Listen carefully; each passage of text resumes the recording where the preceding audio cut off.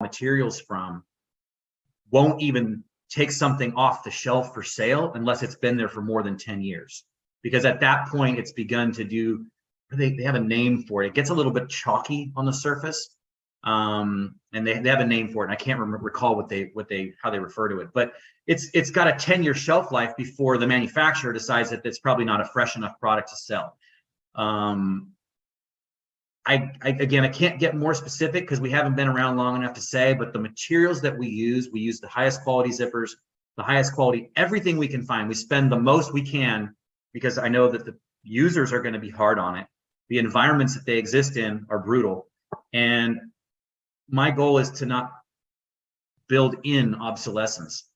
One of my proudest moments would be if someday I've actually filled the industry and I have nothing left to sell because all my stuff doesn't break anymore. You know, and I just don't, and I'm going to put myself out of business. That would make me happy, you know. It's kind of like the battery industry. You know, they're made to break or run out of energy at a certain point, so you buy more. You're doing the opposite of that. I'm doing the opposite. Yeah. But you know what? I recently had a water loss in my house, so I personally was involved with some of the stuff here. But I understand there's something really interesting about yours. I've never been able to experience this, but I had 2 air scrubbers running at my house for, I think it was 16 days that they were working. Those things are loud. Yes. From what I understand, and I remember talking to you about this, these things have a sound blocking quality to them. That's one of the coolest things. And I really wish I could say that was my plan because it works so well. Well, I wish I would have had them for my 16 days, but. Oh, you totally do. You totally do. Yeah, I for as well as it works, and I can't claim it at all, it's annoying. But the fact that it does is phenomenal. It's crazy. We discovered it. It's actually funny, a little story there. We discovered it in 2021 when we met you and Doug and all your team at the experience in Vegas in September. We met you guys at that show, and that's where we realized what these things could do. And I'll tell you how we did it. So far as we know, and no one's ever contradicted us, we were the first ones to ever run negative air pressure on a convention floor, right? We actually built a chamber out of our stuff and ran negative air on the convention, which was very cool. People were very like, nah, you know, so it was one of those moments, right? And we did that by just, I won't describe the structure because it's too much. But anyway, we built this chamber. People could walk into it and experience being inside of our decon chamber. And it was constructed of these Nexus walls. And when you went inside, I don't know if you've ever had your hearing tested, but when you go into that room and they close the door, you go, whoa, it's quiet in here, right? And a convention floor is never quiet. So to walk into this chamber and suddenly you have this intimate conversation space. You know, in fact, I remember walking in with Michelle Blevins from CNR, and we walked inside, and she was asking me questions as the reporter, interviewer person that she is. We had this little conversation in there, and it was fantastic because we didn't have to yell. We could hear each other perfectly.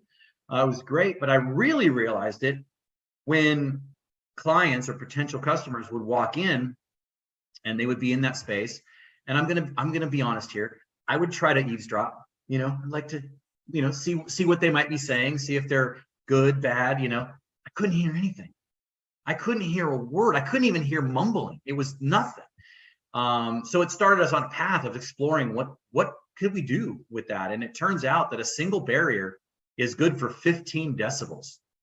And if you know anything about sound and decibel ratings, it's not a linear measurement. 15 decibels is phenomenal. We actually did two barriers. In fact, the video is on our website, which is www.zeppelinguys.com. But that video, we did 2 barriers and it was 25 decibels. And just for a point of reference, it was 50 to 75. 50 decibels is considered quiet. 75 is considered very loud. If you look at any scale, and you can look them up on the internet. So it's absolutely shocking how much it does. And I think it's going to change the way restoration is done because people shut down the machines when they're trying to sleep. They do. They don't understand what they're doing. They don't understand that by taking an 8-hour shift off of those machines, that they're stretching that period that they're suffering by a third or more, right? I mean, so it's bad news, but if they're not sleeping, they're not sleeping. And I think every restoration contractor out there has experienced it more than once, where they come in and the machines are either still not running or they've just been turned back on. And they know that because the dehues aren't even operating temperature. They know they just flipped them back on, right? So we think that, that's going to be a huge benefit. And then, let's take office spaces or worship spaces. I mean, no built environment is immune from a water loss. And so you may have a church that needs to run a service and dry the building at the same time. And if you have something that can block that sound and allow the service to continue at the same time the drying is happening, then you've done something, and in an office that needs to be able to operate and still deal with the water loss. That's a huge deal. Well, like I said, I had that, 16 days at my house. I would have definitely been an advantage there. But the company wasn't using those. They weren't familiar with it. And that's another story. So I'm looking at the image behind you, and I'm looking at valves across the bottom, zippers you talked about, hooks, things like that. How much training is involved in using these things? Very little. You could probably attest better to that because you've actually monkeyed around with them and you didn't build them. So, this is that thing. I let my child go and someone else had to figure it out. I had one guy tell me that they're deceptively simple. And what he meant by that was, I show these videos and there's no trickery in my videos. I don't rehearse these moves. I just do what these things do. So I'm not trying to make it look easier than it is. I'm just performing a function and setting them up, but it looks super easy. And he said, it looks so easy that people are likely to not think they need any instruction, or to even open the instruction manuals, as many men are wont to do, even when it's difficult IKEA furniture, like I can do it, right? So training, I think there is some need for training, but not so much because it's hard, but because we've designed so much into it that, you can't possibly know what these things are capable of unless I take a moment to explain it to you. What are the D-rings for? Well, one guy told me that's perfect for training my electrical cords. I keep my cords up off the ground. I can run them around the perimeter and they're off the ground. That's a big deal. I don't have to tape them down. I don't have to deal with all that stuff. Not a trip hazard. Great. That's what he thought they were. I had another guy say I can hang a light from it. Oh, you sure can. All these different uses. In fact, and in reality, they weren't designed for that. They were designed so that I could shrink that wall if I needed to, or I could fine tune the height if I'm in a drop ceiling. That's what they're for. But there's all kinds of things they can be used for. But if I didn't tell you you could do that, you wouldn't know. If I didn't tell you that zipper is there, not just so you can load the bladder the first time and then forget about it, but so that it's placed where it is and configured the way it is, so that you could do a field change, right? And change that bladder, a field repair, right? It's zippers, it's snaps, it's hooks. There's not a lot else going on there. But if I don't teach you these things, you'll be missing a lot of features. You might be able to get the basic function out of it, but you'll lose a lot of the really cool stuff that it's capable of doing. So with that being said, with the configuration behind you, what is that? 2 5-foot sections or 3? What is that exactly that's there? Yeah, that's exactly. This room is about just under 15 feet across. So you're seeing 2 5-foot nexus, and then the dust curtain is also about 5 feet.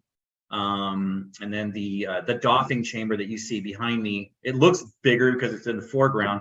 That actually has a square footage of just about 12 square feet. 14 square feet, because of the state that you live in has this most stringent requirements. They require 12 square feet, enough for 2 men to stand, or 2 people to stand inside and be able to don and doff properly. So that's a 14 square foot space. So you being trained and very comfortable with this equipment, how long would it take you to set up a configuration like that to block off a 15-foot opening with a decon chamber? What you see behind me takes about 20 minutes, roughly. One person? Yeah, one person. Yep, one person. You need a little ladder a little step ladder to connect the dust curtain. But yeah, no, one person can set that up. If you're brand new to it, it'll take you 30. But yeah, 25 I've done it so many times, I'm down to about 20 minutes. And it's no damage to any of the walls, ceilings, floors. It's just held in place. And it doesn't move under positive or negative pressure, you said, right? That's right. Yeah, no, the surfaces, in fact, what you're seeing behind us has actually changed somewhat, very small stuff. Basically what we have now is that we have all the edges are black. And it kind of clearly defines the edges, but it also, it's filled with this very soft, your couch pillows, that's called polyfill or Dacron. We fill those things up with that. So it's very, very soft. So when it touches the building, it's like putting a pillow against the wall, which means that it can adapt to irregularities in the surface, which is important, but also not put anything rigid or hard on the wall or the ceiling, so that we are preventing any damage. In fact, you'll notice in this room, there's crown molding, right? You see that up in the corners. Well, the edge seals, which are on the edge of these walls, they're the black things that you can barely see there. Those are actually longer than they need to be, so you can actually pull out a little bit out of the top and protect, things like crown molding and things like that. And then you asked about the negative pressure and can it hold. I just want to tell you one little story short. We did a comparison. We were invited to a flood house. Jeff Cuthbertson in Chattanooga, Tennessee, invited us to his flood house, very generously opened it up to us and said, whatever people or equipment you need, let us know. It was fantastic. We were there for about 4 days.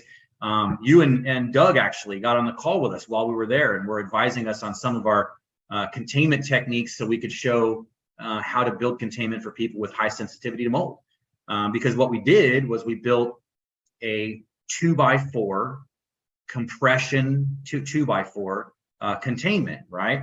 As well as a steel stud version as well. But this 2x4 version, we put it under negative pressure just to make sure it was working. And of course it was. And then we had this fun idea.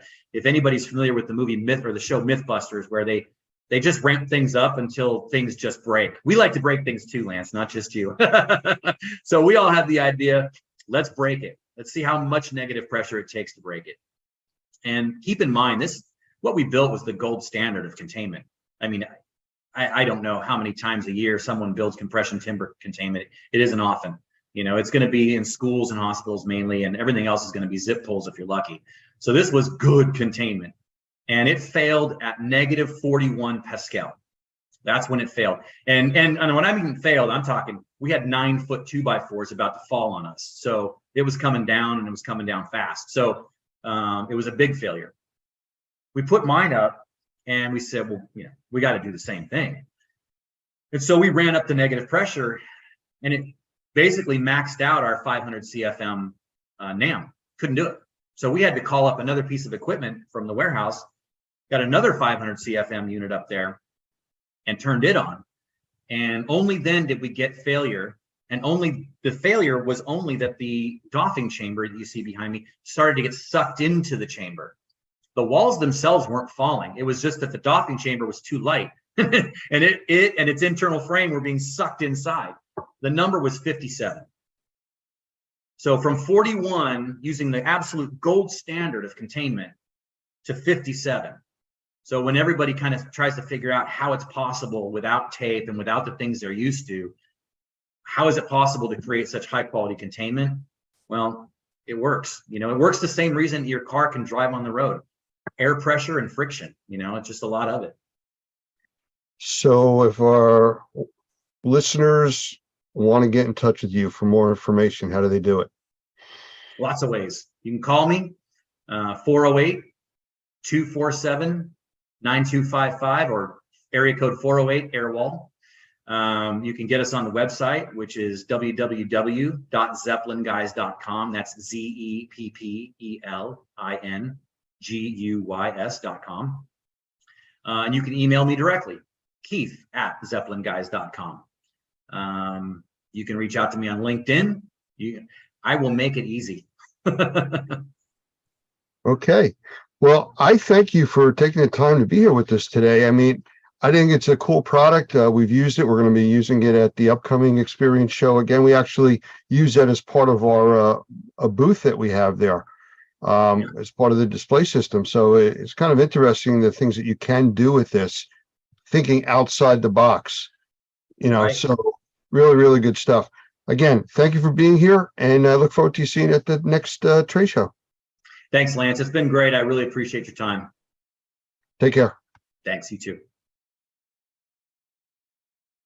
The Perfect Fit Filter by Best Living Systems, another innovative product by Best Living Systems that will change the way you breathe indoors. Older style filters use cardboard frames which become quickly filled up with mold and dead skin cells, causing them to flex inward and allow air to go right past the filter. With the Perfect Fit Filter, there is no blow-by. Because there is no cardboard for the mold to eat, this Perfect Fit Filter is designed with a sturdy internal frame and sized to fit virtually any size opening. It allows the edges of the filter media to enclose the frame of your return air grills, so every cubic inch of air is filtered. No reason to go searching for your specific size in your local big box store. The Perfect Fit Filter is shipped directly to you when you need them. In a home or office environment, this incredible 1-inch filter provides MERV 7 protection to serve as a 90-day filter. How can you leave this filter in for 90 days? Popular pleated filters provide tiny crevices where mold and bacteria get trapped. Because you are bringing to their nests dead skin cells and other organic materials, the microbes find a safe harbor, an environment where they can grow and reproduce. This is called bionesting, and the Perfect Fit Filter reduces the possibility of these microbes contaminating the air we breathe. Because the Perfect Fit Filter is rated with a MERV 7, the industry standard for 1-inch filters, it does not restrict airflow or put unnecessary strain on your air handler. The Perfect Fit Filter, now available by monthly subscription and free shipping at perfectfitfilter.com. The Perfect Fit for people who like to breathe.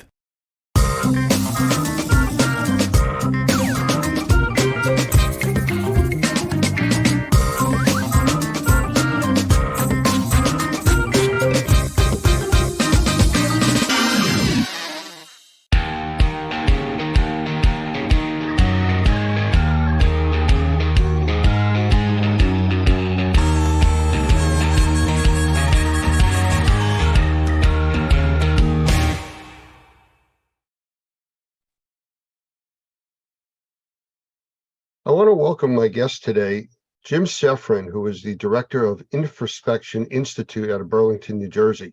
He's also a level 3 thermographer, and he is qualified as an expert witness to testify in court on thermography issues. So, Jim, welcome. Thank you, Lance. It's a pleasure to be here. You know, I mentioned quickly about you being an expert in court and a level 3 thermographer. I'm a level 1 thermographer, so I know there's a great difference in knowledge between, you know, the training that I've received and certifications and what you do. But maybe just to start off, could you explain just the brief difference between the different levels? I know there's 1, 2, 3. Correct. Generally speaking, in the thermographic community, there are 3 levels of training, appropriately labeled 1, 2, and 3. While I can't speak to the levels of other organizations, with my company, Infraspection Institute, we define level 1 thermography as the basics of thermography and heat transfer and qualitative infrared inspections, that is thermal imaging. In our level 2 courses, we build upon the subject matter that students have learned in level 1 and then add in accurate non-contact temperature measuring. In level 3, this is about best practices. And in level 3, we continue to build upon the skill sets that a level 2 thermographer has gained and teach them how to appropriately manage an infrared inspection program. Even if they manage a program with just 1 thermographer, we talk about safety standards, compliance with international standards. We talk about thermography as legal evidence and the things that thermographers need to be aware of in preparing each and every report, even if they don't intend for it to be used as a piece of evidence in pending litigation.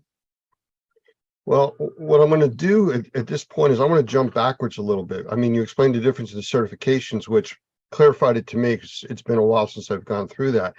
But for the people that are watching this now, what's the basics? What is thermography? Well, thermography, simply defined, is the art and science of detecting, displaying, and recording thermal patterns across the surface of an object. Thermal imaging utilizes a special electronic instrument called a thermal imager, or some people prefer to say infrared camera. Those terms are used interchangeably by many in the industry. These cameras are designed to work similar to a video camera. However, what they detect are the normally invisible thermal patterns that are present across the surface of all earthbound objects. So with a thermal imager, we are looking to detect, display, and document the thermal patterns across various structures, objects, processes, or even people at times. My understanding from when I went through the course and the way I've explained it to people in the past is that regular photography is what the camera sees, visible light. What the thermography system is looking at is heat, and it creates an image that your brain can process. That is correct. We as humans have evolved to see visible light, something we're all familiar with. Infrared behaves similar to visible light, and it is given off by all earthbound objects. So it's the heat that's given off or radiated or emitted by an object that the infrared imager sees and then turns into a graphic representation in the form of a video image, which appears on a monitor screen. Depending upon the instrument's settings and its sophistication, the imagery that appears on the monitor screen of a thermal imager may be either monochrome, or black and white if you prefer, or it may be multicolor, wherein the various shades of gray or colors represent the thermal patterns across the surface of that object. I mean, it sounds technical and I understand what you're talking about, but for people that aren't really familiar with it, how would you do thermography or thermal imaging? Maybe that would explain it a little easier. Sure. Well, thermal imaging, once you know the basics, is relatively straightforward. If you can operate a video camera, you can probably operate a thermal imager. The equipment has become extremely user-friendly and far more sophisticated than when I got started nearly 40 years ago. You simply, under the right conditions, point your imager at an object, and the thermal imager produces a real-time image of the thermal patterns across the surface of that object. The important thing to note is that although thermal imagers operate similar to daylight cameras or daylight video cameras, there are some differences. For example, thermal imagers will not see through glass or plastics. In fact, they won't see through any solid material. So what you see on television, like programs like NCIS New Orleans comes to mind, where law enforcement is routinely pointing a thermal imager at a building and they're seeing the suspects moving around inside. Well, it's clever and entertaining for the TV program. It's wholly inaccurate. No thermal imager sees through solid walls or glass or nominal thicknesses of plastics. So the black helicopters with the thermal imaging cameras can't see into your house from, 2 miles up? Not to my knowledge, they can't. Okay. Just wanted to clarify that for everybody. So our industry, indoor air quality, which is a big umbrella over mold assessment, mold remediation, flooding, biohazard cleanup, all different verticals. How do you see this working in, let's start with the indoor air quality or assessment industry. Well, the thermal imaging, first of all, can be applied to any situation where knowledge of thermal patterns across the surface will provide meaningful data about that system, object, process, or structure. Thermal imaging is routinely used in maintenance for inspecting electrical systems to detect hotspots, machinery to detect the defective bearings, high temperature applications to detect the defects in refractory or locate underground pipe leaks associated with steam leaks or high temperature hot water. It's used routinely to inspect flat roofs on buildings and also to look at buildings for energy loss. So here in all of these applications, knowledge about a difference in thermal patterns can help point out where there is a problem. Thermal imaging is also used for indoor air quality as a very powerful adjunctive tool where we can use it to assess things, help assess things like airflow or temperature of air being supplied to a living space or occupied space. Now, harkening back to something I said earlier, thermal imagers detect thermal patterns across a surface. It's important to note that air does not have a surface. So what we're looking at would have to be the registers supplying an occupied space or the heating units themselves.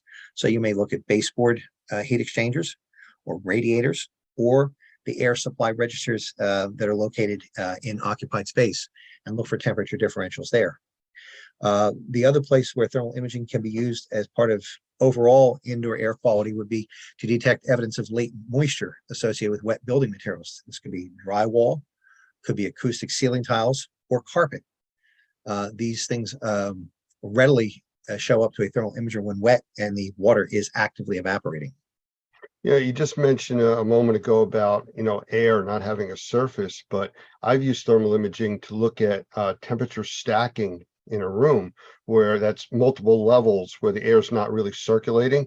And you can actually see not the air, but you can see its effect on the walls. That is absolutely correct. And I'm okay with a layperson saying that you can see differences in air, but I want your viewers to know that there's a subtle difference, but a very important one, and you've pointed that out. So if an occupant of an occupied space wanted to refer to we're seeing air temperatures, I'm okay with it. I'm not going to correct them on the spot. But for those who are trained, they know that we cannot see different temperatures in air, but you can see the influence or effects, and that is toward the bottom of a wall. It may be particularly in the winter months, maybe cooler toward the bottom and then get warmer, a wall surface get warmer the higher you go within the room. Yeah, it was a pretty powerful photo that I use in some of the training that we do showing stacking, because you try to explain it to people, they don't get it because you can't see it till you look at the results of it with thermal imager. And it definitely speaks volumes. So what kind of limitations are there on the thermal imaging equipment, at least that's available now? That's a great question, Lance. Where we stand right now in 2023, with respect to equipment, there has never been a greater variety of thermal imaging systems available to the public. They range from very, very simple. In fact, for as little as $200, you can buy a module that will go onto a smartphone or smart device. And with the software that comes with it, turn your smart device, your cell phone, if you will, into a thermal imaging system. It can range up to hundreds of thousands of dollars for the top of the line systems that do very specialized applications. But let's say between the range of $1,000 US and up to $30,000 approximately, there is a wide range of equipment out there that will handle applications associated with mold investigation or indoor air quality. Now, one will always get what one pays for. It's particularly true in thermal imaging. You need to choose an imager with sufficient resolution and thermal sensitivity to carry out the task.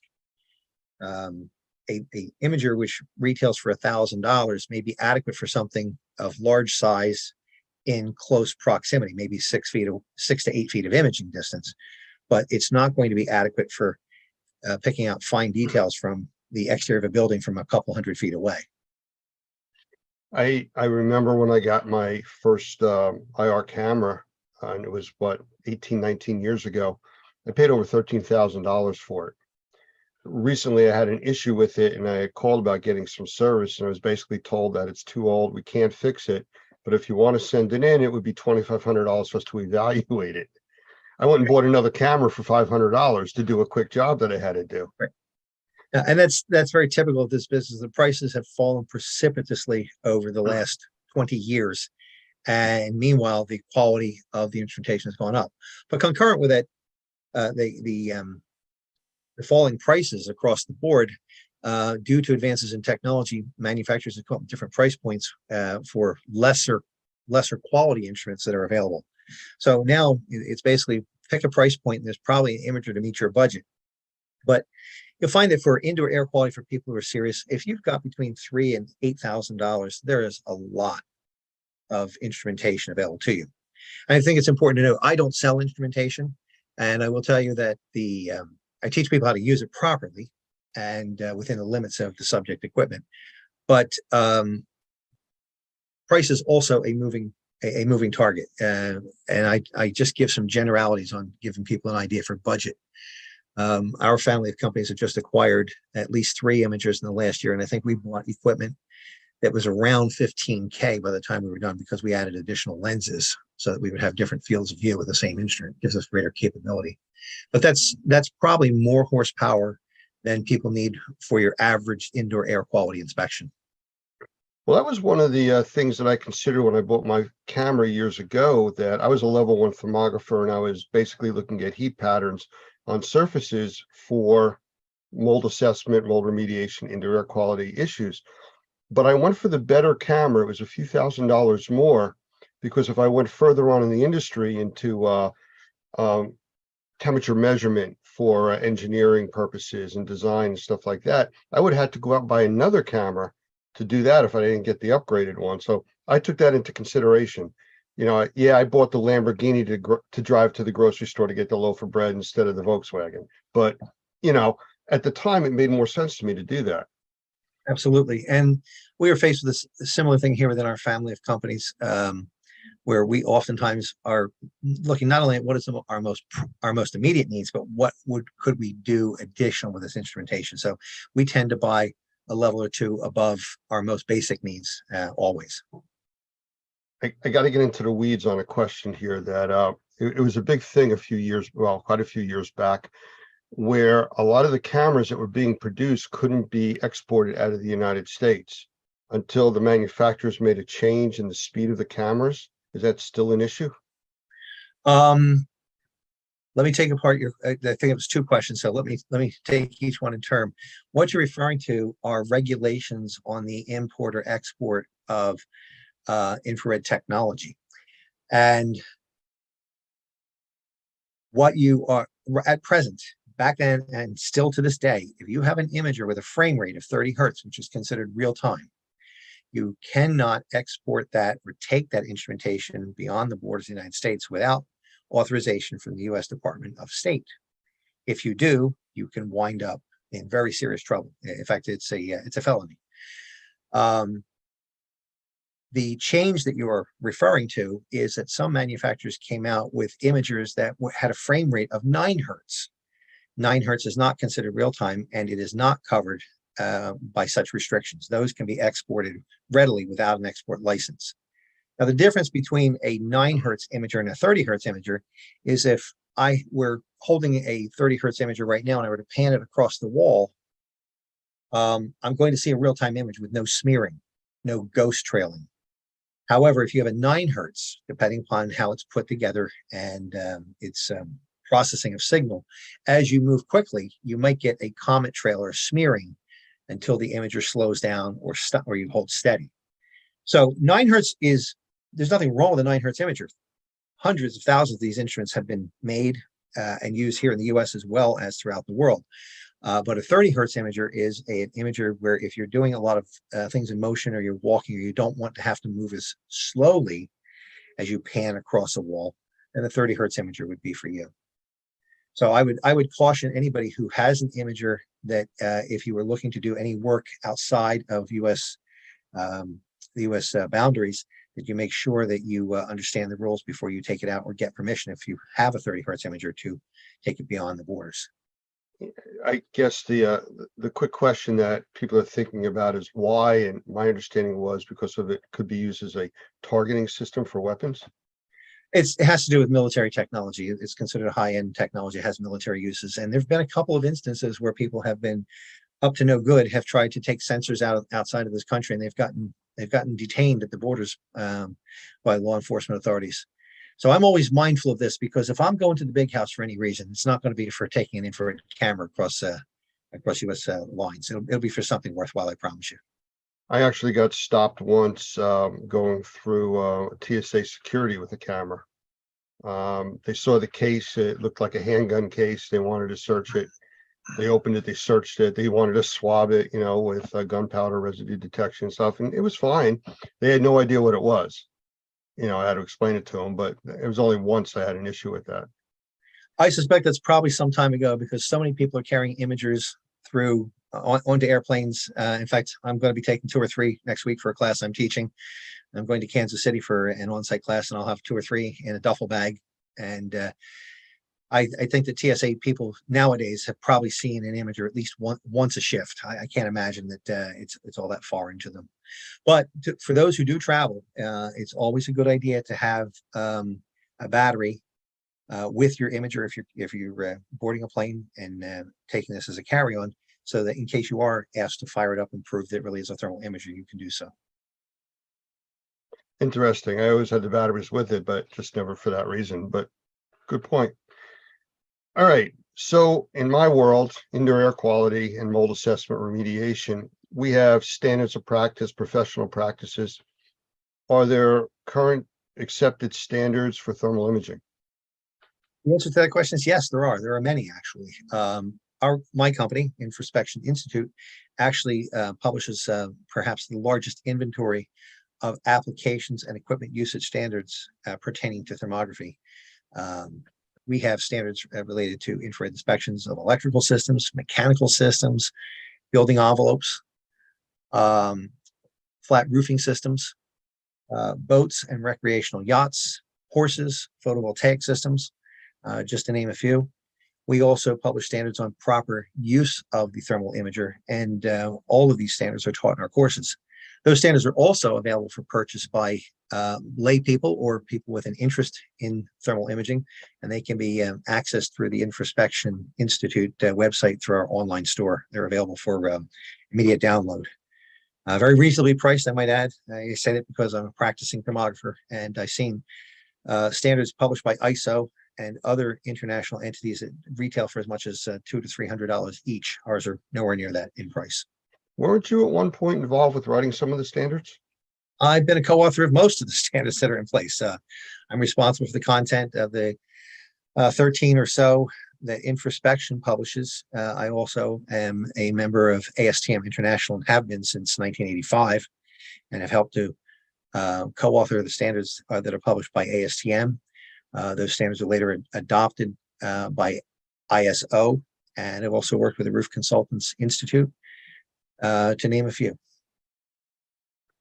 In some of the classes that I'm involved with teaching on the remediation and assessment side, I talk about thermography and the importance that it can play in the assessment, inspection process, and repair, making sure you got all the problems. But one of the issues or questions I get all the time, what should I buy? And to your point from earlier, there's different pieces of equipment you can buy for different things you're going to be doing. But I always tell people, get trained in thermography first, learn about it before you go out and buy it. It's kind of like saying you want to go buy a car, but you've never driven one. Right. I couldn't agree more with your advice that you're offering. I use a similar analogy. I say buying an imager with no training or understanding of the technology is like sending your 4-year-old to buy the family car. They may only know the basics, and it's not enough. There are subtle differences that are key differences in the performance, and it's far too easy to make a purchasing mistake if you buy before you understand what you're doing. My best advice to anyone who is looking to join the ranks of thermographers is to get your training first from an unbiased source. And then when you see the different applications, it may change your mind about what instrumentation that you are going to buy, or you may see other business opportunities with respect to infrared inspections that will dovetail nicely with your existing business that would lead you to buy a different piece of equipment. My best advice is do not rely solely, if you're not experienced, do not rely solely upon web advertising or web pages. The infrared business is unlike many others in that many companies practice image substitution in their print literature and especially on their websites. That is, they'll take the imagery from their highest quality thermal imager and put it onto a web page for a much lesser capable imager. So it's like going into a car dealership and ordering a Corvette, and when you arrive to take delivery, you find, if you're old enough to remember them, a Chevette in its place. And you say, wait a minute, that's not what I ordered. So, well, come on, they're both vets. I mean, they're both modes of transportation. There's photographs in the literature we shared with you are just for illustrative purposes. So here in the infrared business, and I mean this in all seriousness, image substitution is a widely practiced advertising technique, and it's one that seasoned thermographers like myself, we look at that imagery and go, that's nice, but I want a pre-purchase demo or be able to take it for a test drive first. So while you were explaining all that, I was just thinking about, people not understanding the technology. And I remember being out on an assessment and the homeowner was following me around and watching me look with the camera on things. And I still remember them saying, is that a ghost? There was a tile wall and it was catching a reflection and it was bouncing back the heat pattern. And I said, no, it's not, but it's making me think about the Ghostbusters TV show that was on where they were using thermal imaging cameras. Yeah, and to your point, thermal imaging is often portrayed in the mass media, but frequently it's misrepresented. My wife is a big fan of NCIS New Orleans, so I don't want to besmirch her favorite TV program while she's not around. But NCIS New Orleans is a program where I've noted that there's multiple uses of thermal imaging which are incorrect. But we see other forms of entertainment, ghost hunting programs where thermal imaging is used to find spirits. The topic of UFOs is another. Now, and we touch on this, by the way, in our level 1 course. And the reason I touch on it is because many lay people have been exposed to this and they come away with false impressions of what thermal imaging can or cannot do. And I advise our students, and I would advise your members the same that are using thermal imaging, is when somebody's wrong in their assessment or understanding, just be patient with them. Chances are they've just been misinformed and they've seen it misrepresented on TV. But I point out in our level 1 courses that don't believe everything you say because inaccuracies abound.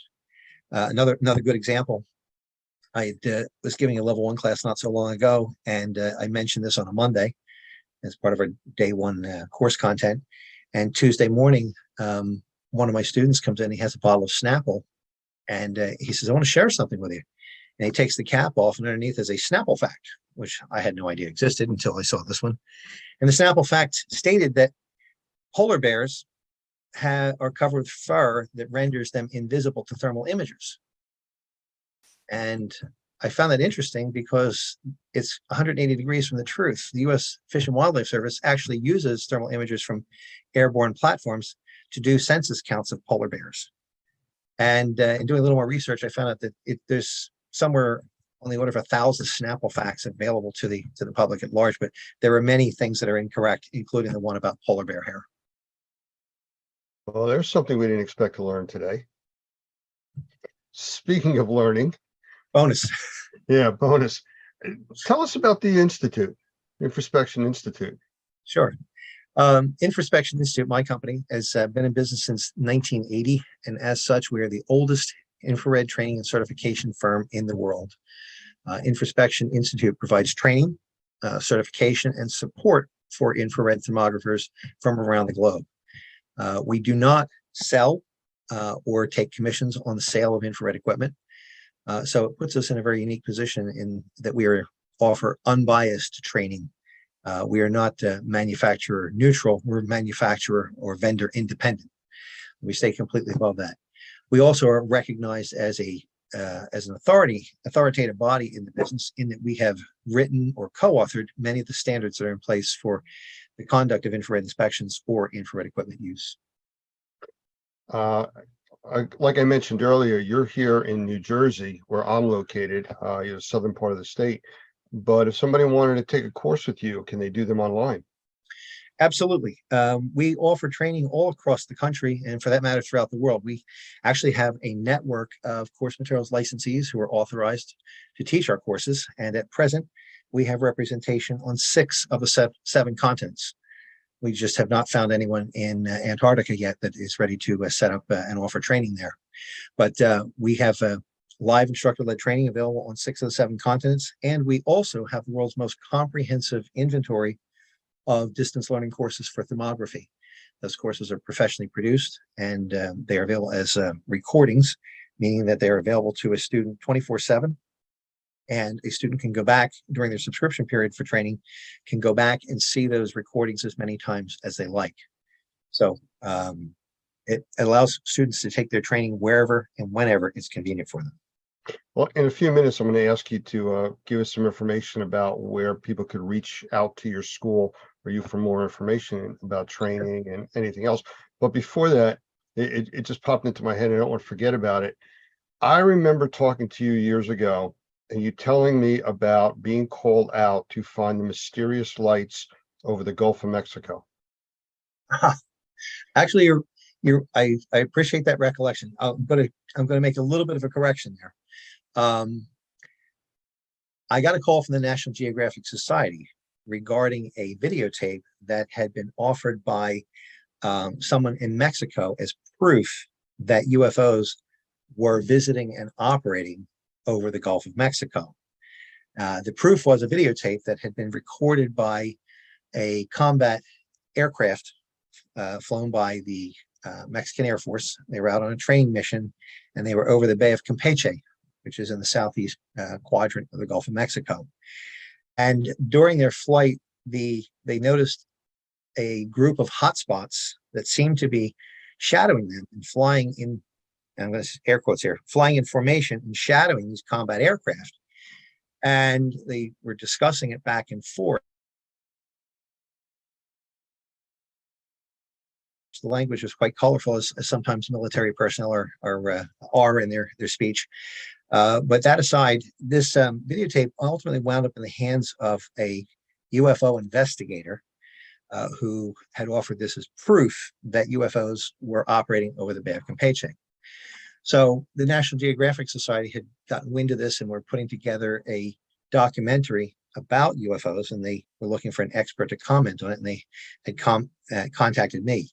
Now, they originally had gone out and tried to get a thermal imager and fly the same area, but they were in a pressurized aircraft, and thermal imagers won't see through glass or plastic, so they couldn't see out of the window. So after a fail that was costly for them, they decided to get someone else to come in and work with them, and we offered to do so. And after reviewing that videotape, we came up with an alternate theory of the source of the hotspots in the video, and that was that these hotspots were more likely caused by the presence of oil and gas exploration platforms operating in the Cantarell oil fields, which is in the Bay of Campeche. These platforms have a flare stack, which is a large tower which is used to burn off waste gases. And these flares run up to 100 feet in height or more from the tip of the nozzle where they are burned off. And this creates a large hotspot when viewed with a thermal imager. The interesting thing about the hotspots was there was a big hotspot in the video, each one, and then had a much smaller, fainter one beneath it. And the thermal imagery dovetailed and correlated perfectly with the heat given off by a flare stack and the reflection of that same flare off the seawater and the surface of the seawater in the Gulf of Mexico. The idea that the group of UFOs were following the Mexican Air Force aircraft was really an optical illusion. Without a point of reference, you lose perspective, and it gives the impression or the illusion that something is following you.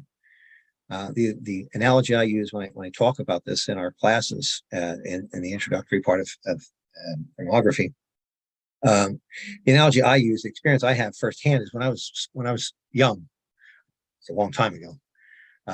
When I was young, I'd go out in the yard at night, and on a clear night, and the moon was out bright, I'd walk across the yard and get this sensation that the moon was following me. It's like I had my own private moon. Everywhere I went, it followed along. Similarly, without a point of reference, you can't know that it's not following you. Your mind gets tricked without that point of reference. So it's the same thing here. But that was the story of the UFOs. And I'm not saying UFOs don't exist. In fact, I think it's interesting that in the last week, our military has finally admitting to shooting down unidentified flying objects. It's been on TV. They just aren't. I don't think that those aircraft that were shot down, however, were extraterrestrials. They seem more like balloons to me. Well, from back in the 40s from Roswell, everything was just called a weather balloon. That's right. So, yeah, no, what you're referring to is the recent balloon from China that was shot down, and then 3 additional ones that were found in different parts of the world. But that's for another discussion, another day. But I think the key here is training. You know, the pilots were trained to a point, but probably didn't understand enough of thermography to be able to distinguish what they were seeing and what it really was. I would agree with you. They did not go in pursuit of said UFOs, but rather continued on with their mission. As they say, it's really a very small video clip that was purported to be proof that UFOs existed, but in fact did not. And it's things like this that we caution our students, be aware that these things are on YouTube, they're in the public domain, they're on television, they're in print, they're under Snapple bottle caps, these misrepresentations. And you just need to be aware of it and anticipate that others may have mistaken notions about thermal imaging. But to that end, the greatest limiting factor in any infrared inspection for any application is not the equipment. we touched a little bit on equipment. The greatest limiting factor is the operator and what he or she knows.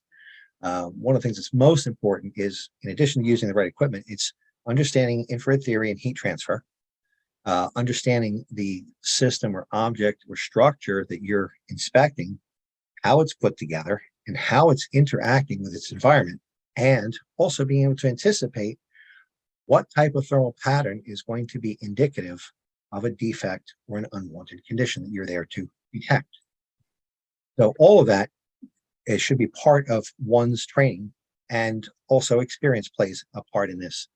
But with proper training, a person should be able to go out and with their understanding of structures or electrical or mechanical systems or any other systems being inspected, be able to apply that in a meaningful way. You know, you mentioned something when you were talking about the pilots not going after or in pursuit of the lights that they saw. If we take that into the indoor air quality mold assessment arena, it's like looking at a wall and seeing a heat pattern or cold pattern, depending on how you want to look at it, and not verifying that it is a problem with like a moisture meter, going that next step to validate what you're seeing. That's absolutely correct. In fact, one of the things that I stress in my class is that infrared by itself is not a standalone technology. Almost always, at a bare minimum, we are correlating what we see on the screen with our eyes, doing a cross-reference visually. Now, step beyond that, which is oftentimes required, would be the use of moisture meters, whether it be invasive or capacitance type moisture meters. There's always additional confirmation that's necessary. You cannot know that a certain pattern is caused by the presence of moisture or an air leak until, or missing or misapplied insulation, until you have verified it with the next level of verification. And with indoor air quality, most often it's first visual and then touch. Sometimes it's touch. You reach down, touch the carpet, and it's wet. Or it could be just that simple, or then moving on to moisture meter, or in some cases, physical disassembly of a structure, a wall structure, to look at what's inside, or even using a borescope. That's a lot less invasive, but that's a possibility as well. I mean, it could even be as simple as just a nest from a squirrel inside of a wall, or mice or something, just generating heat on that surface. Yeah. Or under cold weather conditions, if the squirrels or rodents have removed the insulation, it's misapplied insulation. That's a possibility. We have seen in some cases where insects, in particular termites, can bring enough moisture back to the nest to create a cold spot on a wall. And you look at that, and yes, it's moisture causing it, but it's not because of a leak. It's because you have an insect infestation. And that is also a possibility for detection with a thermal imager under the right conditions. So because of the specialty way that you get information, or specific way that you get information back from the thermal imager, it changes some of the legal requirements, I think, or liability requirements on the assessor. I mean, we work normally under what we consider within view. You know, if you can look at it and see it, okay, that's what you're really liable for making assessments on.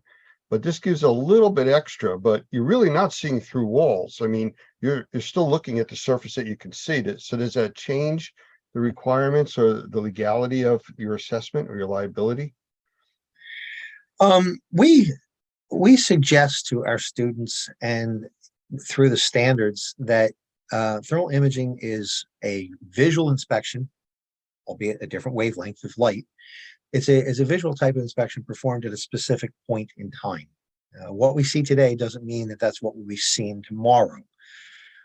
So if you stick to your square of expertise and follow the standards, it is an inspection at a given point in time. We do not suggest that people offer opinions beyond the scope of thermography unless they are so qualified. And they also should not misrepresent what the imager and the imaging system is capable of. So we're not going to see into a wall. A good example is thermal imager does not detect mold. Now, I've seen many people offer that verbally. I've seen it written on websites, and I've seen others allude to it. But thermal imagers do not detect mold. Rather, they detect thermal patterns across the surface. One of the things that can create a detectable temperature differential would be the presence of moisture. And when building materials become wet for a prolonged period of time, we all know that they can be conducive to mold growth. So unwanted moisture in building materials goes hand in hand with the presence of mold, but that doesn't mean we've detected mold. The confirmation of the presence of mold requires other tests, which are beyond thermography. So as far as the legality, I think that if one sticks to the square of expertise, and we're very clear about this in the courses that we teach, is tell them what you know. I see a thermal pattern that is typical of latent moisture in the exterior wall. Visual observation noted a discolored stain in the latex paint in the same shape. Carpet was wet to touch. That's fine. Moisture meter indicated presence of moisture. That's fine. But just tell them what you know. I never offer opinions beyond the scope of what I am doing in thermal imaging if I'm actively doing an inspection. So I don't say that you have mold without there being a test for it. I think you have wet building material, you have wet wall, wet ceiling tile, wet carpet. You should have that investigated as to the cause. In fact, the universal recommendation that we offer to our students is this: investigate cause of thermal anomaly, take appropriate corrective action. That's all you ever need to say. And if you say that and nothing more, I don't see where there's any legal pitfall for you. Interesting. So with that, other verticals, as far as I know, we deal with a lot of home inspectors, electrical inspectors, health inspectors. I mean, is there a place for thermal imaging in there? Absolutely. When you get into larger properties and beyond the single family home, you get into multifamily units. We have electrical systems, which are sizable. Those are candidates for infrared inspection. On many sizable multifamily units, we have the roof. Oftentimes it's low slope, or if you prefer to say it's flat, that is a candidate for infrared inspection. With greater interest in energy awareness and energy conservation, infrared inspections is part of a building energy audit conducted either from outdoors or from indoors to detect evidence of excess heat loss or air infiltration or air exfiltration if you're on the outside, and of course always latent moisture in building sidewalls. Latent moisture for the mold investigator and mold remediator, we typically are concerned with indoors, inside the building, but there are places where we can have latent moisture in the building structure, which is undesirable, but it may not be creating a mold issue on the inside. A case in point is in our home state of New Jersey and the surrounding states, EIFS, or EIFS, as some people prefer to pronounce it, is also known by the trade name Dryvit, is a building material which uses acrylic stucco that allows a builder to create stone or masonry facade appearances using very inexpensive building materials. This material is notorious for developing leaks over time, and when water gets trapped in an EIFS-clad system, an EIFS-clad building, the moisture does not dry out between storms. And if it is over a wooden substrate, it can create all kinds of problems in causing the substrate to become compromised. Wet itself, of course, can be attractive to insect pests due to the moisture, can be conducive to mold growth, but it can also cause significant structural damage. We've dealt with that quite a bit, and we deal with that all through the South too. There's a lot of homes being constructed that way also. So yeah, very prevalent. All right. I'm just going to say one other thing on the verticals. We talk about energy loss. Another one that thermal imaging really excels at, as far as energy conservation, is on IGU windows. IGU, also known as thermopane or double glazed windows, particularly in commercial structures or even multifamily structures. When these windows become compromised with age, that is, they lose their air seal between the panes. Many times it's filled with argon, but sometimes it's just dry air. When that seal is compromised, moist air gets in from the environment and contaminates the space between.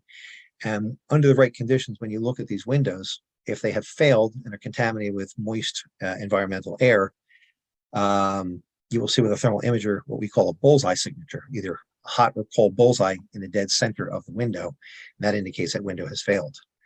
I've recently been involved with a large pharmaceutical here in the state of New Jersey, where They are renovating their properties on a regular basis, and we were inspecting for them annually from the exterior of the building under energy loss conditions to detect excess energy loss, either in air leakage or missing or damaged insulation.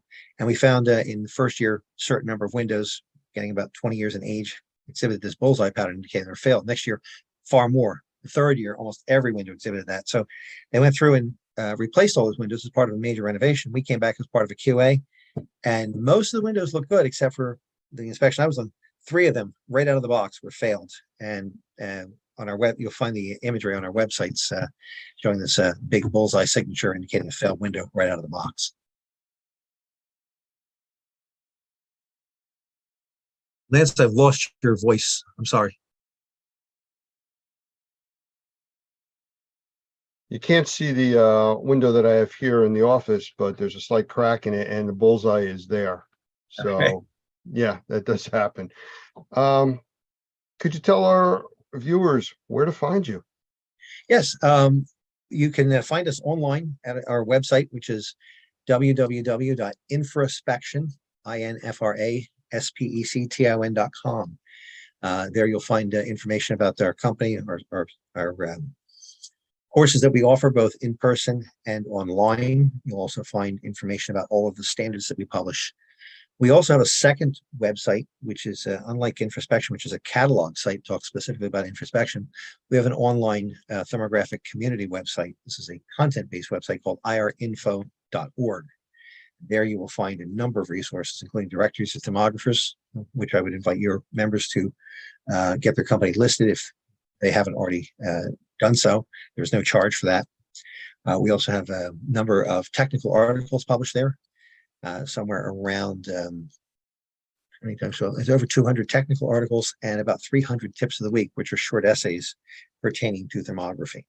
So all of these things, these resources are free, and I would invite your colleagues and viewers to tune into our online frequencies, infraspection.com and irinfo.org for more information.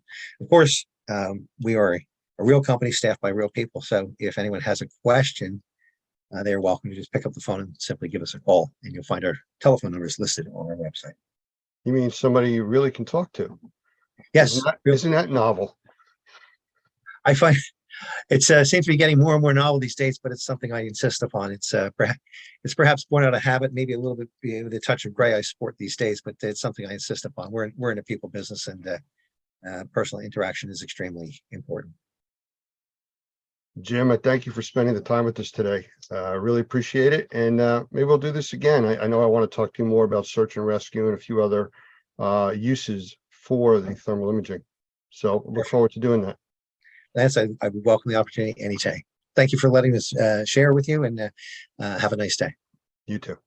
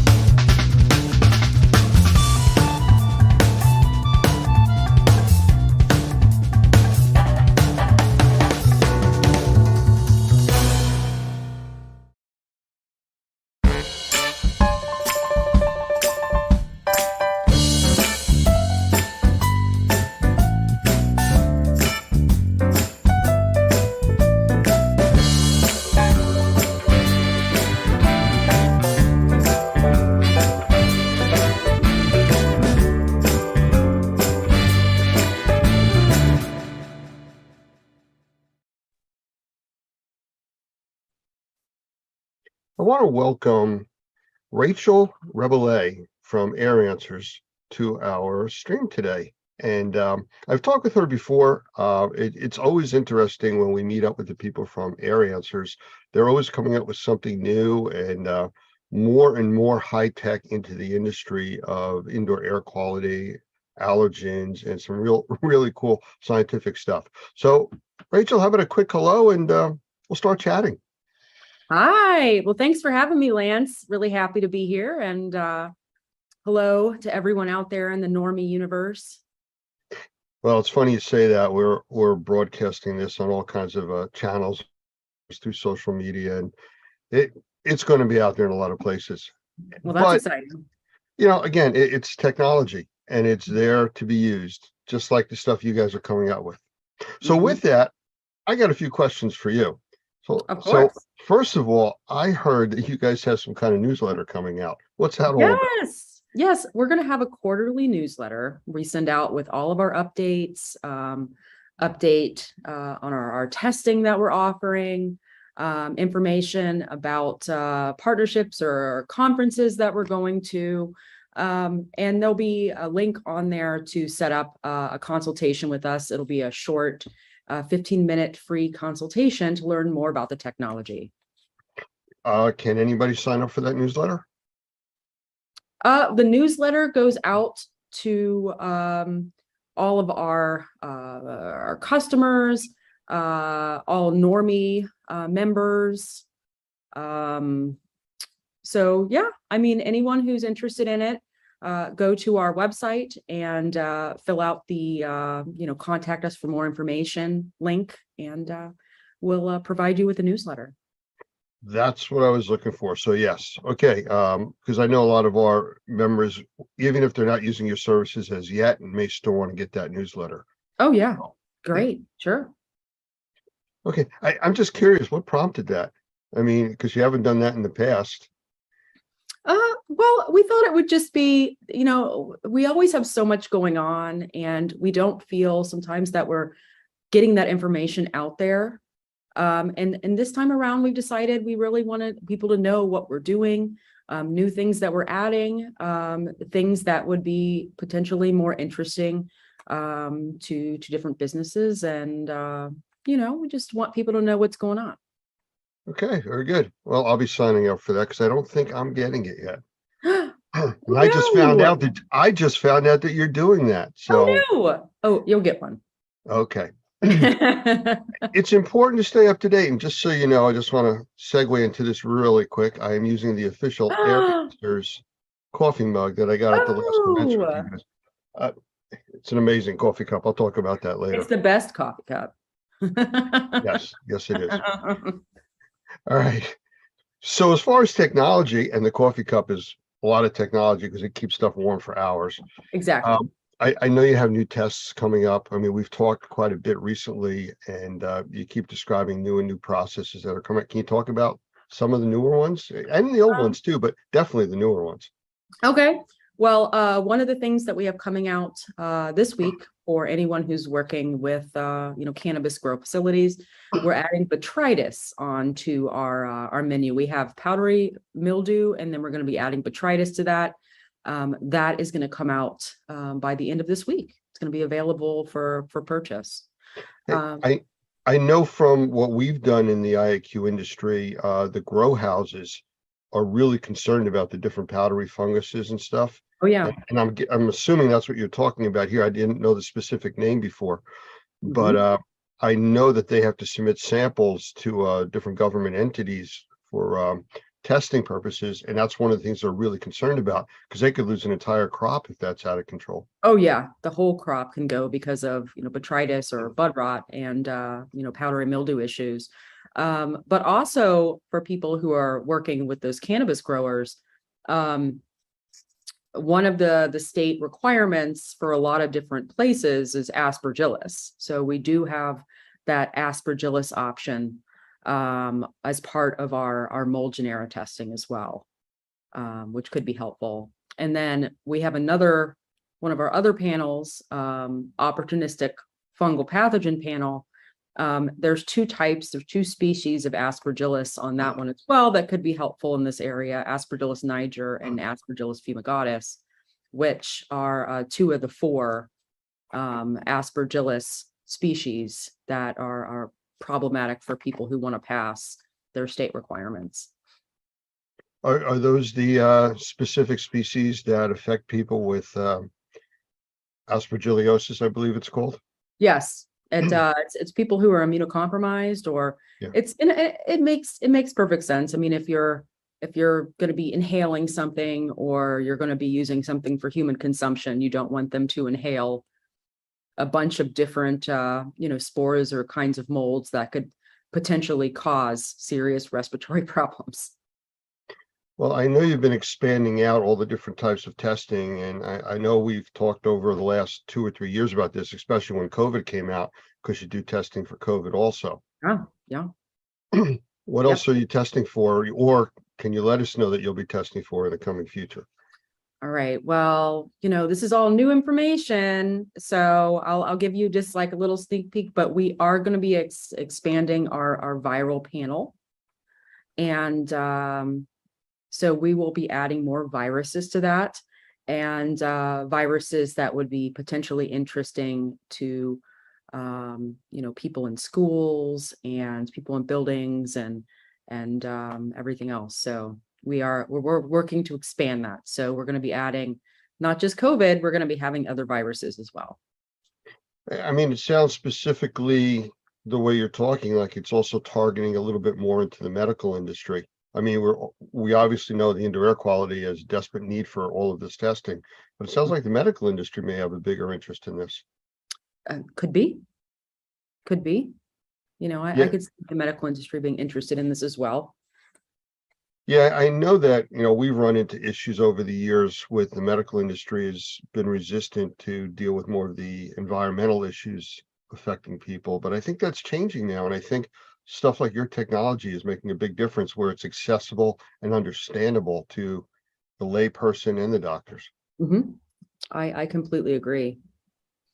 All right, cool. All right. Well, if you think of anything else while we're chatting here that's coming out that you can share with us, please do. That's what I have right now. All right, But, well, let's that see. one will be coming soon. I know we were at, I believe it was the ISSA convention was the Yeah. last time. Yeah. And I think you guys are going to be at the IAQA convention also. That's correct. We will have a booth at the IAQA, and I will be participating in a panel conversation moderated by Michael Pinto on mycotoxins. So there'll be a group of us in that panel discussion, and that'll take place at the I think it's I forget what night of I think it's like 4:30 or 5 o'clock on Tuesday, but it's during the IAQA. So keep an eye out for that panel discussion, and it should be really interesting.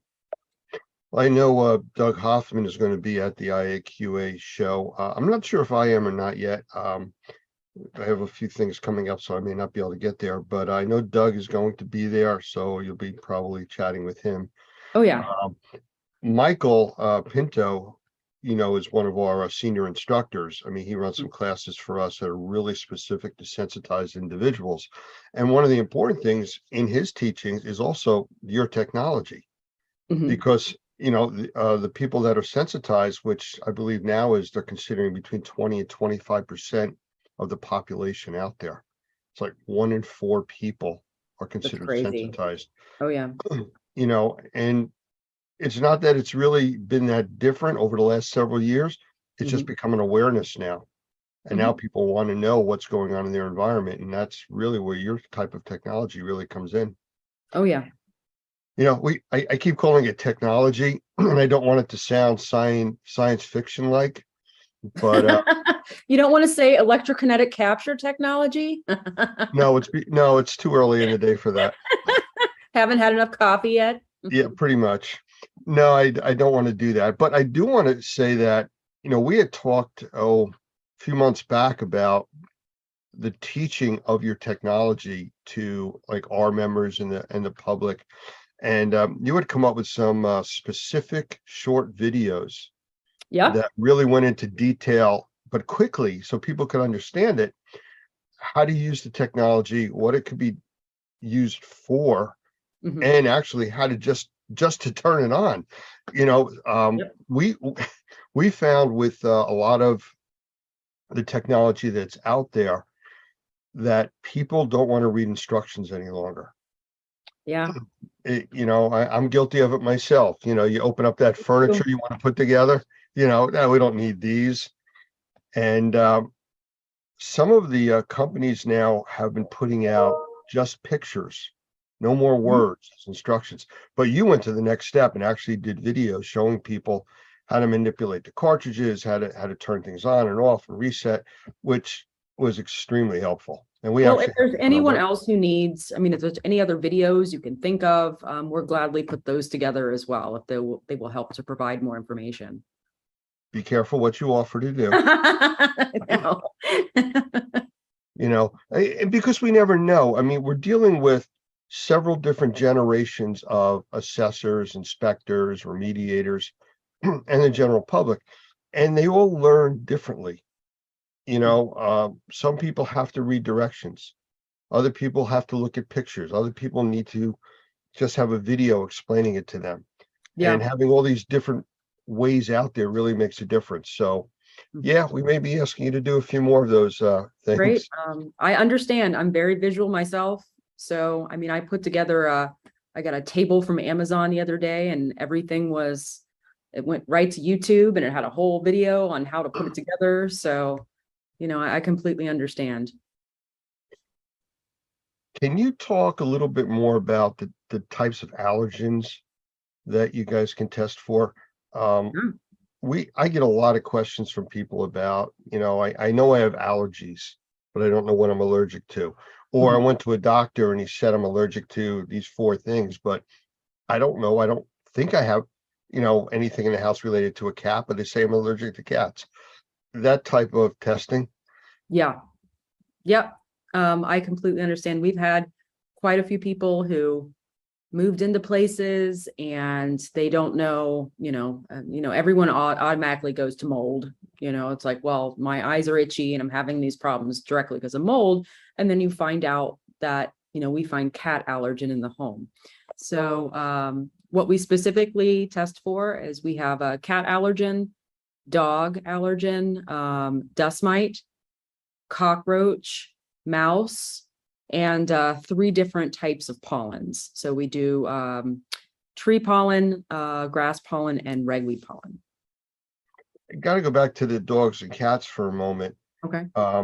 Is it testing, because this is a question I get all the time about the allergen portion of it. Is it testing basically the saliva aspect of it or the dander, or what is it looking at? It's actually testing for a particular protein, and that protein is what the allergen is. And that allergen can be found in saliva, it can be found in urine, and it can be found on the animal dander. So it can be in any of those things. So we're specifically targeting the actual allergen. That's interesting because when I've talked with people that have dog allergies, cat allergies, they're always worried about the fur and the dander that's all over the place. That's what they think they're allergic to, but it's basically the proteins It's the that exist proteins. on that, Mhm. from licking themselves or whatever. And that's what we found with, people think, oh, I got a hypoallergenic dog or hypoallergenic pet. And they say, well, it doesn't have any allergens. Oh, yes, it does. It still has allergens. It's not going to lose its fur as much. But I mean, there's still allergens in its saliva. There's still allergens in the urine. There's still allergens coming from that are, on the skin. So, I mean, it still has allergens. They just don't shed as much. So when we do testing in homes where people have hypoallergenic animals, we're still going to find those allergens because they're still going to be there. Let's change the subject here for a minute. We're in the process of working with several entities in different parts of the world, and they're very interested in using the technology from Air Answers. Mhm. Is there a time limit on shipping? Because it does take a little bit longer to send stuff into the lab here in the US if they were overseas. Is there any concerns there? With time of shipping the Yes. stability of the sample is fine. So there's no concern if you're sending it into the laboratory and it takes a week or so that there's going to be any kind of issue with stability. So that's really not a concern. So, Okay, very good. Because that was one of the discussions I was involved with about using the Air Answers lab, was concerned about it taking several extra days to get in, and if it was a concern, just like a regular swab sample of mold. You Mhm. know, it could incubate and stuff like that. So very Yeah, good. yeah, So let's see. Could we ask you to run through a list, if you can, of all the different things that you test for? And then maybe summarize it by how long these tests take? Because I know there's different sure. time periods. Is a day, 3 days, 5 days? I mean, there's all different time periods for different types of testing. Great. And I'll go through this list and I'll actually provide you with that information as well. So if any Normie member has questions about that, you'll have that information to help them with as well. Okay, well, I will start with our beta glucan testing. Our beta glucan testing is our marker for actively growing mold. So, you know, for anyone who wants to know if mold is actually growing in the environment that you're assessing, then, you know, beta glucan would be the test to do. Beta glucan, you would run beta glucan for either 24 hours or a 5-day run. And the turnaround time for beta glucan in the laboratory is a 24-hour turnaround time. So once we receive the cartridge in the laboratory, it's going to be 24 hours, you know, to get that sample, to get the results. Sorry. The next one, I will go through the mold genera. The mold genera is 8 different types of molds. I'll try to name them all. Didn't want to Penicillium. put you on the spot, but Oh, you're fine. yes, I did. Aspergillus, Penicillium, Stachybotrys, Fusarium, Catonium, Fusarium, Cladosporium, Trichoderma, Memnunella, and I think that was 8. Was it 8? I don't know. Well, Well, we you have definitely hit our 5 no tolerance molds. exactly. I hit your 0 tolerance molds there. So those are indicative of severe water damage, correct? Correct. Great. So that test, you could run it again for either 24 hours or 5 days. And then the turnaround time in the laboratory is 24 hours for that one as well. Before you go on, just real quick, on those tests where you said between 24 hours and 5 days, can it be run for shorter periods in there, like 3 days, if that was only the accessible time? Or does that cause a The problem? reason why we tell people either 24 hours or 5 days is because part of the calculation that we provide the results, part of that calculation has to do with time and volume. And all of that is kind of worked into our laboratory information management system. So it's to provide people with information. And then also what we're doing is building out a database so that we're able to develop our own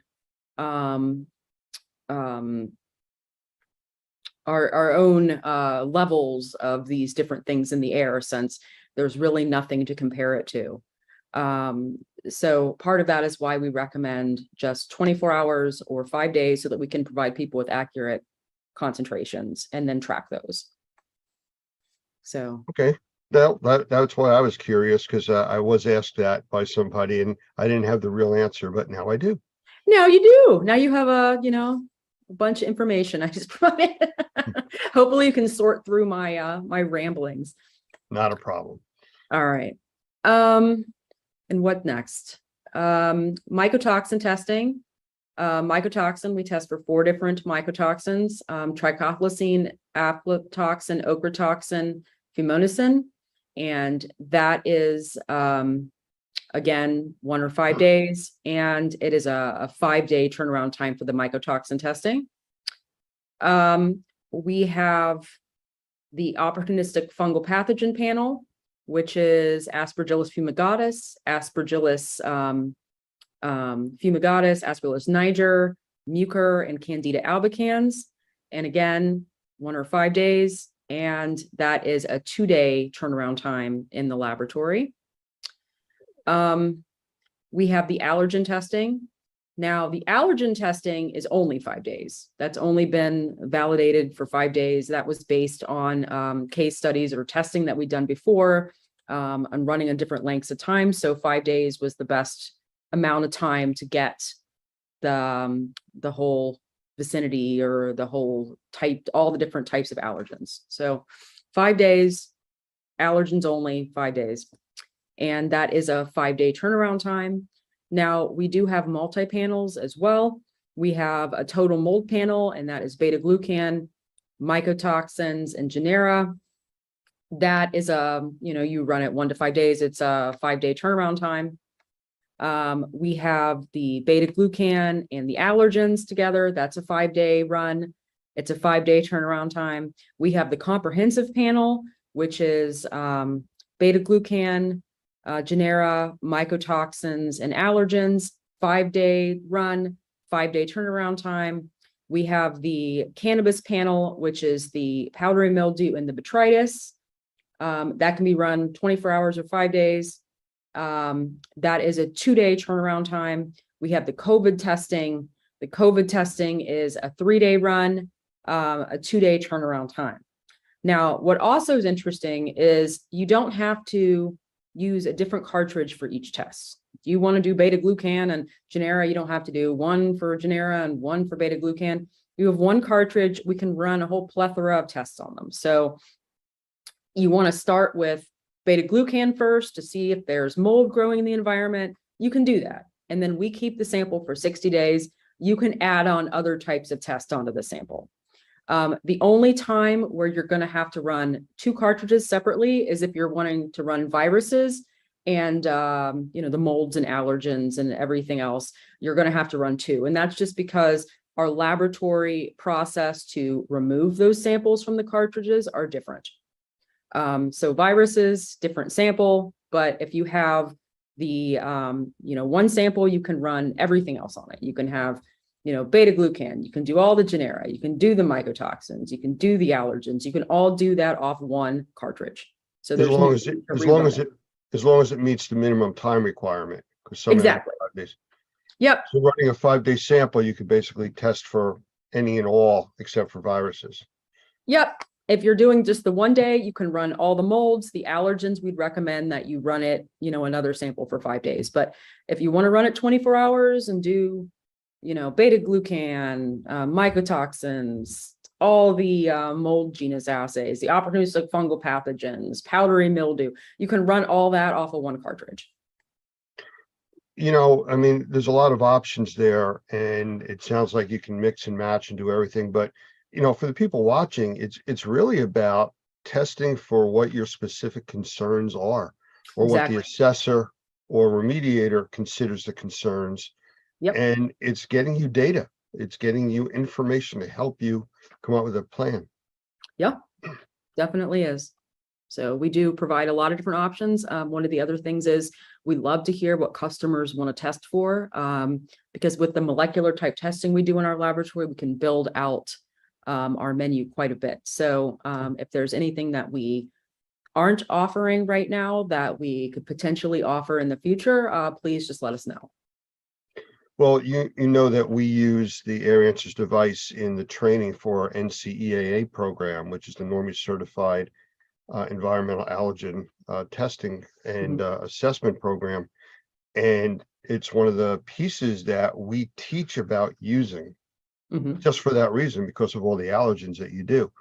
And we just encourage people to do that. I do want to stress, and I talk about this in all the trainings that we do, if you have the technology, if you have the Air Answers device or any other piece of equipment, use it in your home or office first. Don't go out to a customer's location and use it for the first time. Any piece of equipment, sitting there reading the instructions is not the place to do that. Or calling me and saying, how do I do this? Because that does happen. So please, I always say, please use it in your own home. Find out what's in your environment. Become a believer in the technology. Or sit in your office, watch those short videos, and those are just, how to put the cartridge in, take it out, where to send it, just some information. So it is really helpful to try it first before you take it in somewhere. Absolutely. Good advice. Well, is there anything else that we haven't chatted about that you would like to talk about? I always put it out there like, do you have questions for me? If not, that's okay. I'm good with that. Well, what's new with Normie? Well, we're busy. We're going to be at the different conventions. We're going to see you guys hopefully there. I might even have to get another coffee mug. Again, amazing coffee mugs. If you guys have them again, I encourage everybody to go to your booth and try to get one because they keep things hot forever. Oh, well, great. We'll make sure that we have those at the next conference then. Well, I'm just putting it out there. I could use another one. Well, I do want to thank you for your time. It's greatly appreciated. I know you guys are busy. Oh, well, thank And, you so much for having me. I really appreciate it. No, it's our pleasure. We enjoy getting the information from you guys and working closely with you. I look forward to seeing you at one of the next conventions. Yeah, definitely. Looking All right. forward to seeing Until you then, too. All right. thank you very much. Thank you.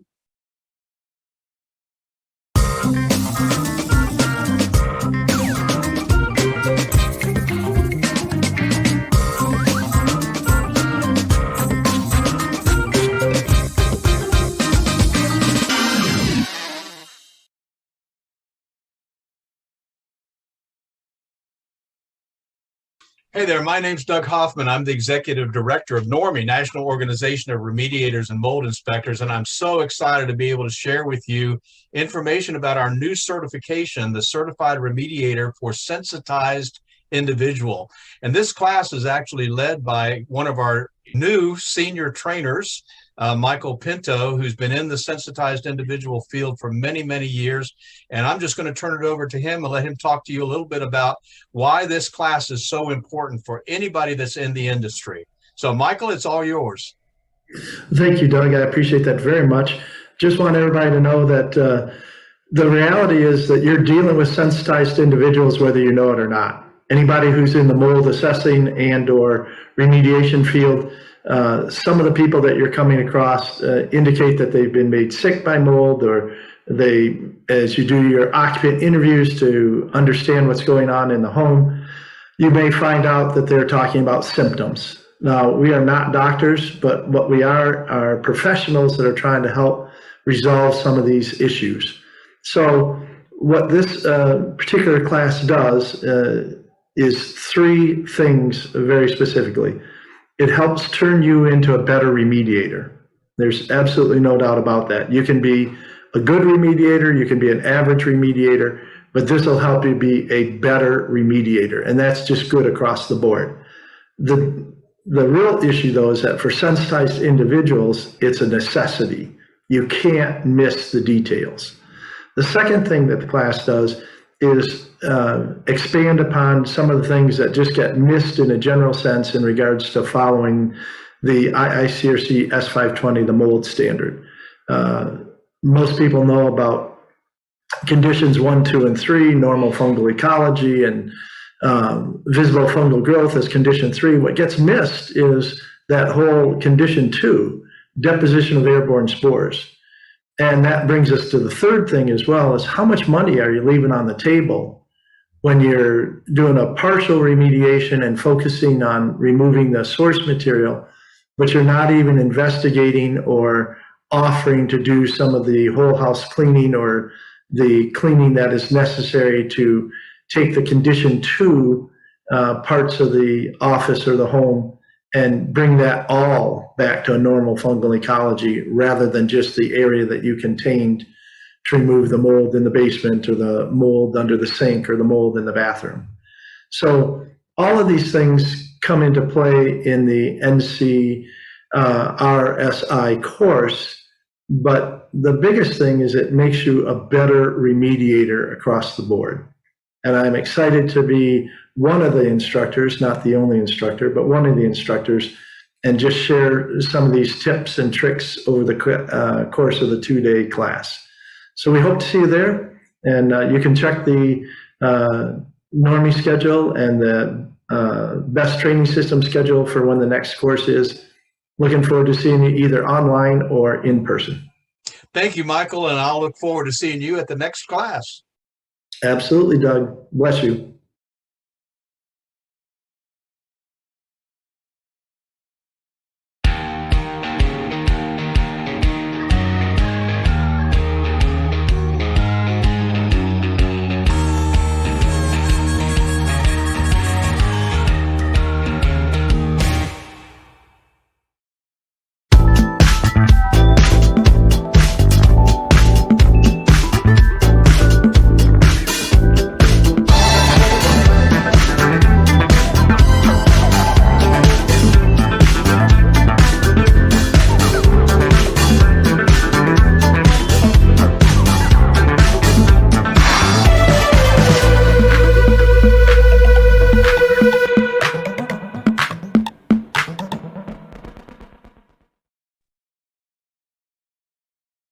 want to welcome my guest today, Dr. Gavin McGregor Skinner. He's the Senior Director of GBAC, which is the Global Biorisk Advisory Council, I believe. Is that Well, correct? you nailed it, Lance. It's 100%, mate. No, I just wanted to make sure I got it right. So welcome. Thanks, Lance. Hey, we've done several interviews in the past, and I know we talked about doing some things that were a little bit more specific, and that's kind of what I want to talk about today.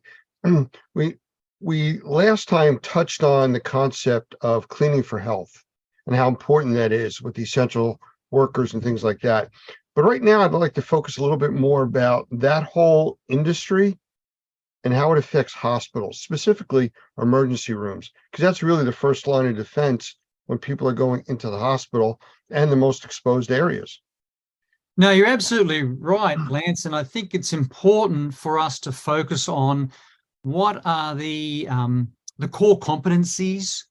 Some of us would call those the KSAs, the knowledge, the skills, the abilities that people need to work safely in environments that would have infectious diseases or contaminants.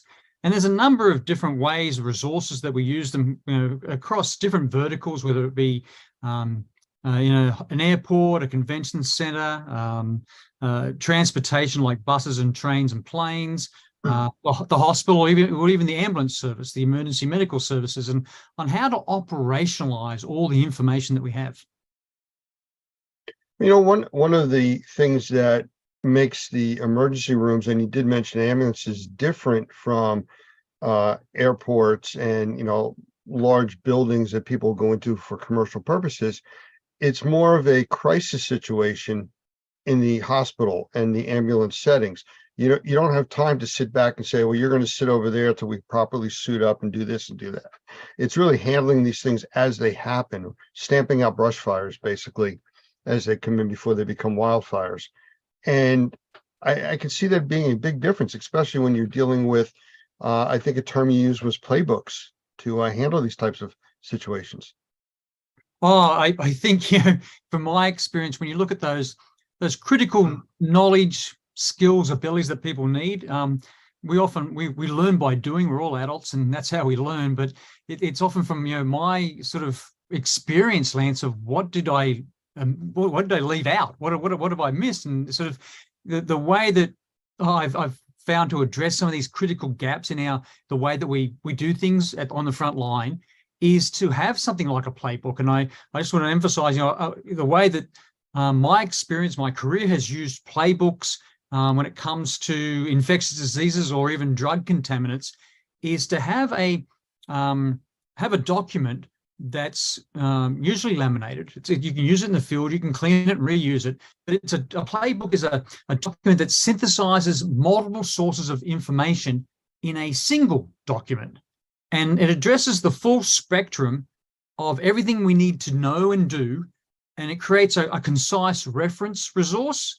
You'll see these used in hospitals, you'll see them used in ambulances, emergency medical services, and it's so important that again, a lot of these playbooks are color-coded for the different sections, so you can go straight to the section when you need to, because, again, across very broadly in the cleaning industry, we don't use a lot of these resources that we see, say, in healthcare, for example, or even first responders might use in disasters and emergencies.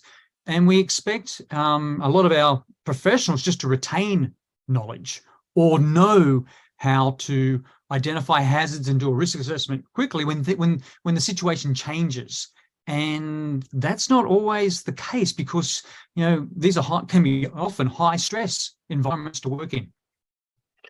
Again, I go back to what you had mentioned about ambulances and emergency rooms.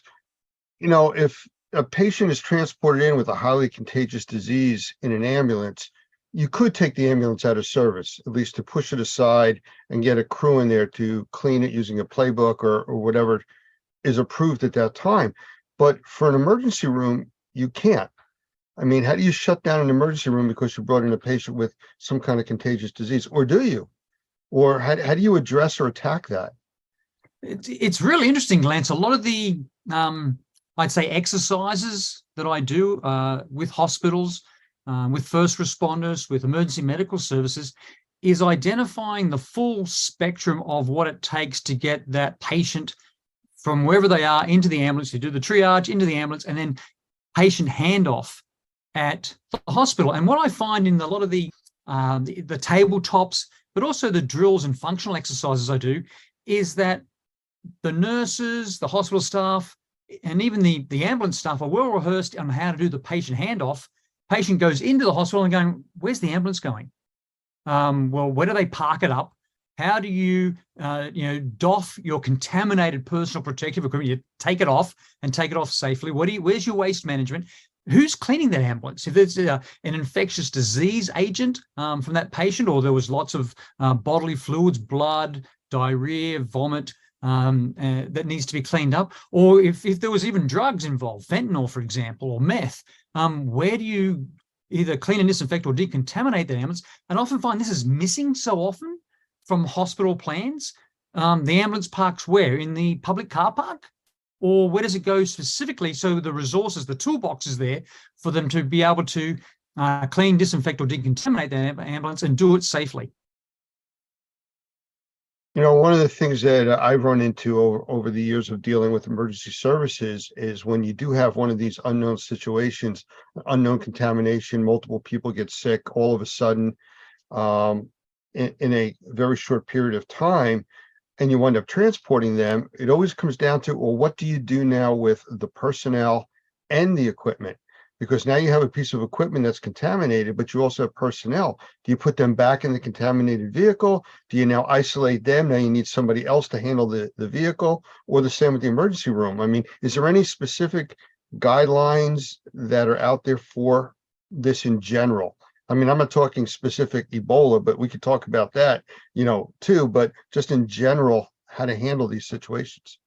There is, Lance, and the in the Department of Health and Human Services, ASPA, the Assistant Secretary for Preparedness and Response. A few years ago, I was involved working with, the Department of Health and Human Services and ASPA in developing, what we call playbooks. And it was so important from some of the lessons we learned in, say, the 2014 Ebola outbreak, the fact that they developed a EMS, an Emergency Medical Services Infectious Disease Playbook, but unfortunately the government didn't have enough funding to print a hard copy.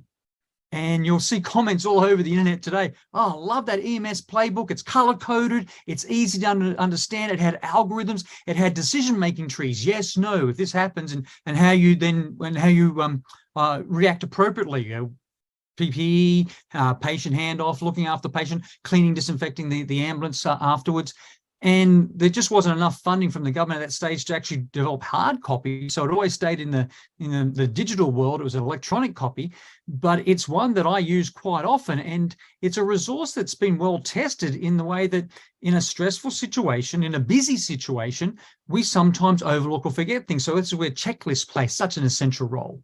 But it also helps in the planning process as well. So what I see, again, hospitals have, first responders have, they have these series of playbooks, which provides enough sort of concise information that applies to, the specific circumstances and the procedures that you need that are appropriate for those specific circumstances. And so, we can talk about the appropriate education and training, which again is critical. But to be successful in an infectious disease situation or a drug contamination situation does require these checklists and these playbooks as a ready reference. And I think, lessons learned here, Lance, is that these are so valuable. I'd like to see more of them produced, and I'd like to see them become part of our everyday operations to ensure that, again, mistakes aren't made or hazards aren't created because we overlooked something. Is there a central clearinghouse for these types of procedures that you're aware of? Well, in the emergency management disaster medicine world that I live in, I go to the US Department of Health and Human Services through the Office of the Assistant Secretary for Preparedness and Response. We call that ASPA. They have what's called TRACY. Now, TRACY is the Technical Resources Assistance Center and Information Exchange. And I find I go to Tracy a lot. It's like a warehouse of documents. And especially when it comes to emergencies, you'll find the EMS playbook for infectious diseases there, which I highly recommend. If you haven't seen it, have a look at it. It's fantastic. I think it's a good framework or a model for other playbooks to be developed. But again, I use HHS, ASPA, Tracy resources all the time, and I just find them so valuable. But more importantly, the resources there aren't just applicable to certain verticals.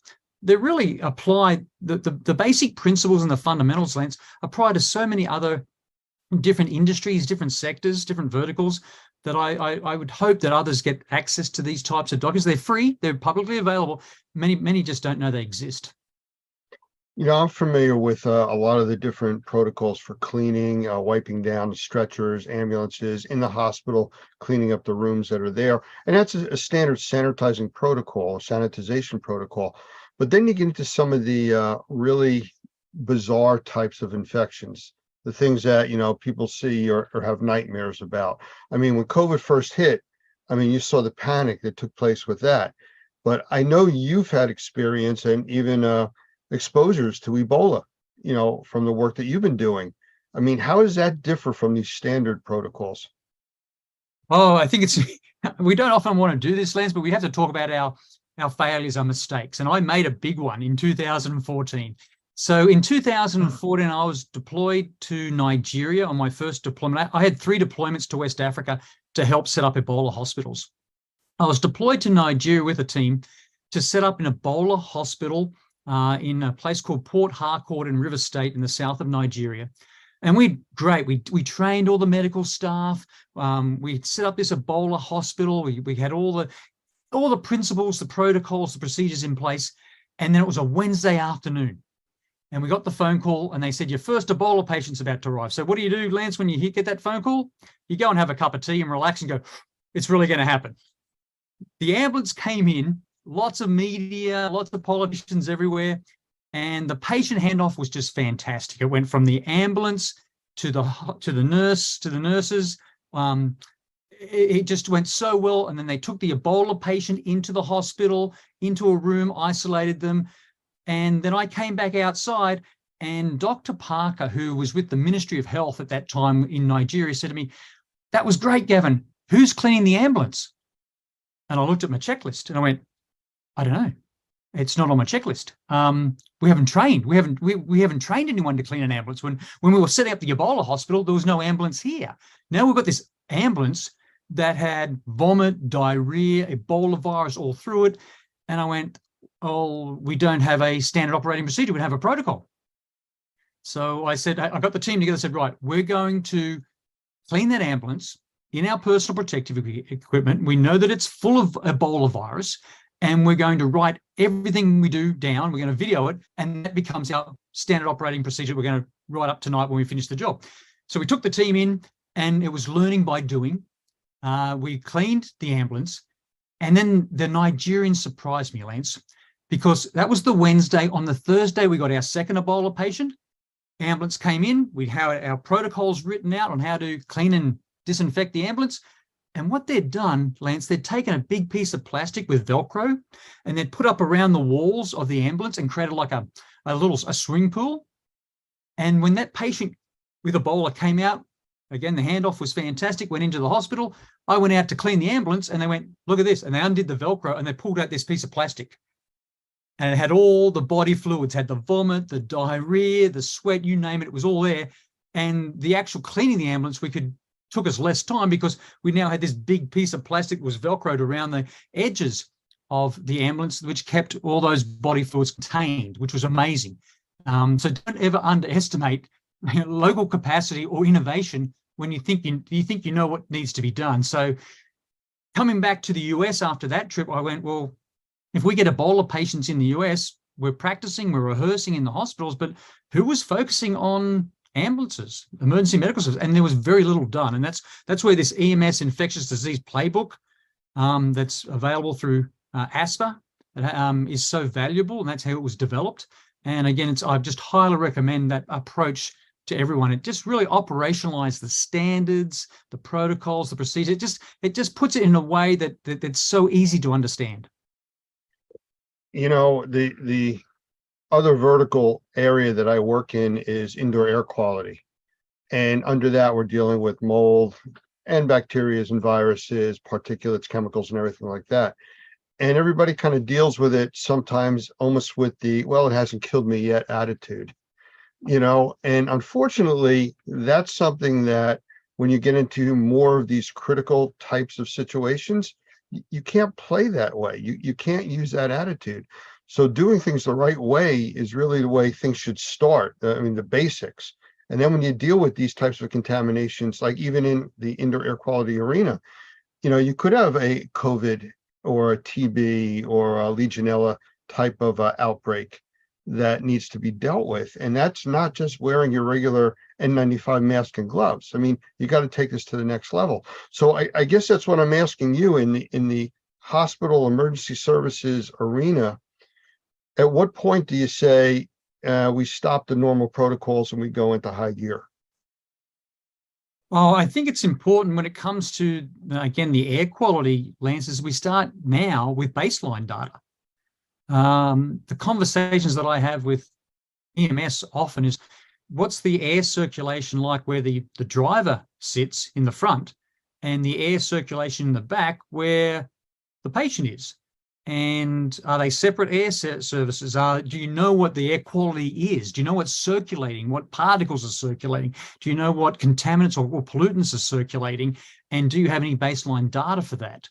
And I do the same when I go into hospitals. We focus so much on the surfaces where we see blood, vomit, diarrhea, the areas that people touch. We pay very little attention because we don't have baseline data for the indoor air quality. Now, you and I both know that those technologies exist. There's products out there that are affordable that can give us good baseline data, you know, within, you know, in real time. Unfortunately, it hasn't become part of our culture to have a indoor air quality monitor on all the time where we work, and then to look at what do we do if we're measuring 9 or 10 parameters for indoor air quality. What do we do when one changes? How long do we wait to see whether it goes back to an acceptable level? So what I think, you know, I'd like to see is facilities in 2023 start to implement the technology and start to get a baseline, start to look at what is the air quality in the space where you work, both in the vehicle and in the building. And then let's have that discussion whether anything needs to be done about it, or that's just normal, or that's acceptable, because, you know, there's just so much we don't know because we don't measure when it comes to indoor air quality. Well, you know, that again affects, you know, the hospitals and regular remediation practices in just about any kind of building where you're dealing with, if you're looking at isolation, you got positive or negative pressurized rooms. Again, that goes back to airflow, air systems. That could even be as simple as in an ambulance by putting, like you said before about plastic, covering off or isolating the driver or the front of the ambulance from the rear, especially if they're not sharing a recycled air system, which most of them don't. It's just forced air in. So, I mean, I could see that, you know, being the check marks, you know, that make you handle things differently. But as far as infectious disease goes, I mean, there's a lot of things out there. There's things that most of us have never heard of, thankfully, and have to deal with. I actually heard somebody talking at a convention about there's probably 1,000 different viruses a day that are out there. Most of them die off. They're not strong enough to survive, but, you know, some of them do, you know, and, you know, like the COVID and all the variants of COVID, stuff like that. Again, you dealing with Ebola, hopefully it's something that we never have to deal with. But the reality is there, and what has to happen to the people that come in contact with it, isolations and everything that has to kick into play. You can't sit around and say, now what? The playbooks you're talking about are definitely the way to go with that. It is, and some of the things that we can take from first principles to decrease the risk of infectious diseases, contaminants, and pollutants in the environment is to create unidirectional airflow. And I know a lot of the work that I did in nursing homes and hospitals, Lance, over the COVID pandemic, was being able to take an indoor air quality monitor, get some baseline data, and then go down to Target or Walmart or whatever and buy a very cheap, affordable fan and put that behind the patient. So we're blowing everything away, or put it, whatever, who we wanted to protect, we can put that fan behind the person. Whoever we want to protect, we can put that fan behind to create unidirectional airflow, so it pushes it away from wherever the hazard or the risk is identified. So very cheap solutions were implemented just by creating unidirectional airflow in a vehicle, or unidirectional airflow in a room to create a safer environment. And I think a lot of those easy, practical, affordable solutions were overlooked by many. A lot of people ran to the air conditioning system or the HVAC system and said, oh, we're going to do this one. Hang on, no. We just want to create better ventilation to do that. And it wasn't pumping more air from, an environment like New York, New Jersey, or a city where the outdoor air might be more polluted than the indoor air. It wasn't doing enormous sort of renovation or upscaling of putting lots of money into a HVAC system where it wasn't required. It was actually coming back and saying, measure the indoor air quality, get a baseline, and then work out how to create some unidirectional airflow so that we can create safety zones or safety areas based on the movement of contaminants, pollutants, and infectious disease agents. And I think a lot of people often forget that. And I've seen a lot of ambulances, again, lots of equipment in the back of the ambulance, but with very, very poor airflow within the enclosure of the ambulance. Yeah, they're not really designed for that. It's basically transportation, in and out, and that's the end of it. Unfortunately, you're stuck in the small area with that. Same thing with an emergency room, especially when you have a patient in a room, one patient, one room type of a situation, as an isolation room would be. But if we take your concept and now roll it into the IAQ sector, we do things with decontamination chambers. That would be the same in the emergency services, decon chambers, where, I've seen a fire department set up with plastic walls built up outside where they're actually hosing people down, walking through these containment areas, because they've been exposed to a chemical, some kind of biocontamination. You can't do that inside of buildings. So, I guess that's where the issue comes. And the buildings have to be functional 99.9% of the time. These are extreme situations. I've seen tents set up in an emergency room arrival bays just outside the emergency room doors, where the ambulance can pull in, put people into these tented areas before they're cleared to go into the hospital. So, those are all things in that playbook that you're talking about, really need to be worked on.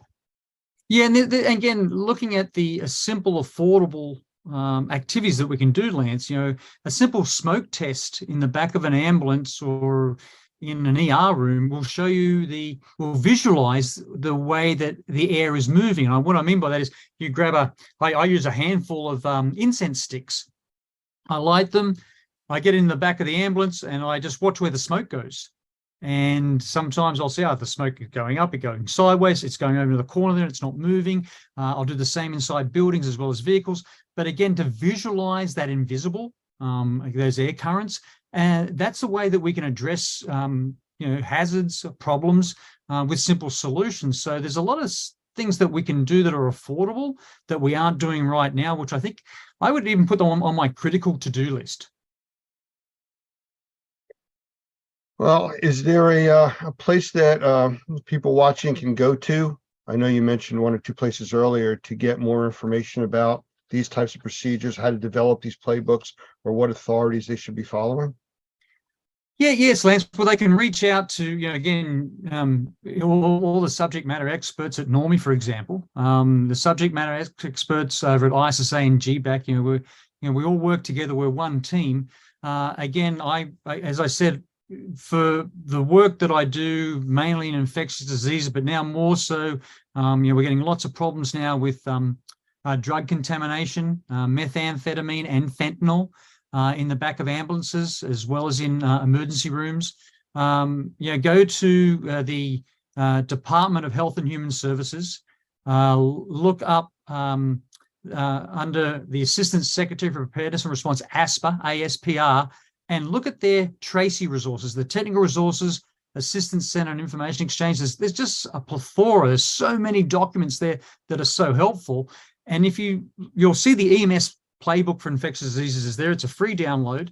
But if you see it and you want to help in operationalizing it, doing a tabletop, testing it, then reach out to folks like yourself, Lance, at Normie, and we'll bring in the right subject matter experts to make that happen. So you can actually evaluate yourself in the real world on where you are, what you can do, and what you need to assistance with, maybe to strengthen. And I think that's really important that we continue to be in a culture of continuous improvement. So for the old timers out there, just throwing bleach on everything just doesn't cut it anymore.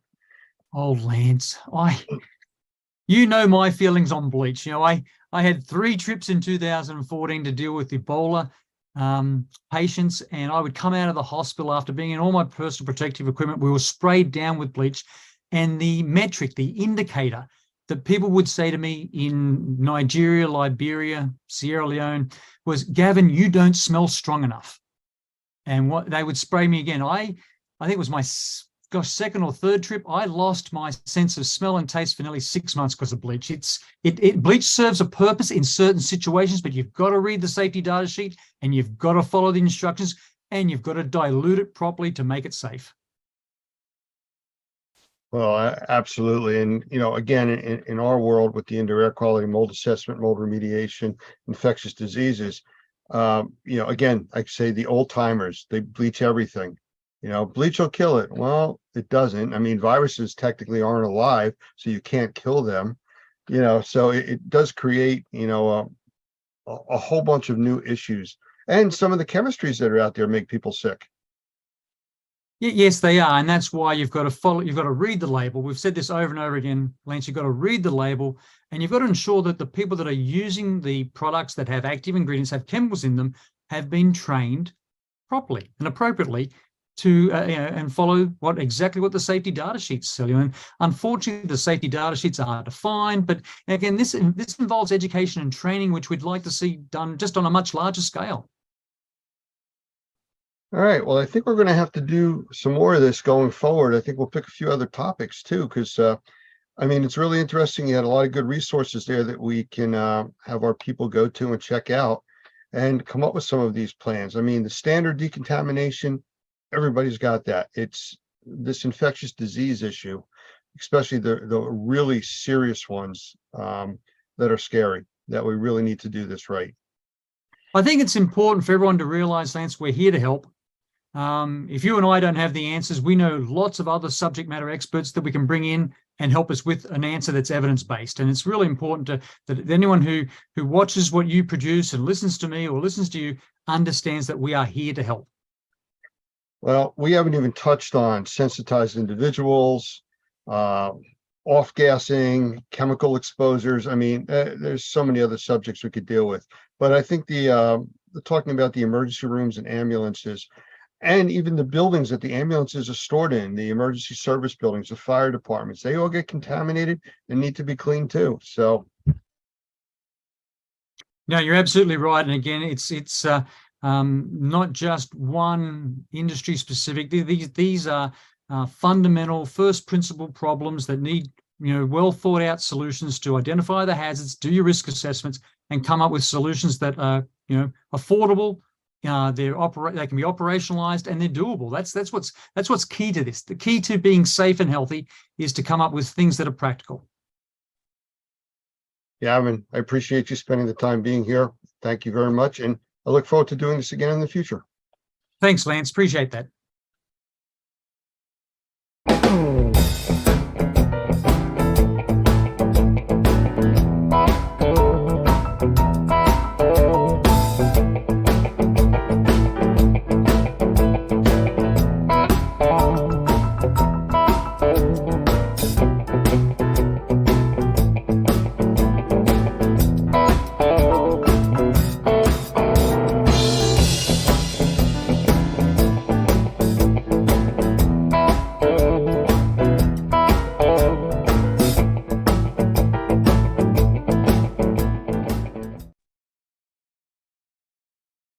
I want to welcome today's guest, Sarah Mack from Entropy Labs. So many of you know the lab. It used to be known as Prism Labs, and now it's Entropy, and she's the Director of Business Development. So Sarah, welcome. Hi, Lance. Thanks for having me. Glad to have you here. You know, we talk about indoor air quality in almost all of our classes. Everything we do is really solution-based based on indoor air quality. And one of the main components of that has to do with VOCs. And that's where we look to you people for help. I know in the past I've done some VOC testing where from other labs and other resources, I've gotten reports back that I keep looking for my chemistry degree and I can't seem to find it. You know, Some of them. to understand some of these labs where I've actually had to tell people, especially in large commercial facilities, here's your report. Please take it to the people that work for you and you figure out if it belongs here. You know, it's just too complicated. So one of the reasons that we talk about you guys is just the ease of how your laboratory produces the material that we're able to read and understand, and the customer understands it too. So we're going to get to all of that, but I want to know right now the name change, because everybody that calls me still talks about, can I have the number for Prism Labs and stuff? I know you've changed it. What's the story? Sure, certainly. So yeah, a few years back in 2017, we actually were acquired by a company called Montrose Environmental Group. Underneath the Montrose Environmental Group parent company, they have a vertical, which is considered the Enthalpy Lab network. And so from that, again, back in 2017, we had that ownership change, actually just starting in 2022, the beginning of 2022, they made us do that name change. So Enthalpy Analytical is what we're now called. If you call us Prism, we're not offended. Well, that's a good thing because it just kind of seems what everybody's been doing for years. I know I've been working with you guys for a very long time, and name changes are always difficult. So, matter of fact, if you didn't know, we changed our name too. NORMI was the National Organization of Remediators and Mold Inspectors. We've kept NORMI, but the new name is actually the National Organization of Remediators and Microbial Inspectors. Gotcha. Much wider umbrella, which is really why indoor air quality and the VOC component go together so well. So if we're looking at VOCs and avoiding all the other types of sampling that our members do and the public, you know, kind of expects, what type of VOCs are really what you guys can handle for us? Sure. So VOCs is a very, very wide range of chemical compounds.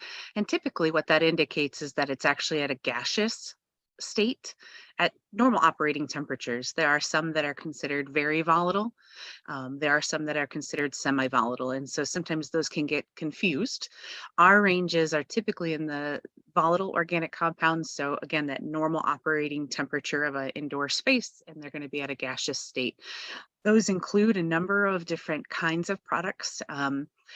Cleaning supplies, you know, the chemical compounds that are associated with fuel, gasoline, heating, cooling, refrigerants are on the very volatile end, but there are a number of them we can see as well. Well, I know that when we do our testing, we often look for on the clearance side or the post-remediation verification, VOCs that are associated with the chemistries that are used during the process. We really try to avoid, you know, a remediation process that causes more problems for the occupants than the actual mold or microbial issues that were there. So that's where your stuff comes in. But there's also a component of what you test for MVOCs, which is different than VOCs, right? In a way, yes, they are slightly different. So VOCs, or mold VOCs, are considered a volatile organic.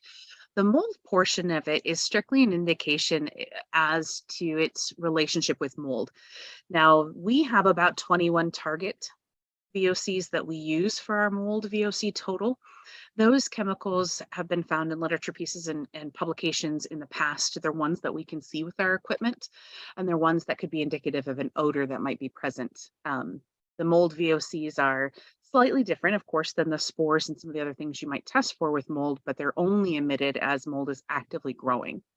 And so those are what we look for. Again, those 21 markers There is some crossover with other products in the home that might have some mold VOC chemicals, because again, they're standard VOCs. It's just which one are those active growing molds actually producing. So there is some crossover, say with paint. So if there was a lot of recent painting, we might have an elevation, and what we would show is an elevated mold VOC, but then we start going through that series of questions. That is the difficulties. We're not looking at the actual particulate itself, but we're assuming based on the chemistry, what we're seeing, what is actually present. Because I've done some assessments myself where I've been in environments that are immaculate, how clean they are. But when you're dealing with the occupants, you can see that they're suffering from something. And I've been surprised a few times where the MVOCs are almost off the scale, 3, almost 4,000, which is extremely high on your scale rating for MVOCs. You know, especially when I'm not finding anything, you know, spore wise, you know, the spore traps are coming back clean. There's very little growth, if anything, but the VOC levels are really elevated. Yeah, so our scale for the mold VOC, I think you got it a little bit crisscross there with the TVOCs, but typically starting at 8 nanogram per liter is what would be an outdoor average for mold VOCs. Anything up and above that 8 is where we would start to look to see any active mold presence in that space.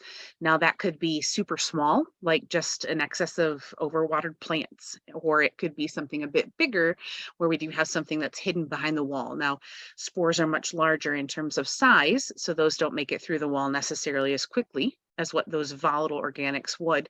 But then too, again, we have to take that with a grain of salt in looking at the chemistry, because if the compounds are associated primarily with paint, or we do know that there was some recent construction that had happened there, it may be that it is related to something different than a specific mold growth. So they aren't a catch-all, and they're definitely not the one-stop shop in terms of mold detection. So but they're a complement. So if I said that I was just testing you to see if you were paying attention with reversing those scales, you probably wouldn't believe me. Actually, what happened was I was looking at some reports from earlier today, and I had one that the regular VOCs, the number was gigantic. And, you know, that's what's sticking out in my head. And you are absolutely correct. It is a different scale. But again, still elevated mold VOCs when I'm still not picking up particulates or any other signs of mold, either because of the cleaning they did or just it's a different problem. Could be.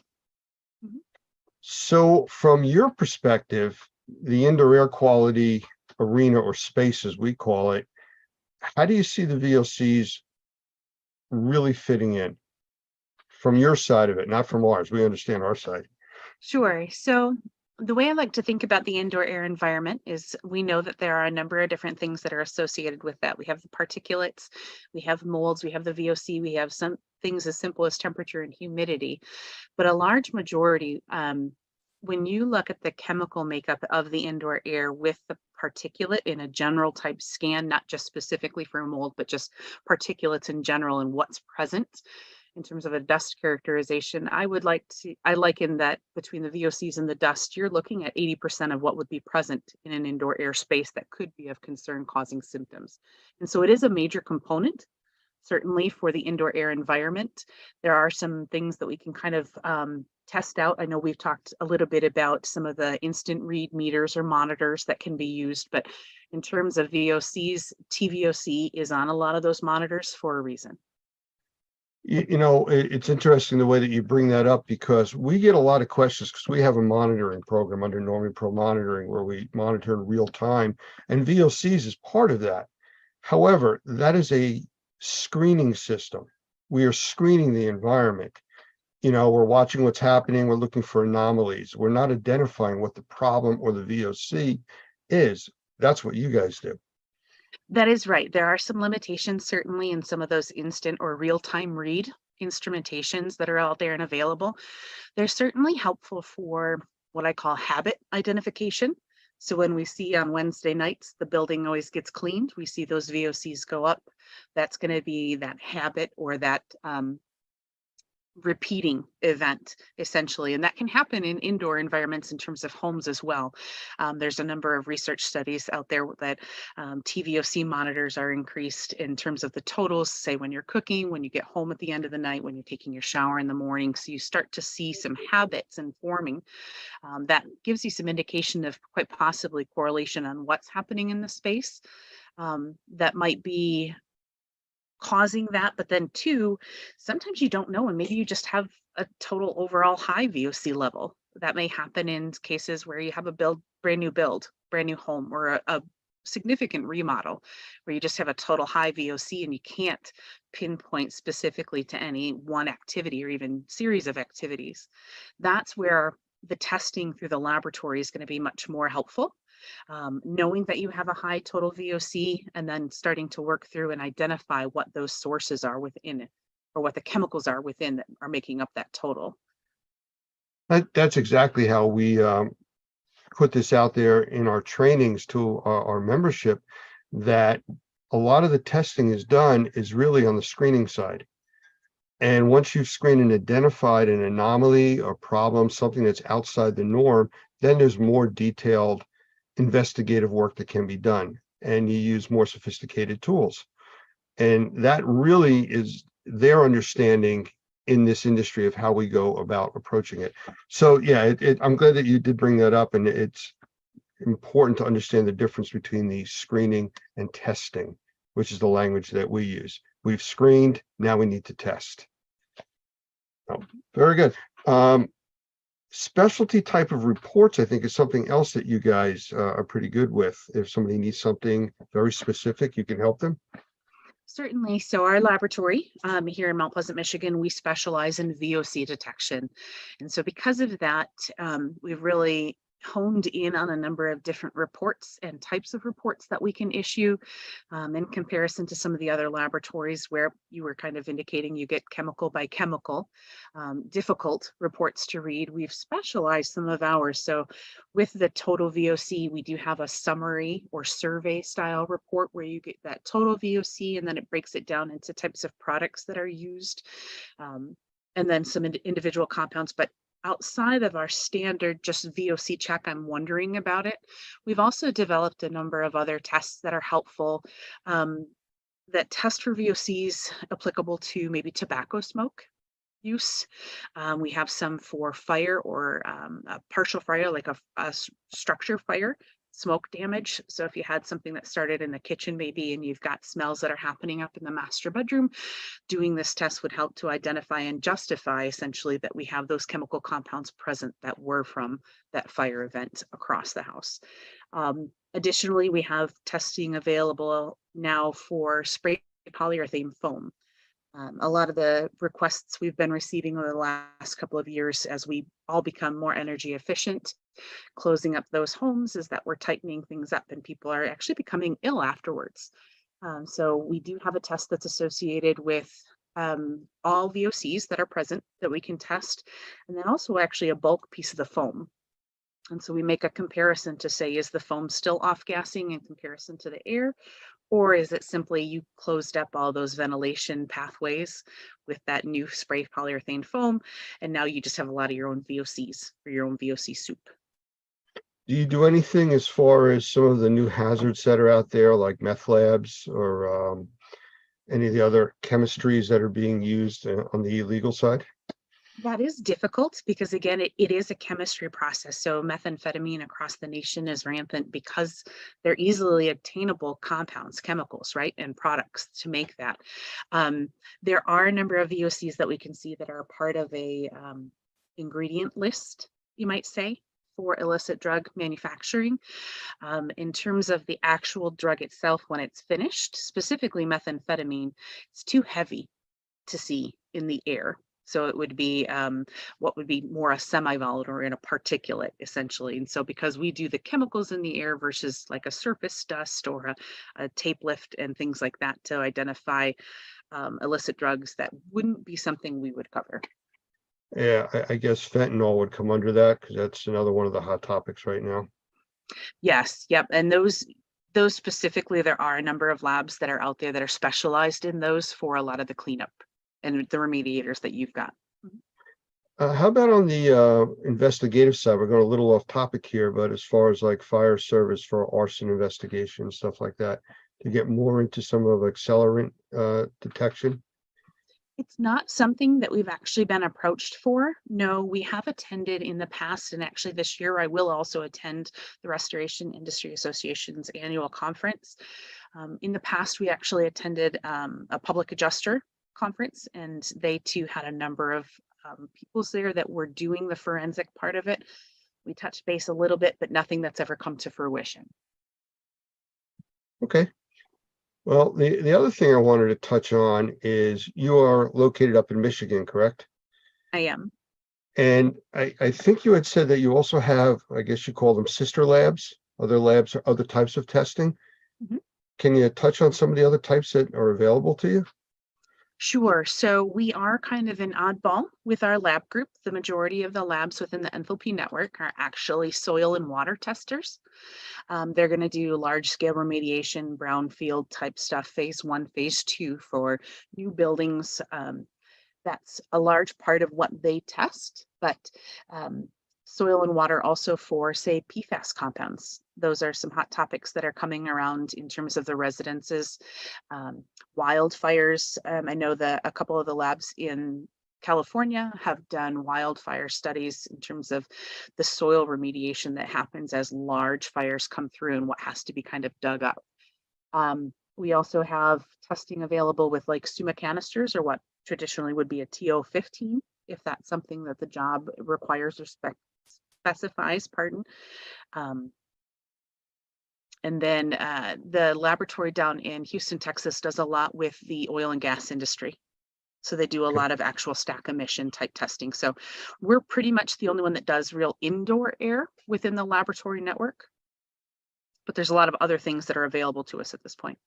And that's what I was curious about. Two different things you mentioned, the lab down in Texas for oil. Mhm. Refabbing or rehabbing gas stations, stuff like that. They're always testing soil for that. Yeah. And lead contamination also. Mhm. You know, especially on the older gas stations where they were using leaded gas. I mean, there's a lot of different issues that people are being affected by. So just curious about knowing the different extent of what you guys can test for. I guess our members should just reach out if they have a question about, hey, can you guys test for this? I like to be a resource. That's one thing as PRISM we've always prided ourselves on, is being a consultative laboratory. We're not afraid to answer those questions, even if it doesn't mean that a dollar comes into our work. I mean, don't take advantage of that. But at the same time, I'm absolutely always happy to help try to locate the right resource for some of those tests. I've got a list of essential referral labs, that I can send people to. So do the right thing because it's the right thing to do is kind of like what you guys do as an anomaly to everybody else. I try really hard. Well, that's appreciated. It really is. Just trying to think if there was anything else specific to your lab that you feel that our people should really know about that we haven't talked about. Well, I again am in the middle of Michigan. So just a little heads up, last week and again today, we got dumped another 5 inches or so. Just be mindful. I guess that's one thing that I've told pretty much all of our clients, is that we are in the north, we are winter. Please know and please be patient with any delivery drivers and prep your clients that some of our fast turnaround times of 2 or 5 days sometimes do get extended a little bit when the delivery drivers can't make it to us. I know that a few years ago, because you're talking about the weather, it got so cold in Michigan that you had to switch away from glass tubes to plastic tubes because they were actually getting so brittle they break. The return sample encasement, essentially, yeah, we did switch away from our glass ones. We did some case study testing within the laboratory itself between the glass transport vials and our plastic transport vials that we found. And yes, our breakage has drastically reduced. All right. Well, I have an oddball question for you now. We are spreading our wings, and we will be dealing with several countries outside the U.S. with other testing and processes and trainings. And is there any issue with shipping these types of samples from overseas to your lab? The benefit of our thermal desorption tubes is that there is not any required chilled shipping. They're stable for about 30 days after collection. With that, I've got clients all over the world. I've got clients in Australia, UK. I've had testing coming from Singapore before. It just depends on where the location is. Most of the time, obviously, the carriers are going to be about a week out. But again, we still have about a 30-day hold time after that sample is collected. So international is not a worry. And actually, for international shipments, we have now also developed or have available our stainless steel tubes. So glass, again, transit is difficult. So because some of those international shipments can take longer, and it would be detrimental for them to have to sample again, we have our stainless steel tubes so that the tube itself does not become destroyed in transit. Okay, I did not know about that. That's a new one on me. The next piece to that would be expiration dates on some of this stuff, because I know it's happened to me in the past. I've had numerous tubes, and you'll have one or two that'll go beyond the expiration date. What do you do with those?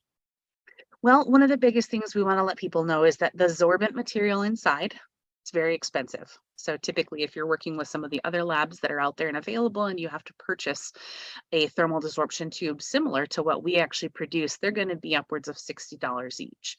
The sorbent material inside is the bulk of the cost. And so with that sorbent material inside can actually be reused approximately 10 times before it starts to go bad, or starts to not regenerate as effectively, I should say.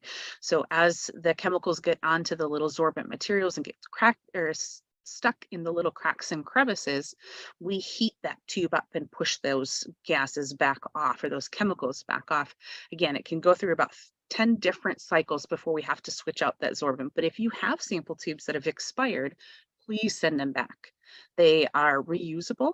They're green in that way that we want to have them back. We'll double check and make sure that our sorbent is still good. We can clean them again and then resend them to you. Maybe not specifically those ones, but any expired tubes that you have, we can send you fresh tubes for just the cost of shipping. But it's nothing that our members could do themselves. For Cleaning the tubes or refreshing the tubes. I don't want anybody trying that if it's no, something goodness, to do. no. These are I do apologize. That was misleading, wasn't it? In the laboratory, we have a very specific room that has a number of what we consider tube bakers.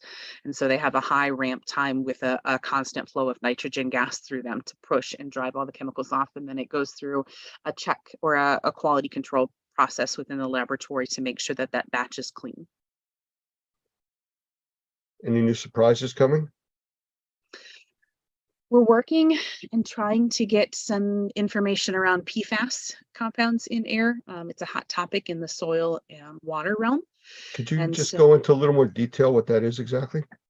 PFAS, yeah, if you're not familiar with it. So per and polyfluoroalkyl substances, these are the compounds that are associated with stain resistance, water repellency, Teflon pans. They're also in a number of fast food materials packaging, that has almost plastic-like surface so that it doesn't become drenched or oil stained, essentially.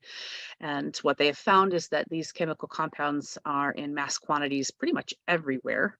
At this point, they are actually in the air and in the rainwater as well. But that they do bioaccumulate. That's the largest part of the risk, essentially, is that even little bits of exposures that we get throughout our lives as we drink the water. Again, Michigan was terrible about that. We had the Flint water crisis. Now we have PFAS everywhere with a number of locations. But those chemical compounds will build up in your body and can develop adverse side effects. They do anticipate that it's carcinogenic. The number of compounds are carcinogenic. And then it's also known at this point that there are a number of birth defects that can happen through those exposures and having excess levels within your body. Well, that's not done as VOC testing. That would be actual collection of soil and then sent to the lab or one of your sister labs. Right now we're doing it in soil and water. But it is something that the EPA has developed a method for large stacks or people manufacturing PFAS compounds, similar to vapor intrusion. So as you get those gas tanks, right? They leak into the ground, and we have the water table that leaks up the vapor into the soil that comes into the inside of our houses. Similarly, vapor intrusion testing for PFAS is coming down the pike. And so that's kind of what we're developing and working on right now. Yeah, I know a lot of our members, they also do water testing, drinking water, things like that. So I don't know if that would fall into this category of what your labs would be able to test for. Yep, we actually have 2 labs that specialize. They have a high performance liquid chromatography, HPLC, that performs PFAS compounds, one of which is DoD certified. The other one is almost DoD certified, so Department of Defense. And then we're certified in a number of states for water and soil. So yeah, if you've got questions on it, or if that's something that you need in your area, I can connect you with the right people. Very good. Very appreciative. Well, I appreciate you spending some time here with us. I know it's cold up there, and it's like, come on, spring. We really want to get outside and deal with some other issues. I know that you guys have had a lot of snow, and you did mention before about transportation and shipping is impacted, and we see that all over the country. We have people today traveling that weren't able to because their flights were canceled. So yeah, it's unfortunate. So if you are watching this, please take that into account. Don't overpromise and underdeliver. Don't fall into that category. If that's anything, COVID taught us, with lack of employees for the carriers too, right? That's something we've all been battling, regardless of weather across the country. It just so happens that this last week we've had another whirlwind of winter. It's funny, we're doing a lot of work right now with people under the term essential employees. Mhm. And depending on who you are and where your perspective is coming from, what is an essential employee? Well, in the hospitals, the doctors, the nurses, they're essential employees. But nobody thinks about like the cleaning staff. Well, the hospital stops when the cleaning staff stops. So, it's having to revisit all of these different occupations now, and the importance is not so much by the skill of what they do, but of what happens when they don't do what they do. All true. So yeah, just something else that affects, again, shipping, transportation, stuff like that. Mhm. Sarah, it's been a pleasure. We're gonna have to do this again, and get into a little bit more detail on a few of the other things, but I appreciate you spending the time here today. I look forward to some more education opportunities. We'll get some topics together. We're gonna have to have you in on a few more sessions. I'm sure after this we'll have a lot of questions, and you may be visiting again. Sounds good. Thank you so much, Lance. Have a great day. You too.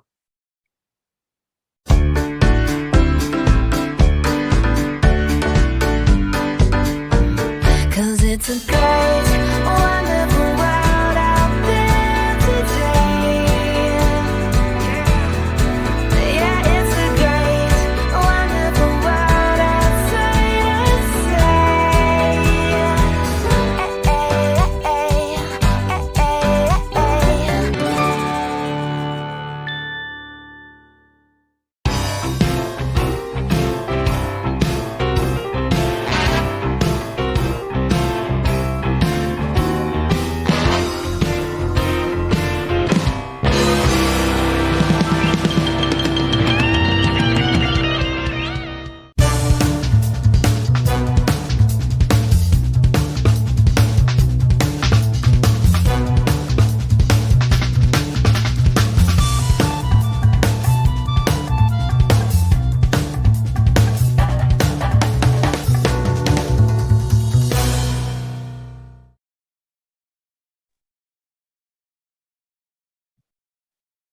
Hi, everyone. I want to welcome our guest speaker tonight, Gavin McGregor Skinner, to our show. And Gavin's been on before, and I really enjoy when he's here as a speaker. And when we ask him questions, we get a lot of information back. Gavin is a talker. I think we can go that way. And it's a tremendous amount of info that he comes across with. So we've had a lot of very positive responses from our membership in the past when he's been on. So I want to bring Gavin in, have you say a quick hello. And Gavin, you are the Senior Director of GBAC, which is the division of ISSA. Can you at least tell us exactly what that is so we know going forward what we're doing here? Yeah. Sure can, Lance. Hi, everyone. So the GBAC, the Global Biorisk Advisory Council, is a division of ISSA. We have an accreditation program, which is based on 20 elements. It's very comprehensive, very holistic in its approach in not just setting up a yes or no or a pass or fail type program. The program that we have out, which is called our GBAC Star program, for both facilities and also, anyone who works in the cleaning industry, is about professional improvement. So continuous professional improvement. So once we get a baseline, we work with facilities, we work with companies, we work with individuals on developing then a plan on how to improve over time that's realistic and doable. My understanding is that's dealing with larger projects. I mean, I'm sure you do small ones too, but we're talking airports, hospitals, colleges, things like that. Oh, we are, Lance. And what's fascinating for me, sort of as an infectious disease expert, I worked for the US government as an epidemiologist, which is like a disease detective, being able to do a very deep dive, understand how is an airport, a convention center, how is a hotel, for example, even a school, cleaned in a way that creates an environment that protects human health has been fascinating. And to really, what our GBAC Star program with the 20 elements does is that deep dive in understanding what are your protocols, procedures, what equipment are you using, how can we help you with to do it better, save money. I know time is our biggest risk factor when it comes to cleaning anything that's in the built environment. So being able to do a really thorough deep dive analysis and work with these organizations like these airports, convention centers and hotels has been absolutely fascinating. I've learned so much. I've talked with you before about this, and I think in one of our previous interviews, you had alluded to this also, that these larger facilities actually are almost like a living entity unto themselves. They have their own personalities, they have their own specific problems, where an airport may have a problem because of the type of flights they have compared to a hospital that is expanded over 8, 10, 12 city blocks. I mean, can you touch a little bit about some of the specific issues on a few of these? Yes, Lance, the size of an airport, a convention center, even the size of the hotels that we work with, the size of the schools. When you map it out by square footage, it's enormous. But when you map it out by users of that built environment, so that's both the workers, the employees, as well as the people that come in and out of those buildings on a daily basis, we're looking at some really significant, big numbers, which leads to risk. And for me to sit down and work with an airport, a convention center, a hotel, or a school, and go, right, how many people come into your indoor space every day? And I get a number. How many people work in your indoor space every day? Okay, how many of those areas within that environment, that built environment, are maybe reservoirs or risk or hazards for infectious diseases, for germs to thrive and survive? And we map that out on a floor plan. And by looking at that, we're looking at some really big issues here when it comes to, okay, so we know everyone wants to come into an airport, a hotel, convention center and go, oh, look, it smells clean, it looks clean, it's clean for appearance. But what we really want to do is change that paradigm, help these organizations to understand that they can clean for health and they can then market what they're doing by what they do by their processes and their operations, that they're actually protecting human health. And that's protecting human health of any user, not just the employees, but also the users. Anyone that comes into that environment should feel safe and confident. We make a distinction when we talk with our members, when we teach classes, that we don't fix people, we fix buildings.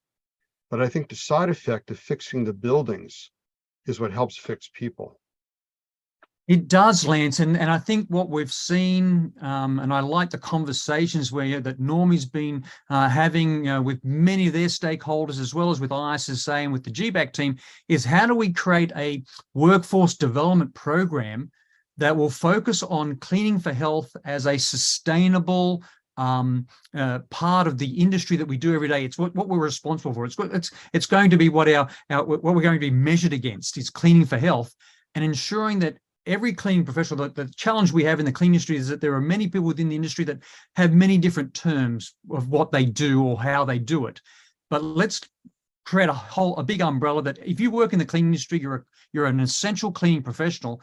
And how do we work towards a workforce development program that provides the necessary, I suppose, knowledge, skills, and abilities so that everyone understands what the hazards are, they can identify risk, but then they understand what needs to be cleaned and disinfected. And then most importantly, Lance, how often they need to do that. And that's still the question that we get at ISSA, especially through the GBAC team, from so many service providers as well as facilities. How often should I be doing it? And that's something we really want to correct as we move into 2023. Get those training programs out there, get that education material out there that focuses on how often, and more importantly, again, it goes back to, what you're doing, is it best for the environment, and is it the best that you're focusing on, sort of science, evidence-based procedures for cleaning for health, and can you tell that cleaning story? And that's so important. We want everyone by the end of 2023 be able to tell their cleaning story and justify what they do and how they do it. And that's going to lead to more business opportunities. I've heard you use the term built environments. And, we've talked a little bit about that, and I'd like you to explain what you mean by that. But what's the next big thing coming up with some of these big programs and stuff you have under built environments? Oh, I think it goes back. This is a great discussion. When we'll use certain terms, cleaning for health is one big term that we're all working on to ensure that it's appropriately defined. But within the built environment, Lance, this is anything that is not natural. It's any space that's actually been built by humans, by people, and we should be focusing on cleaning for health within trains, planes, cars. Any indoor space, anything that we occupy, because we know that so many studies have shown us that we spend about 90% of our day in the built environment. That's indoors, which is really interesting, Lance, because if you lived to 80 years old and you spent 90% of your time in the built environment or indoors, it really means you've spent 72 years of your 80 years of life inside. And we want to ensure that there's so much emphasis on health and safety. We want to ensure that everyone understands that there are places where you find germs in buildings, in other areas, and we call those reservoirs. But how do you identify those reservoirs? One thing that we heard from the COVID-19 pandemic was, frequently clean and disinfect those high-touch surfaces. But then when you went and asked people, what are those high touch surfaces where you work? We got many different answers. What we weren't consistent. So let's transition. Let's evolve. Let's move on and be better by focusing on those reservoirs within the built environment. And again, we know that's water and wet surfaces, dry surfaces, dirt and dust, any equipment that we use or touch, and especially air. And these are all the areas where germs can survive and lead to infection. And let's focus on those reservoirs and move that forward as being our main focus to come up with solutions that work, that are affordable as we clean for health. As far as you said, 72 years, inside, living to 90 or 80. There was 80 years old, Lance. 80 years old, man, you just threw me with that. And then you think about the average person takes 20,000 breaths a day, times 365 days a year, times 72 years. That's a lot of indoor breathing. And indoor air quality, as the big umbrella, shows the importance there of how much exposure people really have in those environments. And cleaning with healthier products, cleaning the right way. I mean, how does a cleaning professional explain to their customer about what needs to be cleaned, where the things hide that need to be cleaned, and how to do them safely? Oh, I think what you've just set up here for us, Lance, what you've just stated, the fact that we're talking about some significant time, 72 years out of 80 years that, we spend indoors. That's 90% of the day we're spending indoors. It's really important for any essential cleaning professional to understand that what are those other risks, other hazards out there. And again, let's look at some of these numbers. And I think it's important that we understand these numbers and we're able to convey those numbers within the workers that we work with, but also the stakeholders, the people, our customers. So let's think about this. A cough produces about approximately 3,000 droplets, and a sneeze releases about 40,000 droplets. But what does that mean? Well, we know that each droplet, that's one droplet, can contain as many as 200 million virus particles. So do the math there. 3,000 times 200 million, 40,000 times 200 million. You're talking about a lot of virus particles through one cough or one sneeze. Now, what we also know, Lance, is that those particles from a cough can travel up to 6 feet. Particles, these droplets from a sneeze can travel up to 26 feet. We know that breathing, and we saw this with COVID, the outbreak that happened down at Utah with the choir, the singing of the people, expelling droplets out of their mouth. We know that just breathing can expel droplets up to 3 feet. So people within the cleaning industry, we need to be able to define these risks, these hazards. But also we know a toilet flush. So if we flush a toilet, Lance, without closing the lid, the thousands of droplets that come out of the toilet can travel up to 8 feet away.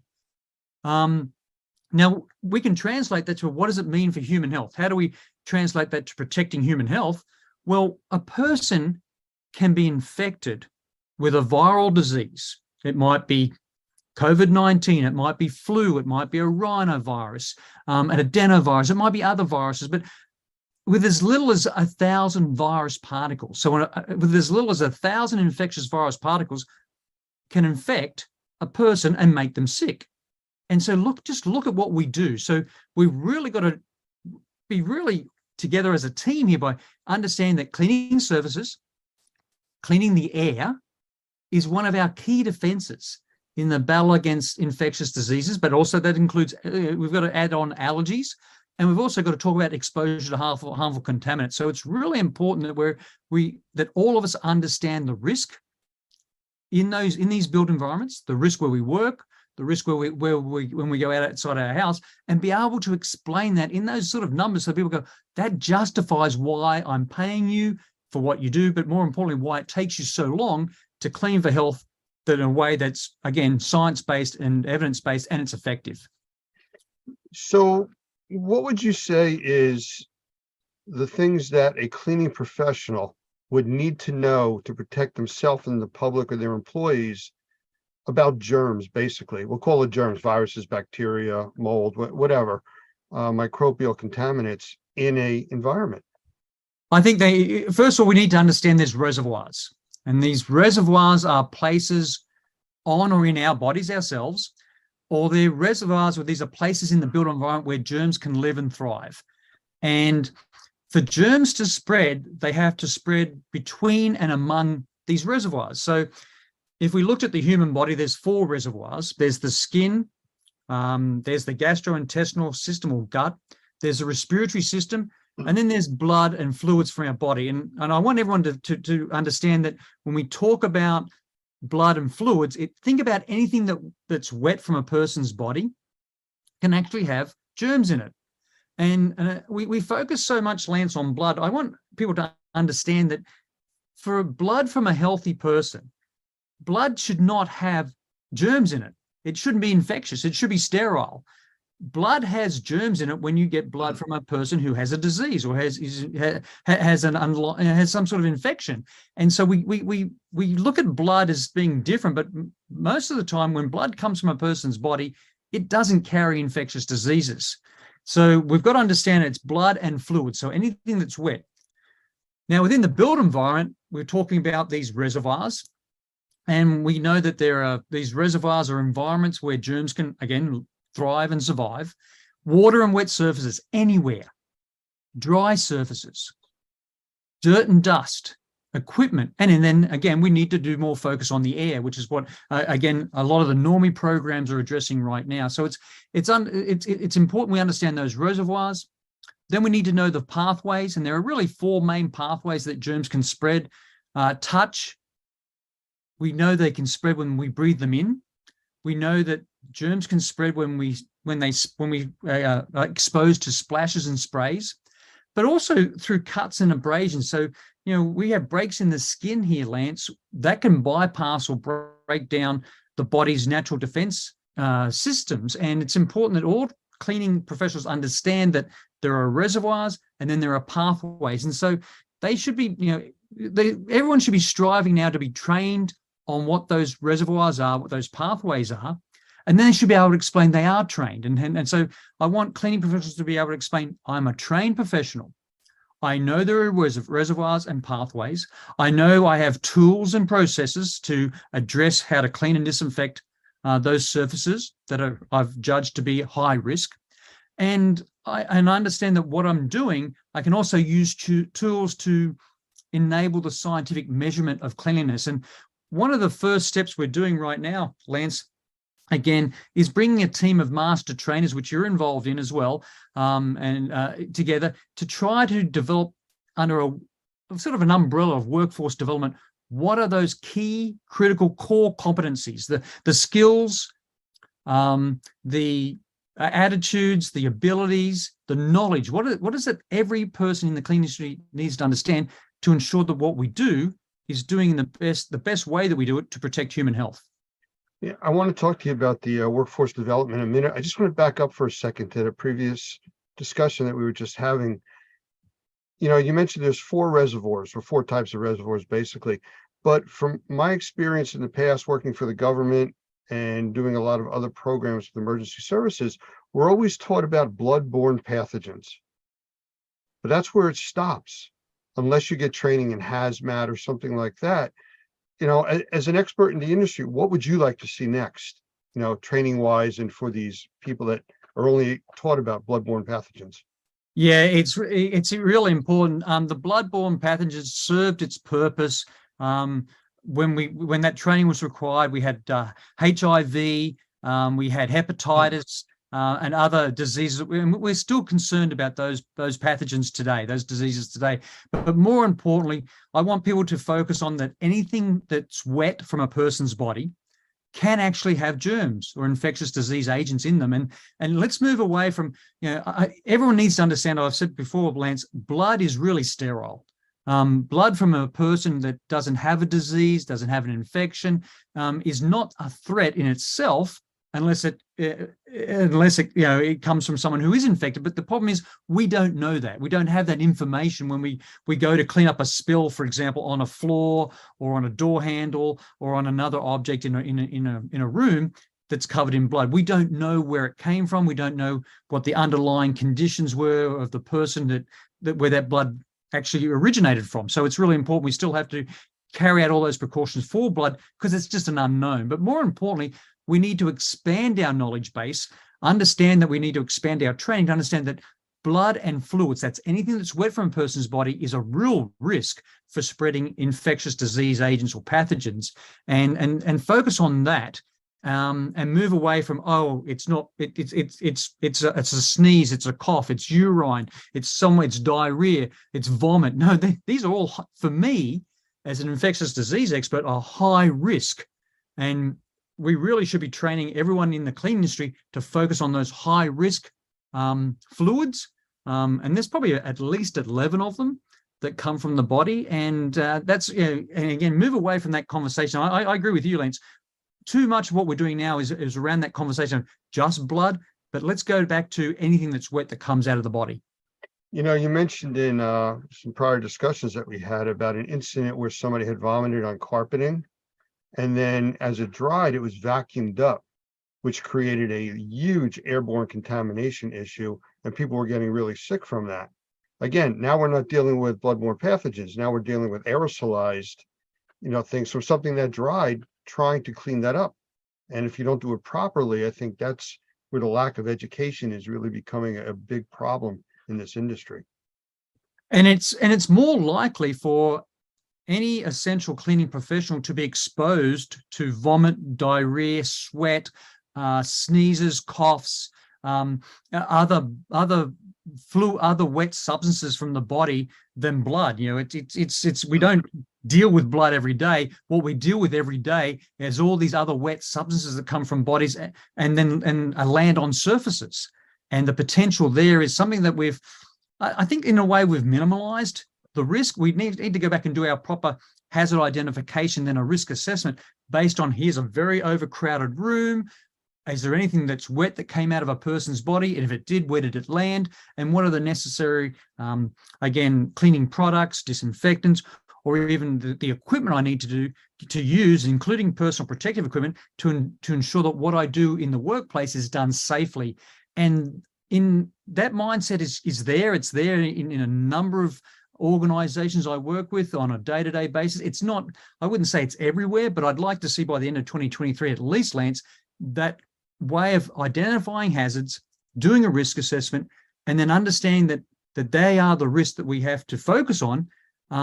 Even though when these surfaces appear clean, they still might have germs that are invisible, we can't detect, that we have to then clean for health in a way that's safe for the cleaning professional, but also safe and healthy for the environment as well. So we don't damage, we just don't want to damage stuff as well. That's the other area that we need to focus on. I recently was in the hospital, part of the volunteer work and stuff I still do. I get involved with that. But with all the education and information coming out now, it's like at least the younger doctors, I'm seeing this in more, are looking at the industry with a new set of eyes. They're learning, they're recognizing different problems. I actually watched a doctor in the emergency room go from patient to patient, but stop after each patient and spray a sanitizing agent on their stethoscope, wipe it down, and then go to the next patient. You never saw that years ago. They would just stethoscope, patient to patient to patient. We're seeing that across so many different verticals throughout the industry as well, Lance. I think we're seeing now whether people have been formally trained, in some cases yes, in some cases no, but we're seeing that workers now are giving adequate time. They're being equipped with the best tools and products and processes to deliver a clean, healthy, and safe, again, built environment. They're doing things that are evidence-based. They're using objective measurements of air, water, and surfaces to ensure that what they're doing actually works. And then they're being able to use, through measurement, those metrics to show what they did actually works. And I think this is the area that we really want to piggyback on. We really want to leverage and take this to scale to ensure that, we saw a few things change over the last couple of years with the COVID-19 pandemic. How do we get it? How do we institutionalize that and become part of our culture? How do we, what's the education and training that's required that we can use different case studies, different examples to go to scale? And I think that's just really important, Lance. Again, we've seen mistakes and we've learned from mistakes, but how would we be more sort of preventive in the way that we can actually justify what we did is based on science and evidence? It's a best practice. And we're ensuring that what we do, we're doing it frequently enough to ensure that everything is clean and is safe in a way that we as trained professionals should be recognized for. So I think it's important that all of us work together across our different verticals and different stakeholders that we've got to engage them in a way that, let's be intentional.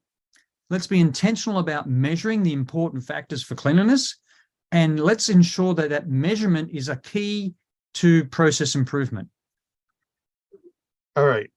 A little while ago, you had mentioned about workforce development, and I want to get back to that because you also talked about scale. And I know you got some pretty big visions out there, about how many people you actually want to train. I'll let you throw the number out. I'm not going to do it. But part of that also deals with grant funding that you've been working with.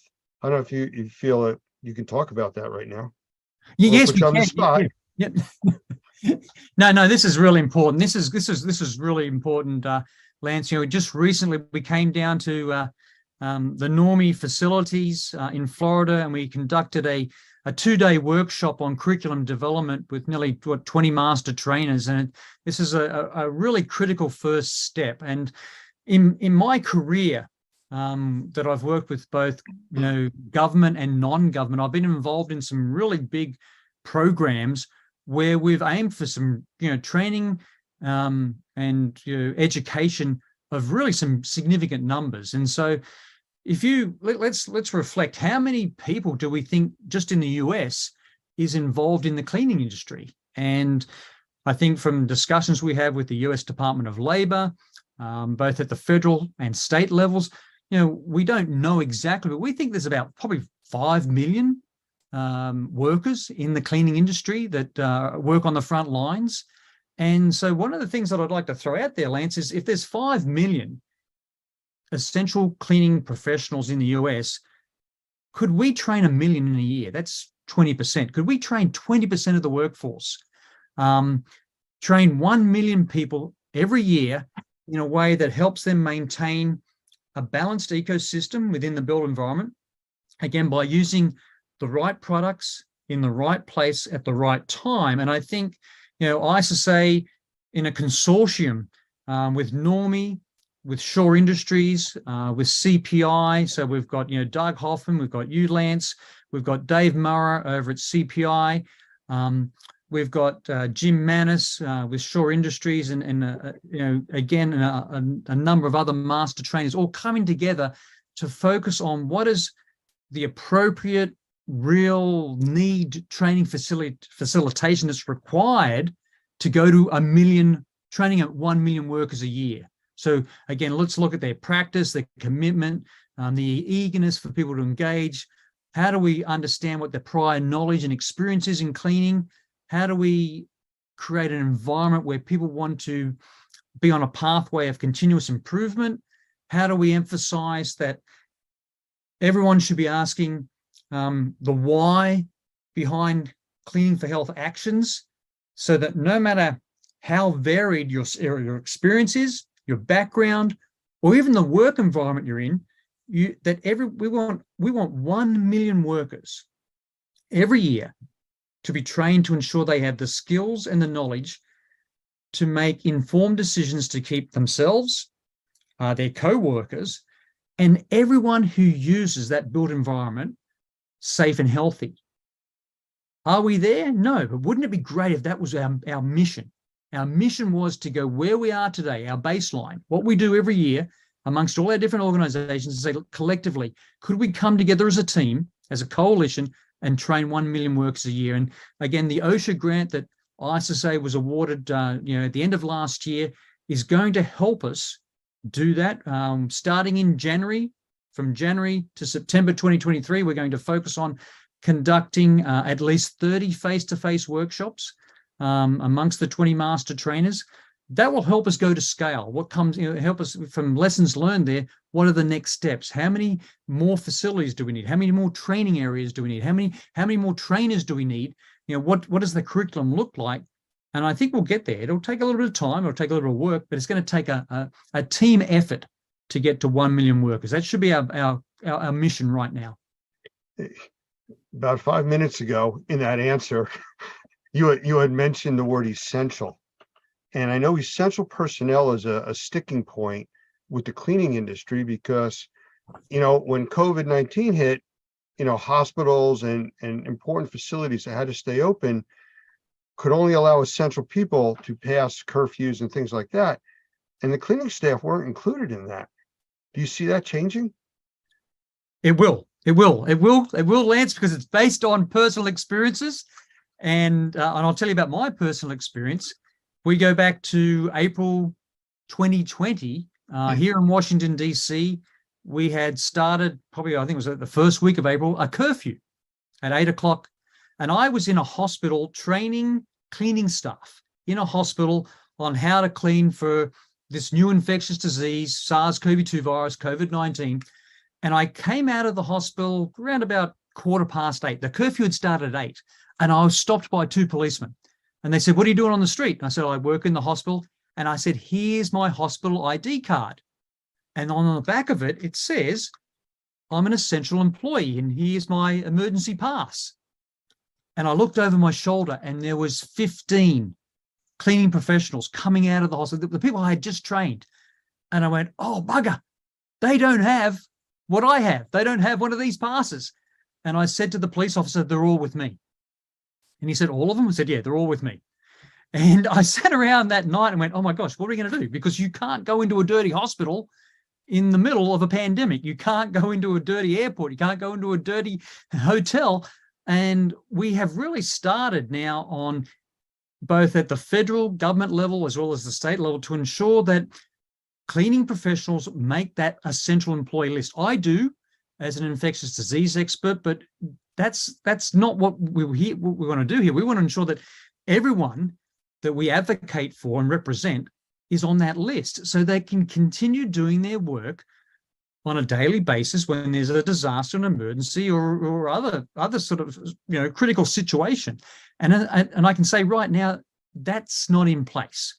So let's go back to this, Lance. If we want to train 1 million people, which we will do, keep that as our focus. What else do we have to do? Well, as a sidebar, we have to advocate for people, both at the federal and state government levels, down to the local level, government level as well, to be considered as essential employees. And the only way we can do that is with an appropriate workforce development program, by showing the curriculum, by demonstrating the learning objectives, by demonstrating the skills, the knowledge, and the abilities these people will have and do have, and do it in a way that's formalized. And I think this is the real big opportunity for all of us at the moment, to do a formal workforce development program that we can defend, but we can say we're doing this based on science and evidence, and it's going to protect their health and their safety, as well as that of the environment they clean every day. Let's talk about the word scale again that you mentioned. This is not just a problem for the US. This is a worldwide issue. I mean, you're talking about airports, means of transportation, cruise ships, hospitals. This is all over. I mean, do you see any kind of headway in the rest of the planet? Yes, it is. And we're seeing some parallels from other industries, Lance, that we could actually look at as models. So again, if I would like to have a formal program in place where cleaning professionals are acknowledged as professional tradesmen or tradespeople. And, the plumbers, the electricians, the plasterers, are all recognized as being a trade. Cleaning is a trade. I would go back even further than that. Look at in places like Europe, UK, Australia, Southeast Asia, looking at programs for recognizing trades. How do they do it? How do we get the cleaning professionals to be recognized as a trade? How do we get appropriate courses into community colleges or even universities? One of the examples I use quite often, though, Lance, is the stop and go sign, guys, on construction work on roads. Now, internationally, as well as in many states in the country here, you have to go through a formal training program to be able to hold a stop and go sign. And it's a formal workforce development program. And I went, gosh, if the stop and go sign guy, or lady or person, has to go through and do a formal training, then that's a really good model for us to look at and say, well, how do we take that back to the cleaning industry and go, where is the formal workforce development program here? And that gives me a lot of optimism, a lot of hope that we can achieve this. But it's going to, again, take a team. And we've started that, again, working with Normie, CPI, Shaw, and many other stakeholders within the cleaning industry, starting to build up what does that master trainer look like. There's that cohort of master trainers, and then again, sit down and look at what are the key learning objectives that are needed to get us recognized as being professionals. We should be recognized as a trade. I thoroughly believe that. And with that, we need to have formalized training, maybe even annual compliance training. I don't know whether it's out there at the moment for the cleaning industry, but what does annual compliance training look like if we're going to be using products, chemistry in disinfectants and cleaning products, as well as equipment that can both do good and harm? That's so important that we continue as a team to advocate for that. Several years ago when COVID first came on the scene, and I know it's been around a lot longer, but when it became an issue in a pandemic, a lot of tragedy came out of this, but a lot of good discussions did too, and a lot of changes to an industry that desperately needed recognition, changing, and understanding. I think there's hope moving forward. Oh, Lance, it's exciting. In my career, I've done it previously in other infectious diseases programs I've worked in other sectors I've worked in, both in government and non-government. Do I think it's doable? I wouldn't throw a number out there to train 1 million people in a year if I didn't think it was realistic.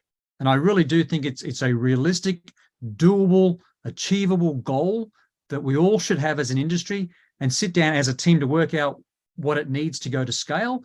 What are the moving parts? What are the elements that need to be put in place to make that happen? But I think all of us collectively as a cleaning industry should say, let's go for it. Let's go and train 1 million people in a year and be able to do it the next year and the year after.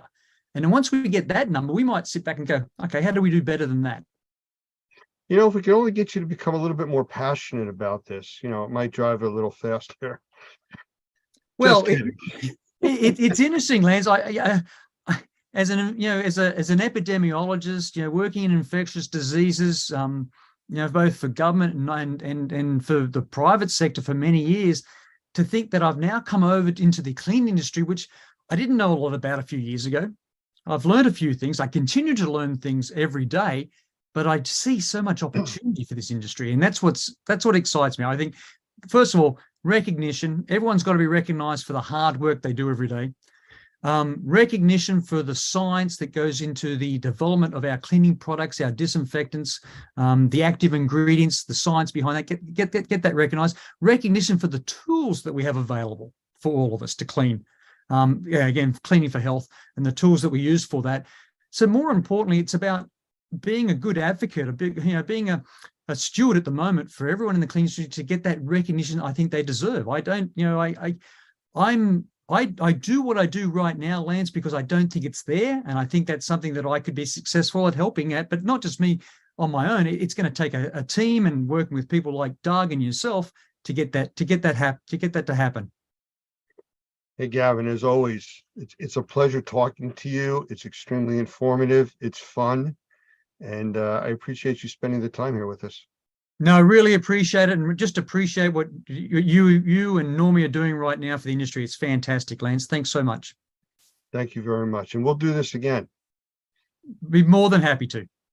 All righty. Take care. Bye now. When you start on the pathway toward professional success, you have to know what the goal is and how to get there. Normie exists to help in that process. It's not just about taking a class to get a license, but also about starting on a pathway to professional success.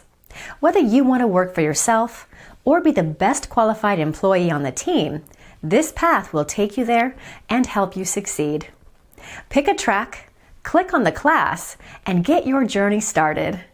Normie is here to support you all the way to become the Normie Pro professional you want to be.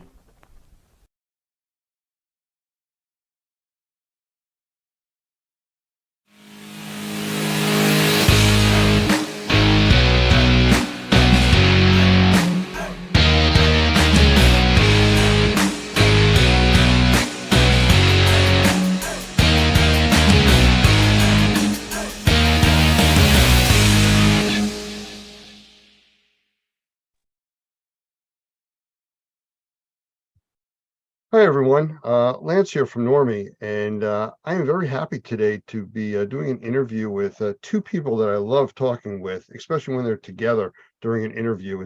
It's always an event, and I'll put that out there because we're going to be talking about the experience, the event. And Larry Cooper is going to be one of the guests here today, and Doug Hoffman, the CEO from Normie. So I'm going to bring them both in here, let them both say a quick hello, and then we're going to get started with the interview. And Larry, as the founder of the experience and the guest here today, I want to start with you. Just want to say a quick hello to everybody. Hey, thank you very much. And it's always a pleasure and honor to be with anybody at the Normie organization. I love you guys. You guys do such great work for our industry. And it's fascinating how much you're changing and growing, and great things are happening, which is really fun to see. And we've changed a lot too. And so you'll notice that over the next couple of years, we had a company acquired by BNP Media, and myself and my daughters are still actively involved in running the event and putting programming together and having fun. And we're very excited to be part of BNP Media and R&R Magazine. And it really gives us this power that we've been looking for to get more information out into the industry. Because of R&R Magazine, which is Restoration Remediation Magazine, we'll be able to take new information that we're getting at our show and start publishing it right away and have the power to get more information and more science and more creation. And I think it also will have a great opportunity for Normie and Normie members to really excel at all the remediation and restoration you're involved in. Well, that is a great segue, and I'm going to say thank you prior to the segue, but now we're going to segue over to Doug, the executive director of Normie, just to follow up and say hello to everybody also.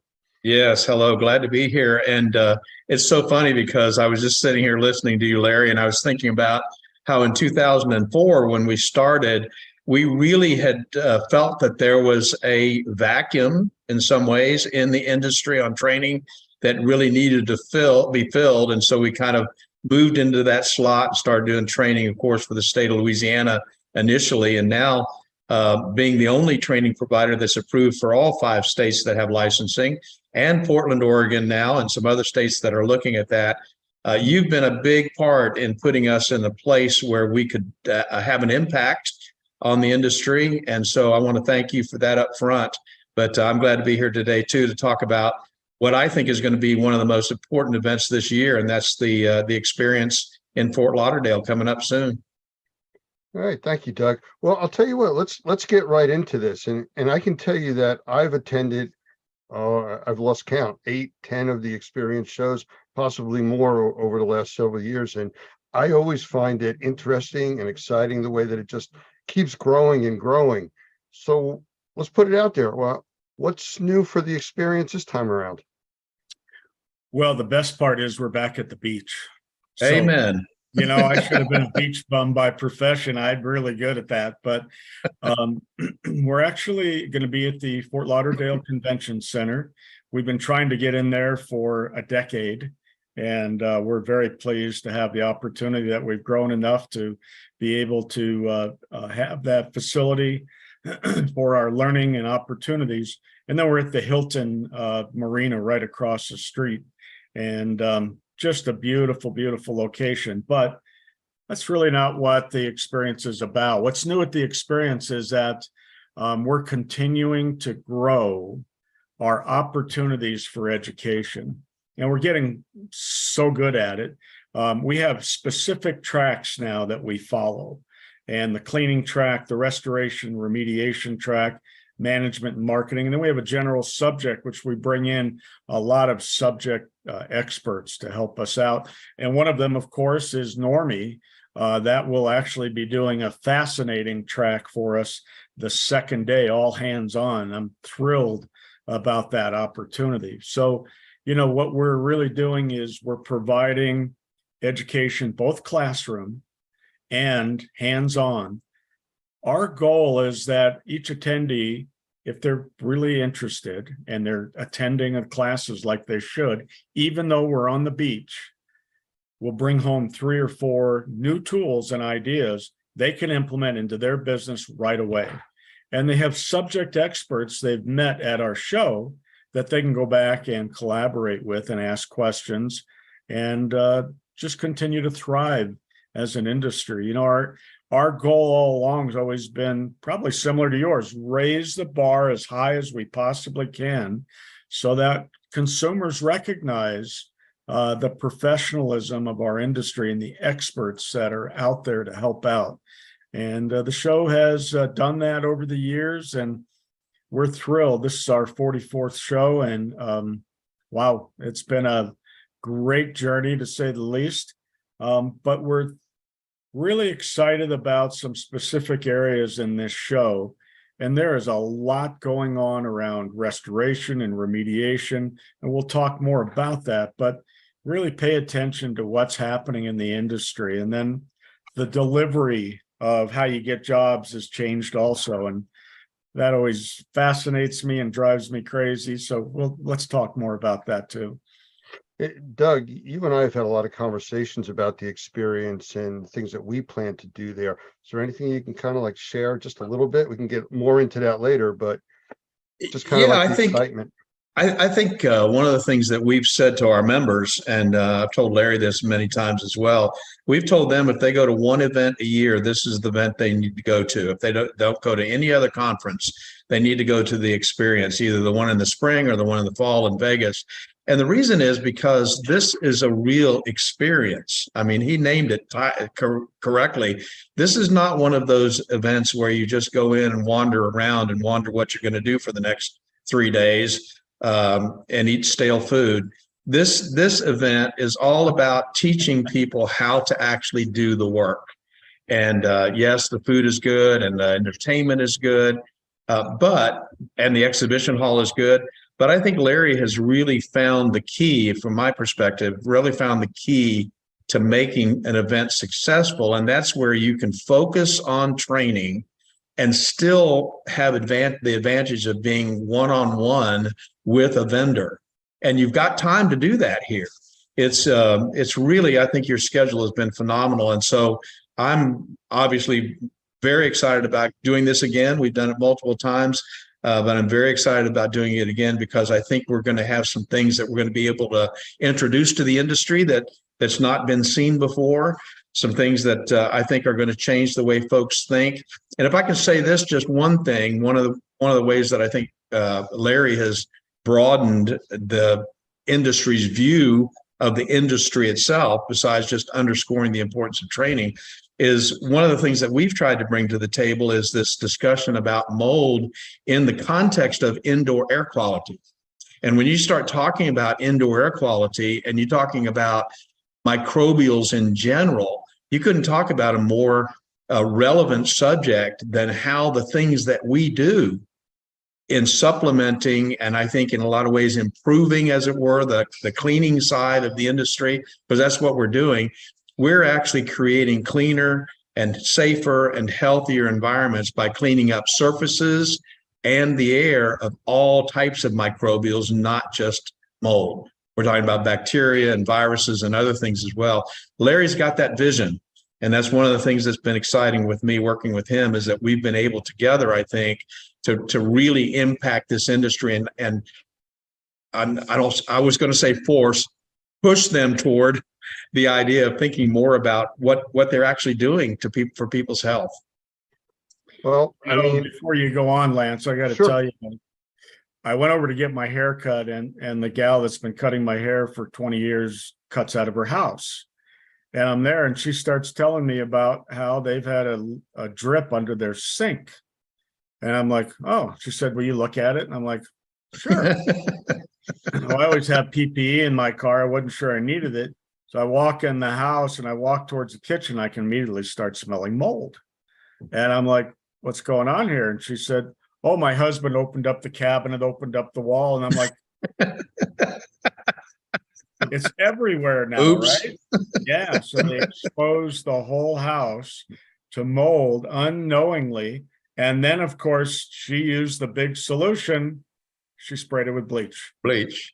Now I said, well, now I can't see most of the mold because you made it clear or white. That really helped. So nonetheless, we have such a huge job to do still of education, just to consumers. But really, if our remediation and restoration contractors truly understood what we're up against and how to protect humans in their own environment, we could educate the public in a much quicker way. Right. Yeah. Wow. I was just like, oh my God. I immediately went out, got my PPE on, put on Tyvek suit, mask, and they're like, what the hell are you doing? You know, and I'm like, I want to live. Well, since you brought up the 4-letter word mold, Oh, let us go down that path. Over the last several years with COVID, everything has been focused on COVID and viruses, and it's kind of shifted away from even things as common as the flu. So the industry has changed that way, but now it's 2023. Oh, Happy New Year. If I forgot to say that to you. thank you all. And, where do you see the remediation and restoration industry itself, specifically like with mold? Where do you see it going this year? What I have seen is that there are a number of groups like Normie that are doing serious research and investigation into best practices. And I think those best practices are going to change finally. We've been doing things that we made up 25 years ago when I was chair of the S520 and the 500. You know, we didn't really have science. We were doing things we thought was right. And now we have a lot of science, we have a lot of data, we have real information and real testing to be able to understand what's going on. And I think that's where the industry needs to go. And as a show, we're going to continue to promote that, elevate those ideas to the highest level on our programs. And then also I'm going to work with R&R Magazine to make sure we're publishing that type of information so that the industry starts looking at it. And change doesn't come fast. I recognize that, but we also put things in place that we made up. It's time to really investigate whether they work or not. So, I mean, the S520 and the 500 were the best information we had available at the time. And here we are now in a different place. And there are new ways and new critical thinking ideas about how to do jobs that are better practices than we've done in the past. So I think that's really where I'm hoping this whole thing moves to. And it's not just the mold area, it's also with virus, bacteria, it's also with other crazy things that are coming up. And I think we just need to be better prepared as an industry to respond. And, you know, one of the most disappointing things I think I can say out loud is our response to COVID was a little ridiculous. Spraying stuff in environments and leaving it certainly doesn't help the human health by any way. And so I know a lot of people made a lot of money spraying this goop, whatever it was. I don't know how many of those products were actually approved for use in the indoor environment the way they were using it. But we need to grow up as an industry and we need to do things a little more responsible. And I'm going to shut up and let Doug. So, jump. yeah, well, no, you're right on, Larry. And let me speak to this for just a second, because this is kind of a new thing. And I think you're going to be excited about this as well. So in 2015, when the state of Florida was working on their standards of practice, we wrote the Normie Professional Practices. And that document is an insured document, and it was good for its time in 2015. But since then, we've had 5 revisions. Wow. And the latest revision we just finished last week, and we're going to be presenting that, of course, at the experience and our first class here in 2 weeks. But the professional practices, that's what it's really designed to do, is to lay it alongside of the ISCRCS 500 and 520 and say, now here's the specific way, based on the contamination that you're dealing with, this is a specific way to do the work. It's a best practices document. We just added level 4, which is for sensitized individuals and how the work should be done in those kinds of circumstances. And I think what you're saying is exactly what's happened, what I see has happened in the industry. Spraying a bunch of stuff and letting it settle on the ground is like taking a trash can and pouring it out on your dining room table and saying, okay, I'm done. No, you've got to mechanically remove that contamination. Spraying, of course, you should spray, but it should be used correctly. And like you said, you should have the right kind of product that you're using and use the right method. There's so many great tools out there. We're talking now about one of the new electrostatic sprayers that seems to be different from a lot of the other ones because it's induction charging. So there's all kinds of cool things that are happening. I think I mentioned to you yesterday, we're going to talk about air washing in a way that has never been talked about before.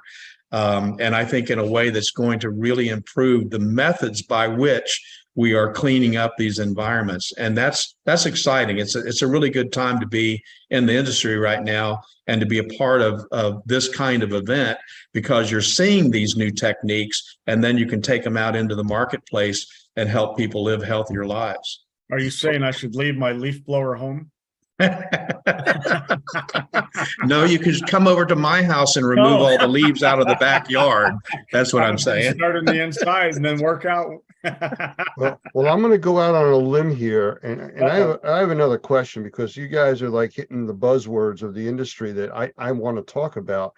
and I'm going to put it out to both of you at the same time. I don't know how good this is going to work out, but with what you're talking about now, professional practices and the experience coming up, and the one that's going to be coming up later in the year in Las Vegas, how do you see these changes affecting what we're going to be doing at the experiences? We'll go with both of them, and I'll put it out to either of you or both, whatever you want to do here. Mhm. Well, I like to take this new technology and new ideas and new equipment and whatever else testing we have available and bring it into the trade show hall where there's the most optimum audience there and do it hands-on. Because, you know, being in a classroom and showing a slide picture of it is great. But to take that picture, bring it into the trade show hall, turn it on and show them, and put it in their hands sometimes, you know, there's no other opportunity like that for them to be able to learn, take it back and implement it in their company.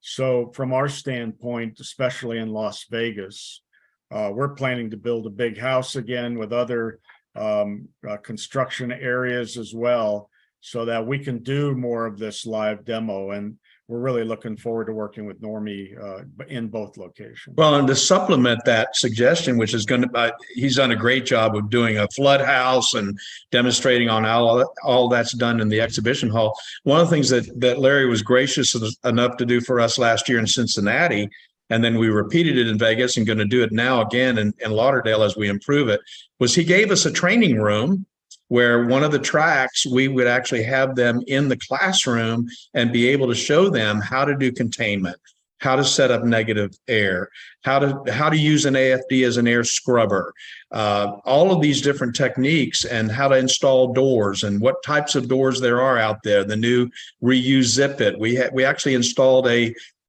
Zebulon air wall. So there's so many things that we're able to do. And as he said, I think we were very successful in Cincinnati and successful enough to repeat it in Las Vegas, where we had a whole classroom filled with people, standing room only, showing them how to do this hands-on work. And we're planning the same thing, of course, in Lauderdale. Absolutely. And, you know, we're talking about sensitized people. We're talking about spraying things. And those are the kind of things we need to talk about hands-on also. If you're going to spray and bring out a sprayer, start it up, what are we going to do after it falls? It's all over everything.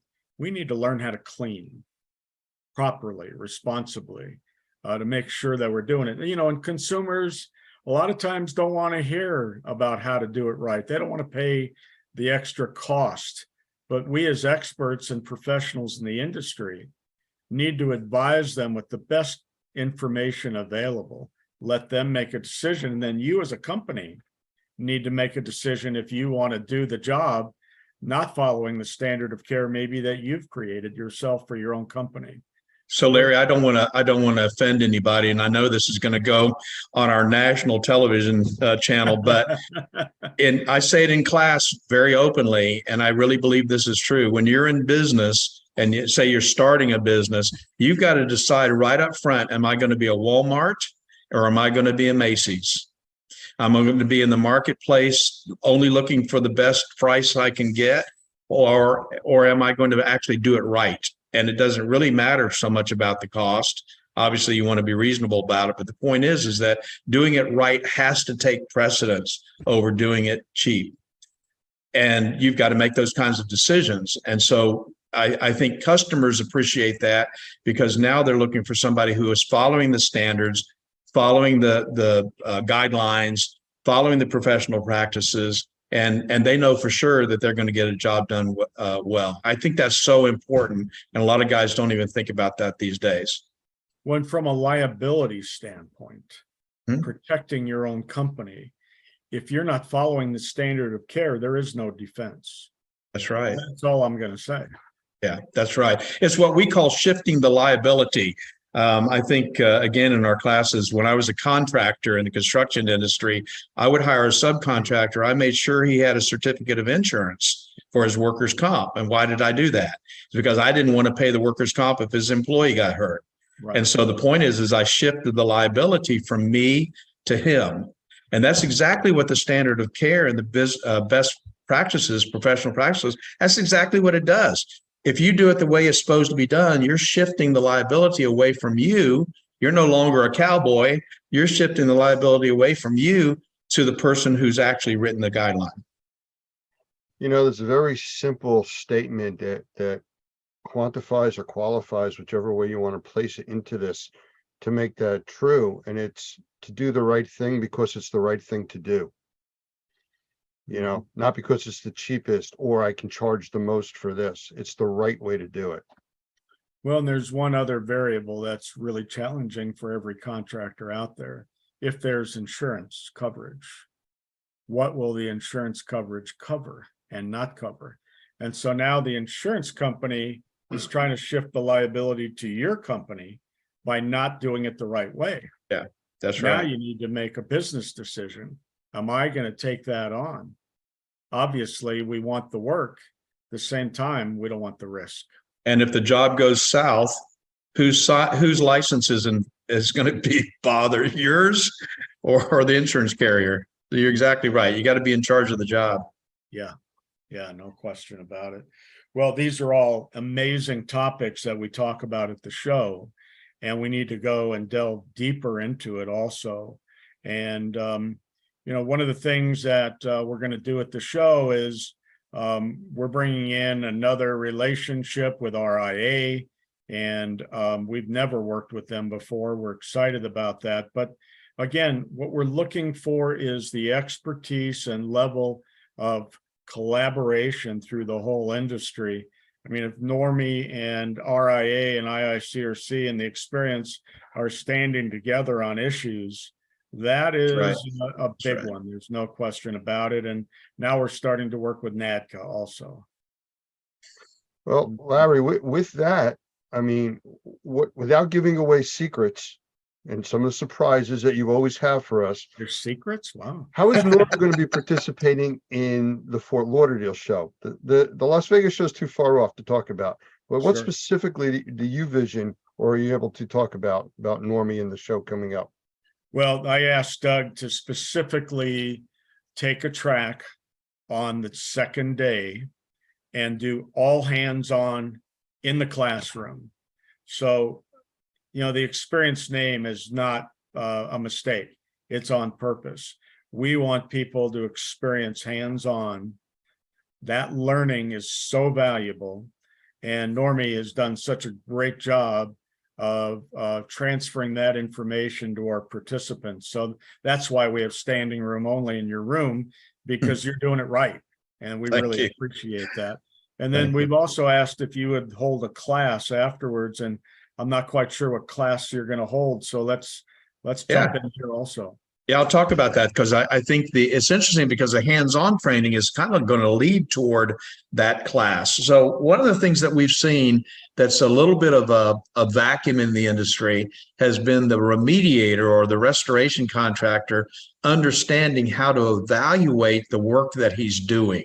And so we put together a certification. It's called Certified Mold Assessment Technician, CMAT. That's a one-day class. It does come with a certification once they take the exam. But the point is that it's teaching restoration contractors how to do 3 different types of assessments. Because oftentimes a remediator or a restoration contractor shows up on site and there's no third-party assessor, nowhere near.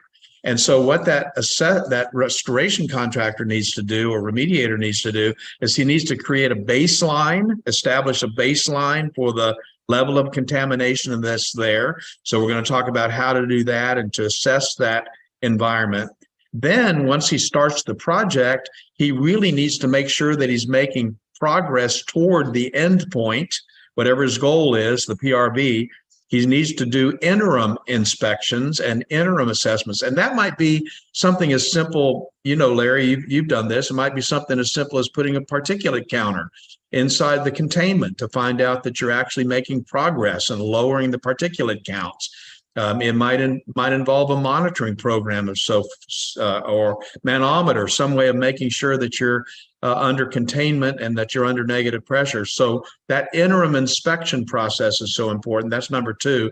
And then the third time that he's going to be doing an assessment is what we would call a PRE, post-remediation evaluation, in preparation for the third-party assessor. Because oftentimes they might not be an assessor on the front end, but the homeowner or the insurance carrier wants some sort of third-party post-remediation verification. And so if you're a remediation contractor, restoration contractor, you've been under containment, you want to make sure that the job is correctly done, and you want to pass that PRV, maybe you need to do a PRE, post-remediation evaluation, to make sure that all the surfaces are clean, the air is clean, and so forth, before you call that guy in to do the PRV. Because when he comes in, if it's dirty, he's going to leave and charge you another $500 to come back a second time.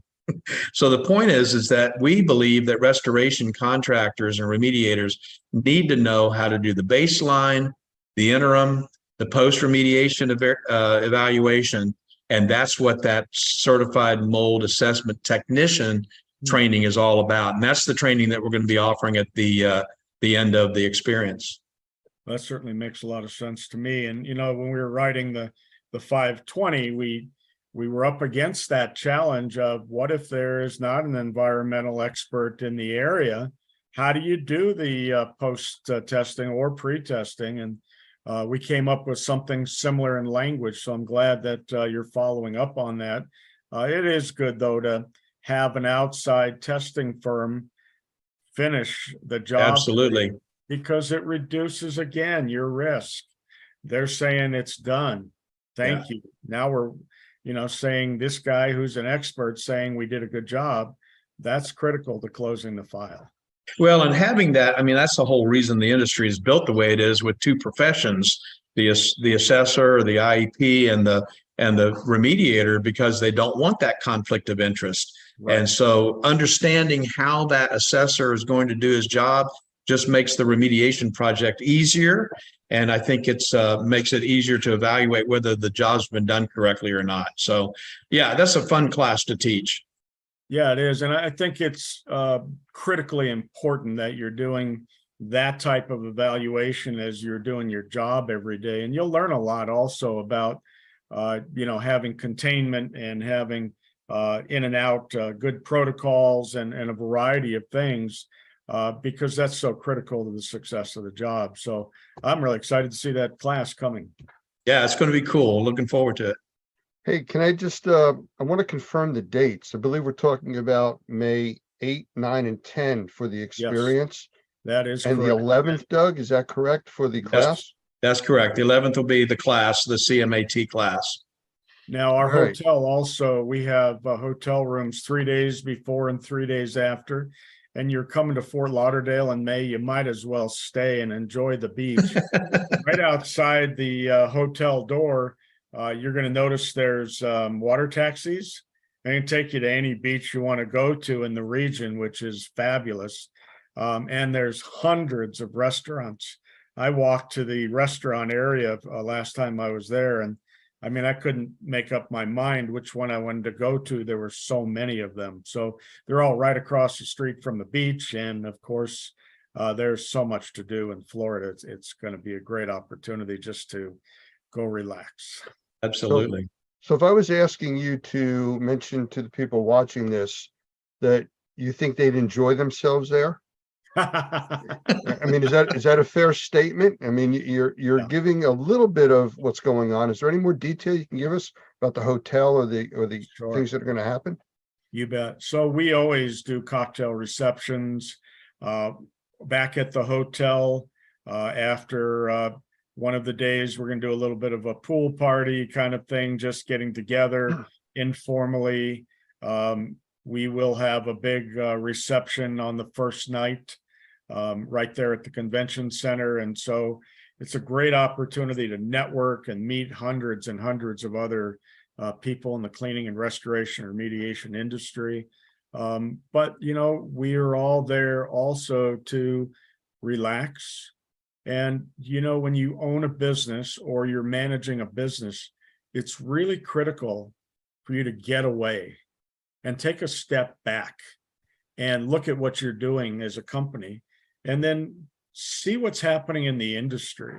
The one great thing that I learned going to conventions in my career when I was running a cleaning and restoration remediation company was that when I would go to these conferences, I would learn the latest techniques, the latest innovations and new ideas, and I'd bring them back and put them right into my company as quickly as I could, because we were leading the field all the time.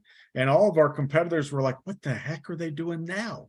And trying to figure out how we're doing it, why we're doing it. And they'd actually come to us to learn how to do it.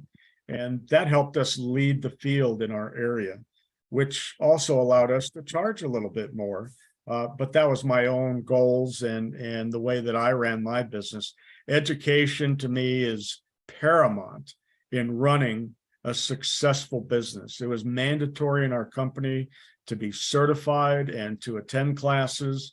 And it really made a big difference. And, ultimately, if you're larger than a MAPA operation, you have several people out on location, who is it that the consumer's talking to?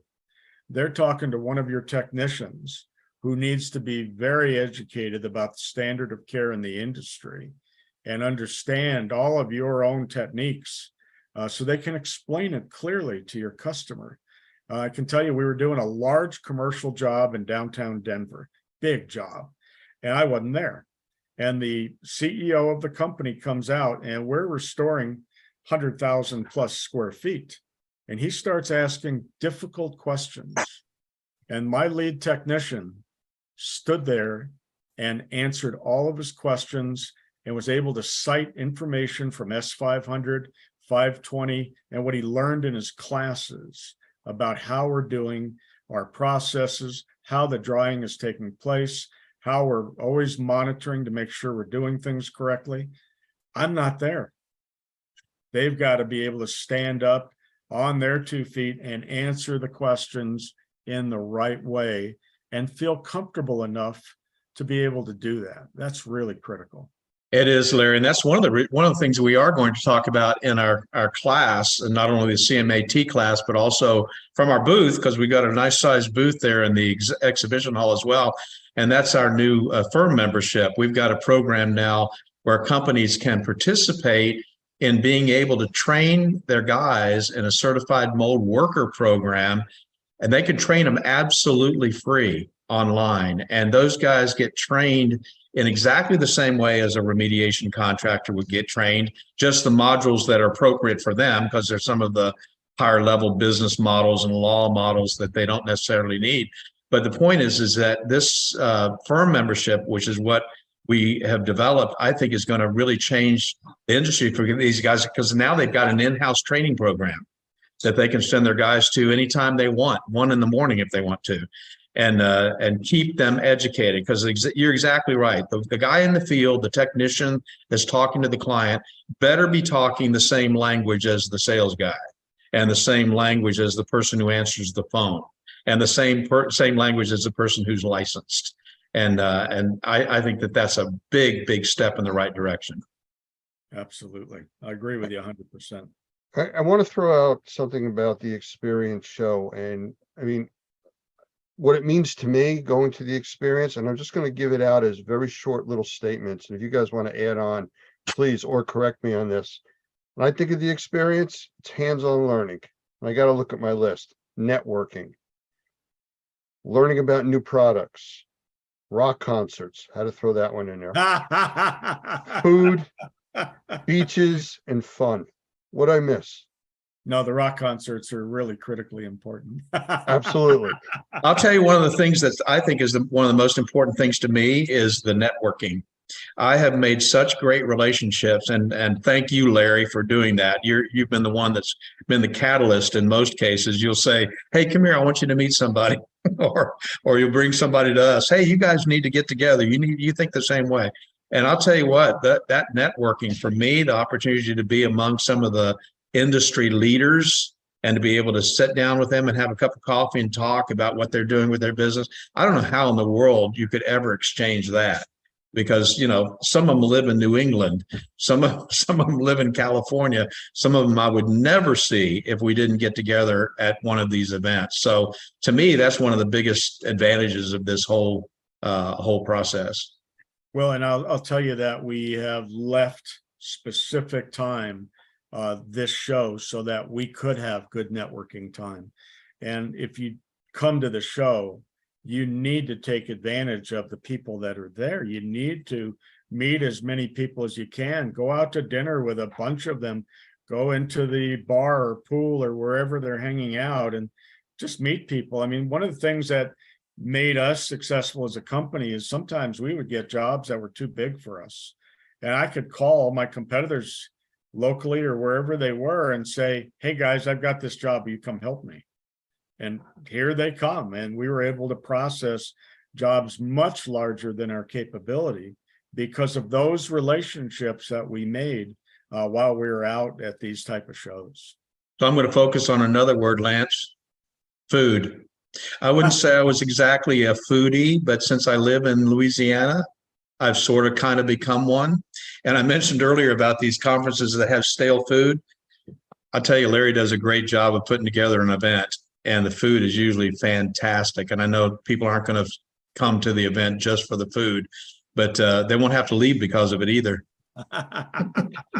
Now that's well, I don't know about not coming for the food, but I've kind of enjoyed going there for it.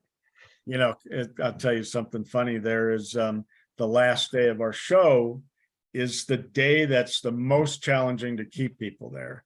And so I always put some of the strongest programming on the last day. You got to be there. But then in the trade show hall, I feed everybody lunch. I want them to stay. Well, the first year we did it, my wife's looking at me like, you're doing what? And she gave me this budget I was like not able to achieve. So I served hot dogs.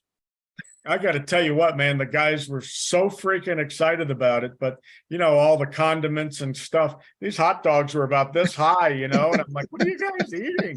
Anyway, we don't do hot dogs anymore. That's funny. Hey, real quick, if somebody wanted to find out more information about the experience coming up, where do they go to look? ExperienceTheEvents.com. We have a brand new website we just launched. We're getting better and better at it. And a lot of new information in there. We'll be adding to it continually. I'm working on the program right now, and in the next 2.5 weeks, the program will be published. It's coming along really well. A lot of new presenters on the program, a lot of new energy, and there is some exciting new advances on the program we all want to pay attention to. And I want to tell you as well, Lance, that we're working on a deal. So we're gonna have some special offers for the Normie members. So if you're a Normie member or you want to become a Normie member, we've got some special things we're going to be doing for you. And so that's going to be a little added benefit for those folks. Well, I appreciate the time both of you spent here, and just last few minutes. I mean, Larry, is there anything you'd like to say to sum up what we've talked about, or just sum up what's coming up at the experience? Yeah, we're very excited about our new relationship with BNP Media and the R&R magazine. And I think it's going to enhance a lot of our relationships with our partners as well. It's giving them new opportunities to get out more information. And that's really our goal, is education and information at the experience. I can tell you that going to the beach is always a wonderful time, and being down by the water is always one of my favorite times. But, we were in Clearwater Beach for, I think, 16 years. And of course, many people still scream at us for leaving there, but we outgrew the hotel many times over and finally just had to make the move. And, moving to Charleston and Cincinnati, we had fantastic shows. We met so many new people. It was really wonderful. So now going back to Fort Lauderdale, a big East Coast city with a lot of population and a wonderful atmosphere for doing a show. We're very excited about that. And I'm already starting to work on our show in Las Vegas. Again, we're going to be right back at Caesars Forum Conference Center, and we're going to be staying at 2 or 3 different hotels this time. We've added in Caesars Hotel across the street.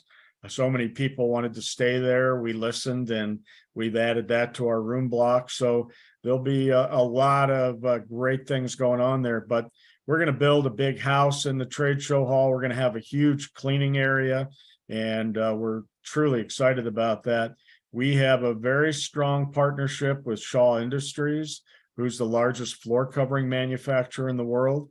And I'll tell you right now, our show the following spring is going to be in Chattanooga, Tennessee. And somebody said to me, why would you go to Chattanooga, Tennessee? I said, well, not only is it a cool city, but 25 minutes down the road is Shaw Industries.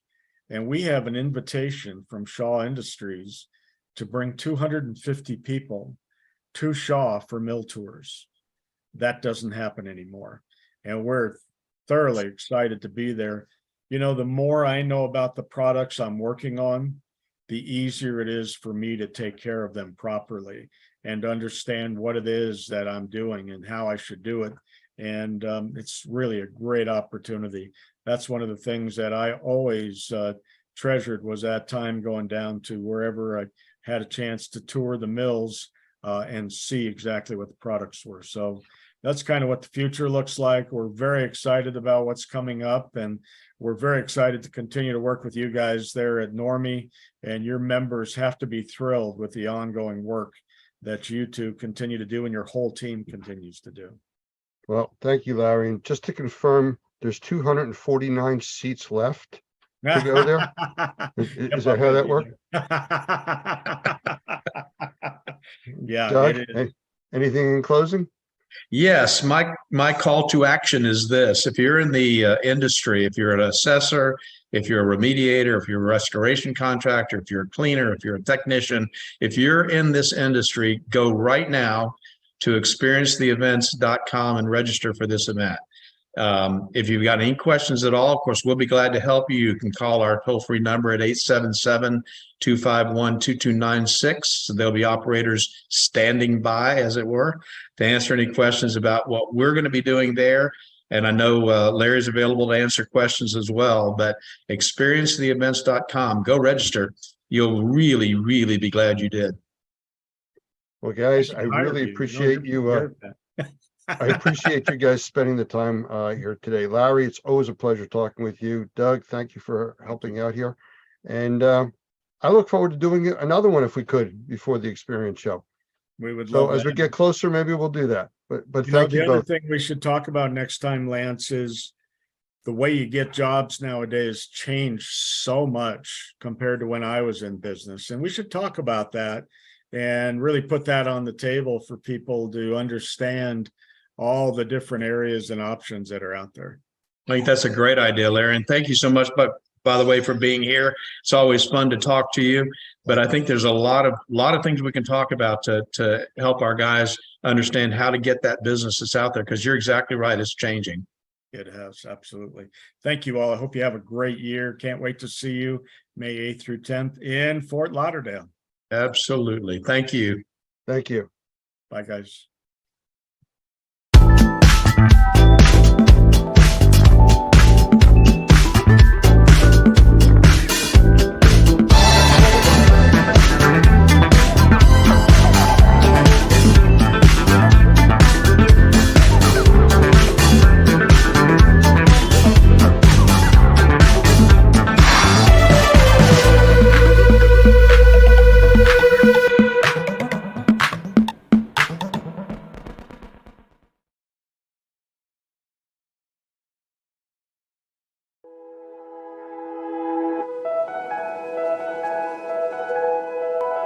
Good afternoon, or morning, I guess. Good morning. Yeah, so I'm sure that Mo told you when we created Normie in 2004, one of the interesting things was what we created it primarily for the Louisiana licensing law. And the Louisiana licensing law was the first law to go into effect for mold remediators in the country. So it was the first licensing law, and then what happened in 2005? Katrina. And so we were right there able to help, I think, a lot of people with some of the issues that were of a concern to us. I'm not sure if he talked about the difference between the IICRC and us, but they come from the business more from we're not competitors, by the way. As you know, if you're an IICRC person, you get continuing education credits off of this class. So we work together. We just look at the industry differently. They come from the water restoration side of the business. We come from the building side of the business. And one of the reasons why we do that is not just my background with my licensing, but the main reason we do that is because we try to look at the house and the problem that they're experiencing in terms of a mold issue as a holistic kind of problem, not just fix this problem and everything is great, but think in terms of how we can actually improve their indoor air quality. So when I was moved to New Orleans in 2002, I was actually doing some of the things that you guys are doing now and some of the things that we would recommend that you do in terms of ongoing IAQ management, which is what we call our sanitization protocol. How you create an environment in which mold won't grow. And that was really based on my book, Mold-Free Construction, which you have access to if you have the Normie app. We do have an audio version there, so you can just listen to it. Might put you to sleep, but you can listen to it if you like, because it's on iTunes and on Audible as an audio book. But the sanitization protocol really does improve people's indoor environments, so you have the ability to do that. And I just want to tell you about somebody that I met when I was in New Orleans. I was doing some trade shows, and a radio program, and I got a call from a lady. Her name was Laura DeRocher, and she had 4 children. And her youngest child, who was 8, had some very severe sinus issues. In fact, as she was talking to me, she had, of all 4 of her children, the other 3 had constantly been to the allergist every month. Now think about that for a second. Every month, for years, they had been to this allergy doctor. And she had found some mold up in the kitchen area over one of the cabinets, and she was concerned about how that might be affecting their kids, because she heard me on the radio and she knew that mold was an indoor air quality problem. She'd never really thought about that before. It's mold, how could it affect my children's health? But she was putting 2 and 2 together. She was saying, maybe there is a problem here with this mold that I'm seeing. So I went out there and I did the assessment. It took the sanitization protocol. It was not the amount of mold or the type of mold, or there wasn't a moisture problem that actually was causing the mold. It was actually a HVAC problem with the relative humidity. So we did the sanitization protocol, put it in place just like you see it today, exactly the same protocol. And she was really excited because in about a week she was feeling better. Her kids seemed to be feeling better. She wasn't sure. But the interesting thing that she told me when I was there visiting her was that her little child, the one that was just a few months old, they had scheduled that baby for surgery, sinus surgery. And she said, we've decided to kind of put it off because things seem to be going better. We'll see how this goes. Well, interesting story to kind of shorten everything up. About 1.5 years later, maybe 2 years later, I got a call from her and she said, I got to tell you an interesting story. She said, first of all, I got a phone call from my pediatric physician, the allergist. He was concerned that we had switched doctors because I haven't taken my kids to the allergist in almost a year. We decided not to do surgery for the baby, and the baby is doing great. Now, a couple of years old, doesn't seem to have any allergies to the environment and what's going on. She said, I think you really solved a bigger problem than you maybe think you solved. The reason I'm telling you that story is because we hear that story over and over and over and over again. Maybe not quite as dramatic, but we hear that story over and over and over again. You are in a very, very important industry. You may not realize it, but one of the reasons why it's regulated is because you're dealing with people's health. The health of your employees, the health of your clients. That's what you're dealing with. And rather than thinking about just being a mold assessor or just being a mold remediator, as Mo's probably told you, we want you to think in terms of being an indoor air quality professional, because that's really what you're doing. I'm sure Mo told you already that when you start cleaning up mold problems in an environment, it's almost like a surrogate of other things that are going on in the environment. If you're reducing the mold, you're also reducing some of the other contaminants, the bacteria, the viruses, the particulates, some of the other stuff that's going on in the environment. So you can make a gigantic change to the environment. So our goal is for you to really think in terms of becoming an indoor air quality professional. And this is really the first step. If you haven't thought about that before, this is really the first step in that direction.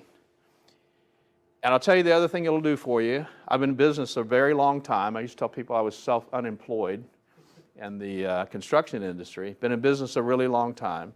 And what you want is you want an edge in the market that makes you different from everybody else. And it's not about price, let me tell you.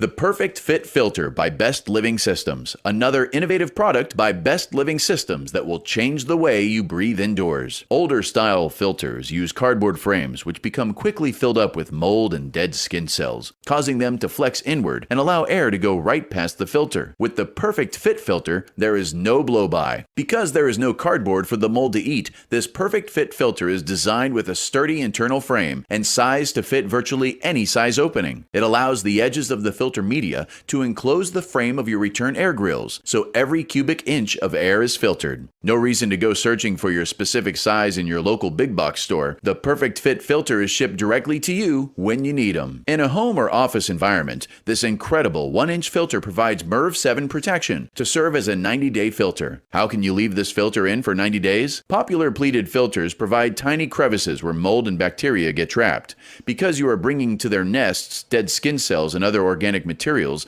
the microbes find a safe harbor, an environment where they can grow and reproduce. This is called bionesting, and the Perfect Fit Filter reduces the possibility of these microbes contaminating the air we breathe. Because the Perfect Fit Filter is rated with a MERV 7, the industry standard for 1-inch filters, it does not restrict airflow or put unnecessary strain on your air handler. The Perfect Fit Filter, now available by monthly subscription and free shipping at perfectfitfilter.com. The Perfect Fit for people who like to breathe.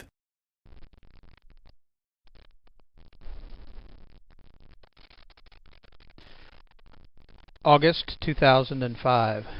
It'll be a memory etched into the minds of those of us who lived through and survived Hurricane Katrina and Rita. As devastating as the 150 miles per hour winds were, no one could imagine the inconceivable costs in terms of loss of human life and property that the failure of the levees caused when it flooded nearly 1/3 of the city of New Orleans.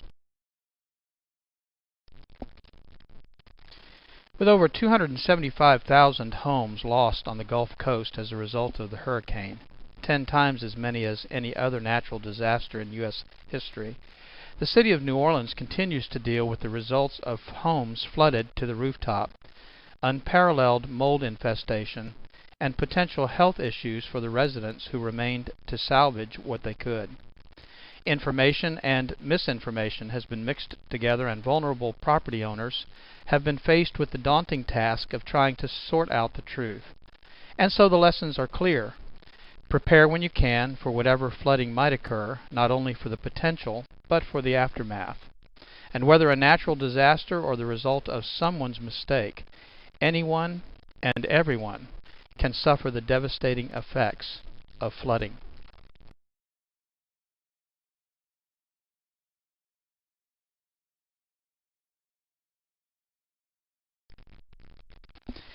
My name's Doug Hoffman, and I'm the Executive Director of NORMI, the National Organization of Remediators and Mold Inspectors.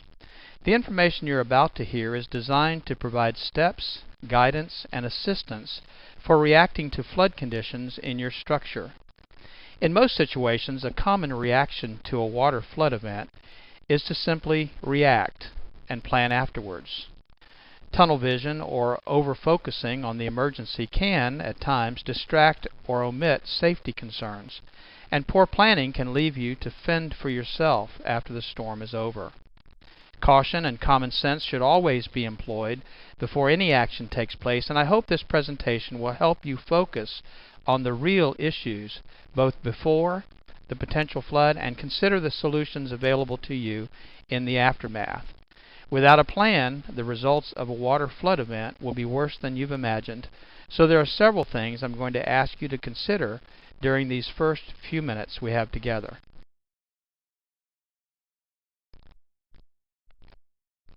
The integrity of the structural systems may have been compromised depending on the nature and degree of the event. In all cases, if you are unsure of how to proceed or to create a safe environment to work in, contact a professional to assist you. A major concern in flooding situations are the utility services. Wet or submerged electrical devices, outlets, and wires can energize the area you're working in. The risk of electrical shock, burns, or even death must be eliminated before proceeding. This may require the power company to deactivate your service. And of course, natural gas and propane sources should also be protected, secured, or deactivated. This would include pilot lights, heat sources, and gas storage tanks.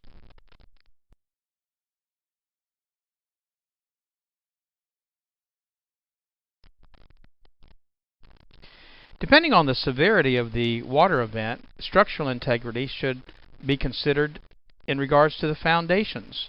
Foundation support could be weakened or damaged, allowing structural collapse. And with the utility and structural concerns addressed, the next major concern is the source of the water. Common sources of a water loss are as follows: a broken or leaking pipe from a drinkable water source, sewage or septic lines, groundwater, or a combination of those sources. And of course, you have to be concerned about the sewage and septic lines when you consider some of not only the sources, but the problems that could result after a flood. A general rule of thumb would be to consider any water that you would not drink as being contaminated. This would include water coming in contact with chemicals, human and animal waste, debris, and other unknowns.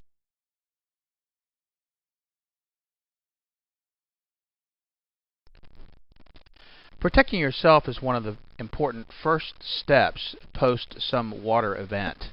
Exposing your skin, your eyes, your lungs, your nose, even your throat to contaminated water can create a wide range of health issues that may not appear for days after the exposure. I want to talk about personal protection equipment because that should be used while you're in the contaminated environment.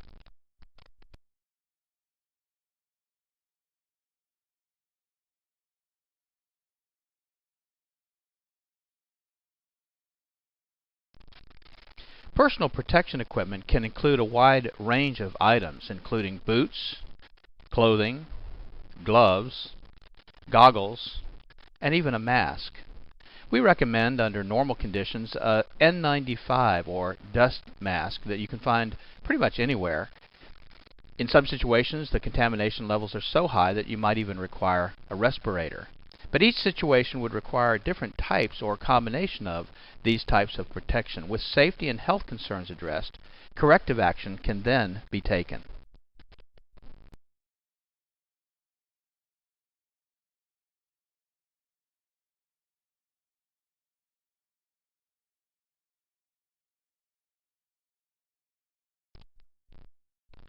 One of the most important things to consider with respect to corrective action is time. Time is your enemy. Once materials get wet or contaminated, damage and additional contamination growth is exponential. A clean water loss, if not corrected, can promote mold growth in as little as 24 to 48 hours. And contaminations due to sewage or unknown water sources will simply exacerbate the problem.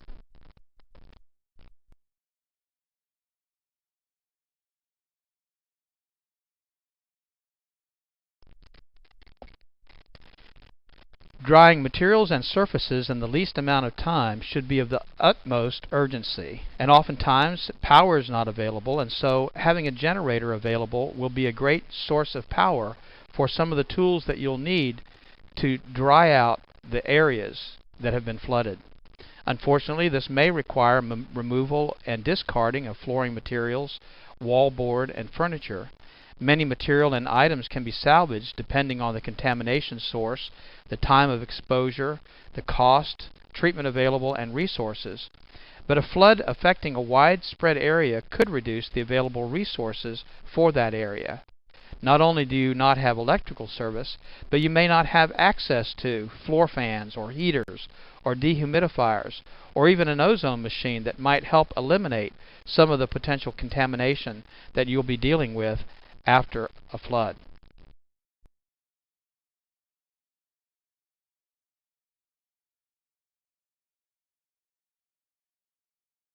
The following suggestions may not be appropriate in all situations. However, in all situations, safety must be the primary concern.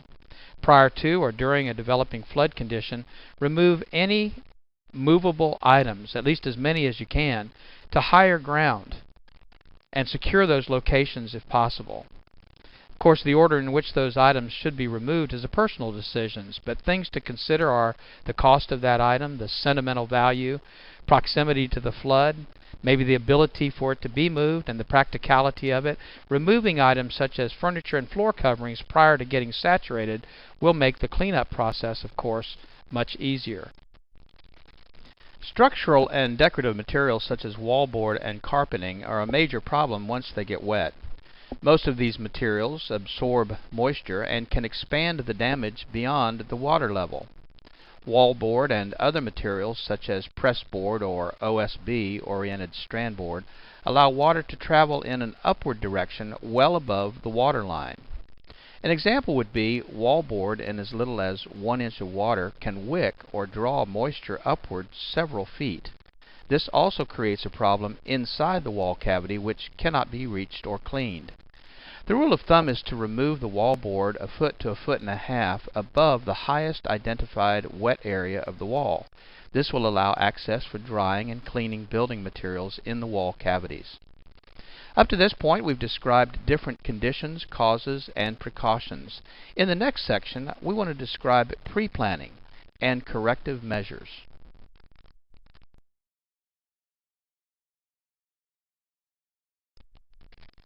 The preparation checklist. As mentioned earlier, safety is the most important issue to consider. You know, taking the important stuff with you is, of course, a great way to prepare for what may be coming. But what can you do to plan for the aftermath of the flooding? That must be considered too. Electrical and gas services must be secured before entering a flooded area. You know, as a side note, an improperly connected generator at a neighbor's home could energize service at your home even if the utility company has cut power in the area. This type of situation could cause an unknown and unexpected risk. With the utilities secured, standing and running water should also be avoided. The health effects from unknown contaminants against your skin is a concern in addition to the power of moving water. Did you know that just 6 inches of rushing water is capable of moving a parked vehicle? Losing your footing or being struck by debris, these are risks you need to consider. Assuming that the water is receding or the water source leak has been stopped, the next phase of the process can be started. Drying is one of the most important things you can do to reduce your loss. Contacting a remediation or drying company should be your first option. Pre-planning and contacting a restoration company before an imminent flood may place you on a response list if a wide area has been affected. Other options could include contacting the local fire department to have your basement or lower levels pumped out, renting pump equipment and generators prior to the flood while they're still available, and arranging for alternate lodging in the event your building becomes uninhabitable. Remember, the larger the area that's affected by the flood, the less resources will be available to you or your contractor.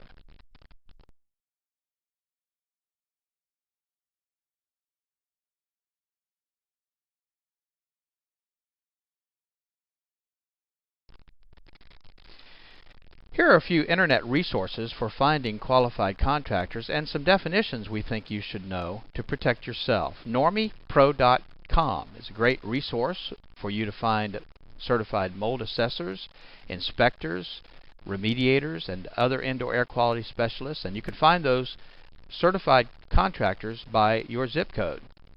ServiceMagic.com is another great resource for construction contractors throughout the United States, and you can find them by the type of work they do and by your zip code. And then, of course, environmentalexpert.com.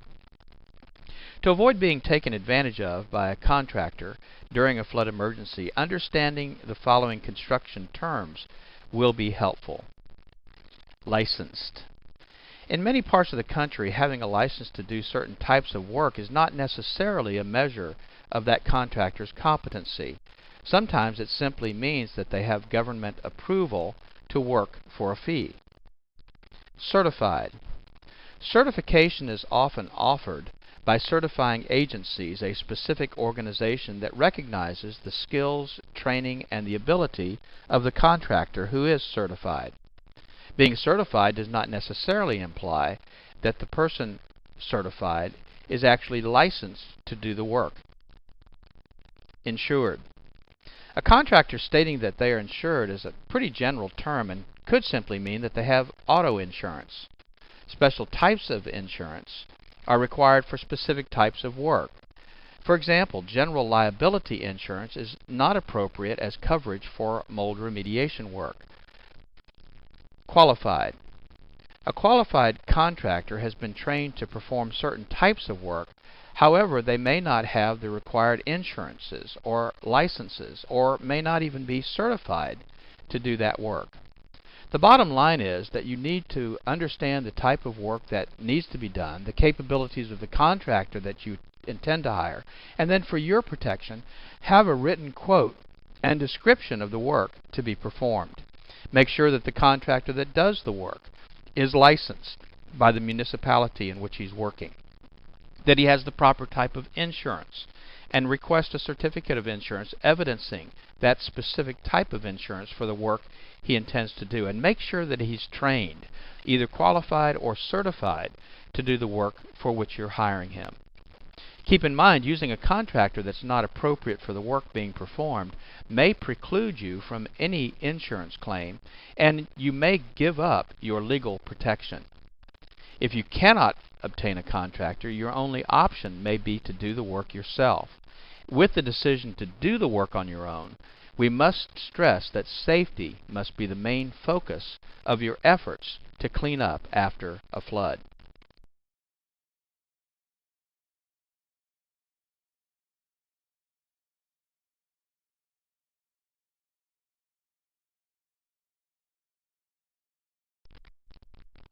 So let's talk about doing it yourself.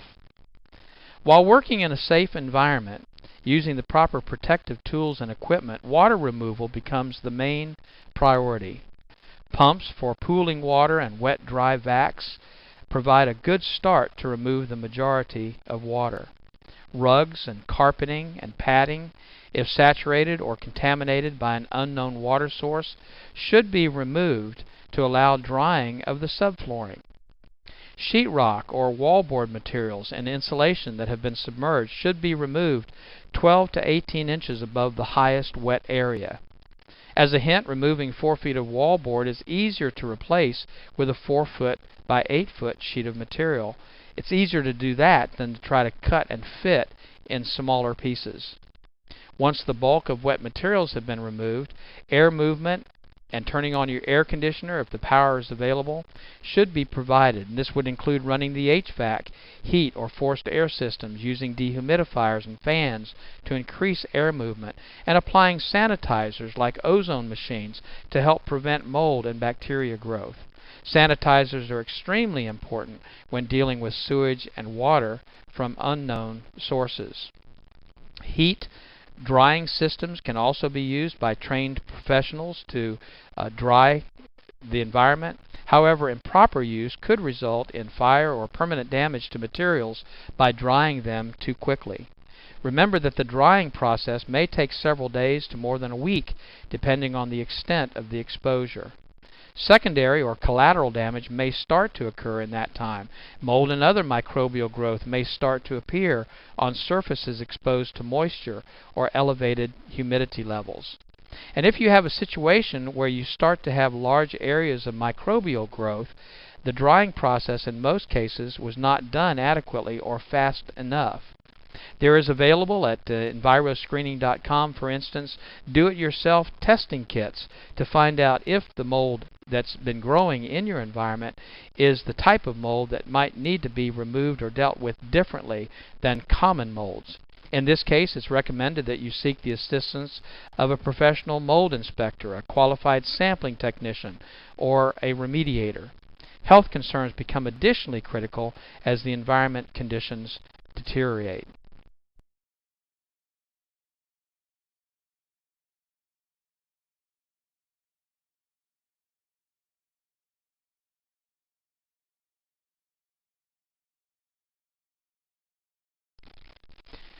In regards to mold licensing laws, there are currently only 4 states that have mold licensing laws in place.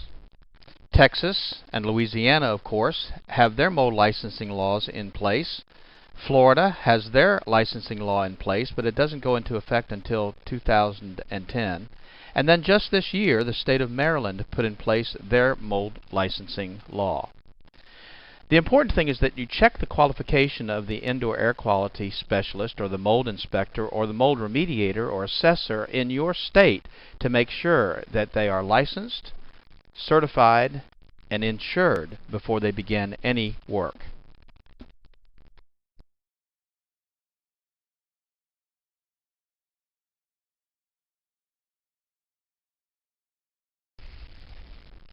Let's talk about some common misconceptions and myths pertaining to flood and mold and indoor air quality.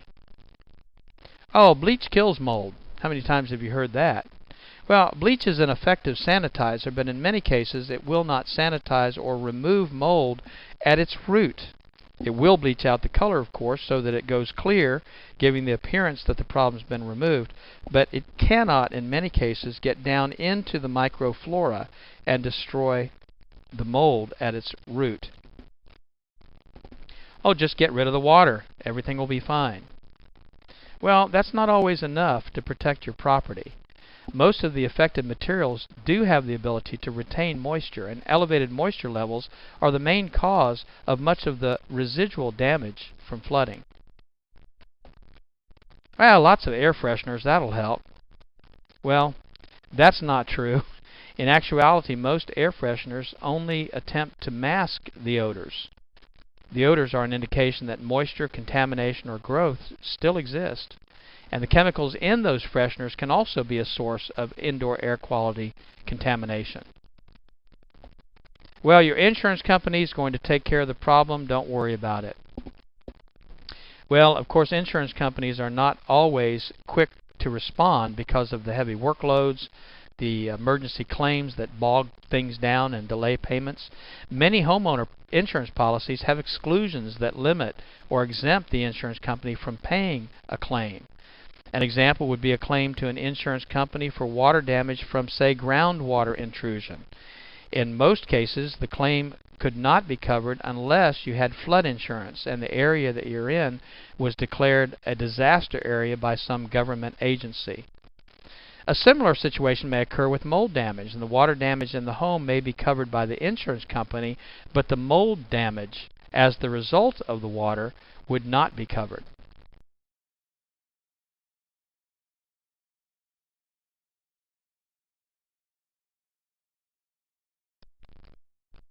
Here are several resources that may provide you with some additional assistance. Of course, the FEMA and the EPA government websites are good resources for more information about how to contact those agencies in an emergency. And also at the normie.org website, we've located a lot of resources for you, articles in regards to antimicrobials, information about mold screening kits, and other things that we feel will be helpful to you. We highly recommend that you seek professional assistance when dealing with a flood, mold, or indoor air quality issue. And please remember that the information that we have been providing to you is really for your information and not intended to replace professional training and assistance. I want to personally thank you for taking the time to listen to this overview. I am hoping that you will benefit from the resources we've made available to you, but also from the training that we offer industry professionals to help you through the process of getting things back to normal.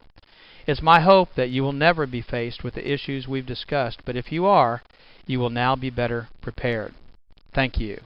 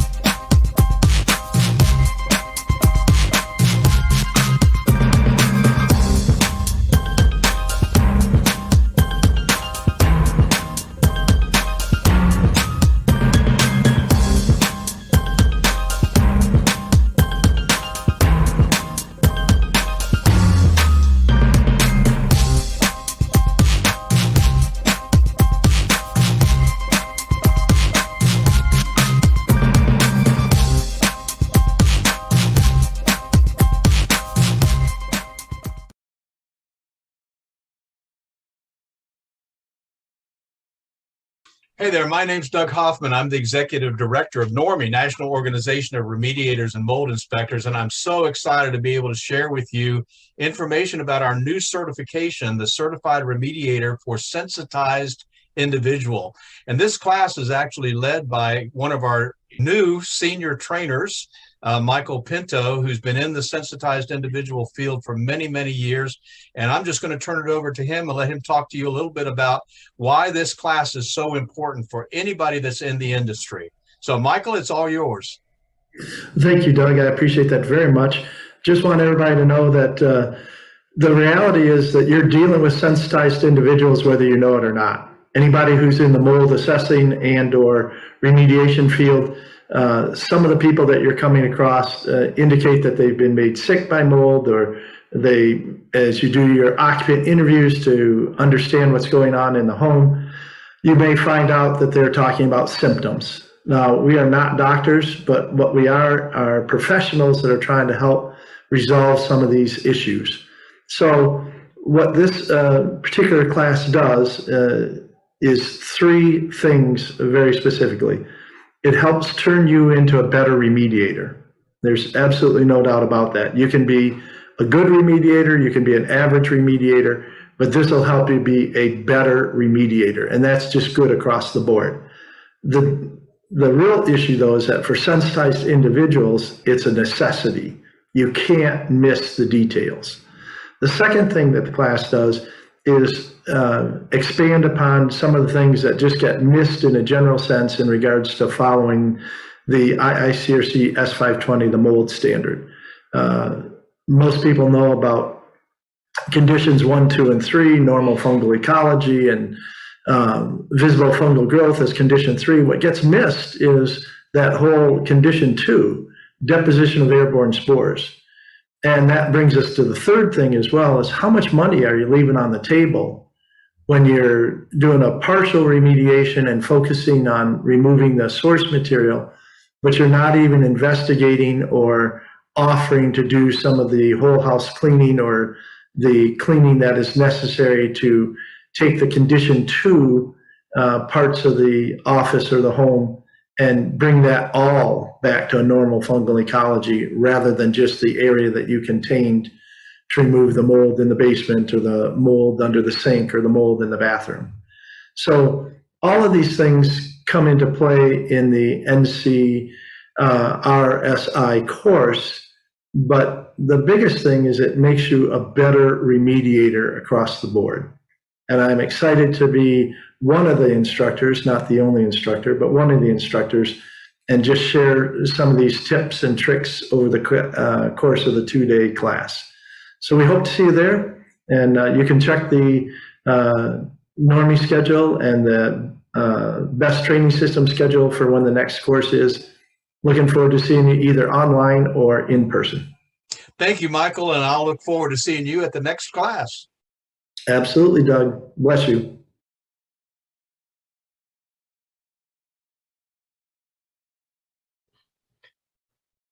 Hi, everyone. I'd like to welcome you all here to an interview that we're going to be doing tonight. And my guest speaker is somebody that most of you all know.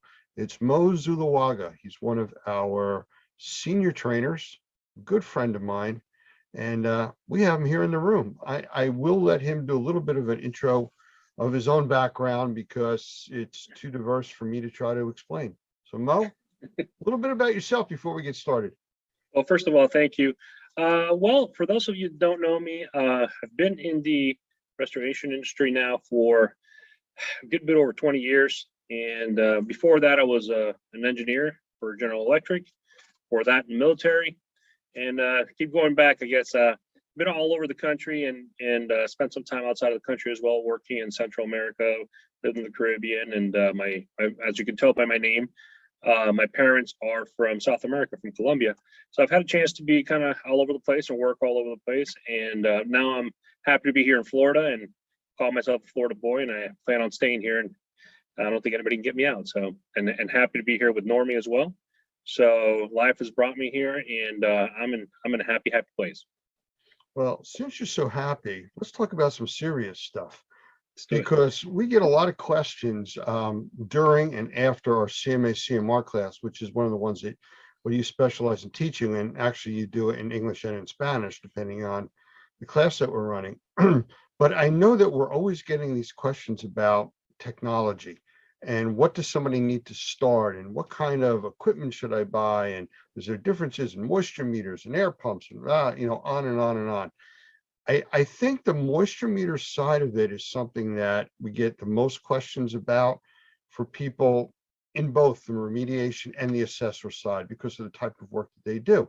So I'm going to put you on the spot and see if you want to talk a little bit about moisture meters and some of the differences between them and what you do with them. Sure. Actually, that's a great question, Lance. One of the interesting things about the class is we talk about in several sections of the class, we talk about one of the most important decisions that we need to make as remediators is we need to make a decision as to what equipment we're going to purchase, what we're going to use. And, I always push hard on the concept that you need to make the decisions based on the application and exactly what the specifications of the equipment are, because for an equipment or technology to function properly, the most important thing is that the operator must know how it works. It must understand its capabilities and, most importantly, its limitations. And a lot of the times we kind of just go right into using the equipment, and because somebody shows us how to use it, and we might use a small bit of the capabilities, but one of the things that is rarely taught from person to person is really what the limitations are. So I tend to talk about quite a bit about that in class. When we get into the whole moisture mapping section of the class, and I do explain a little bit about how moisture meters work and how they don't work and the things that you need to know.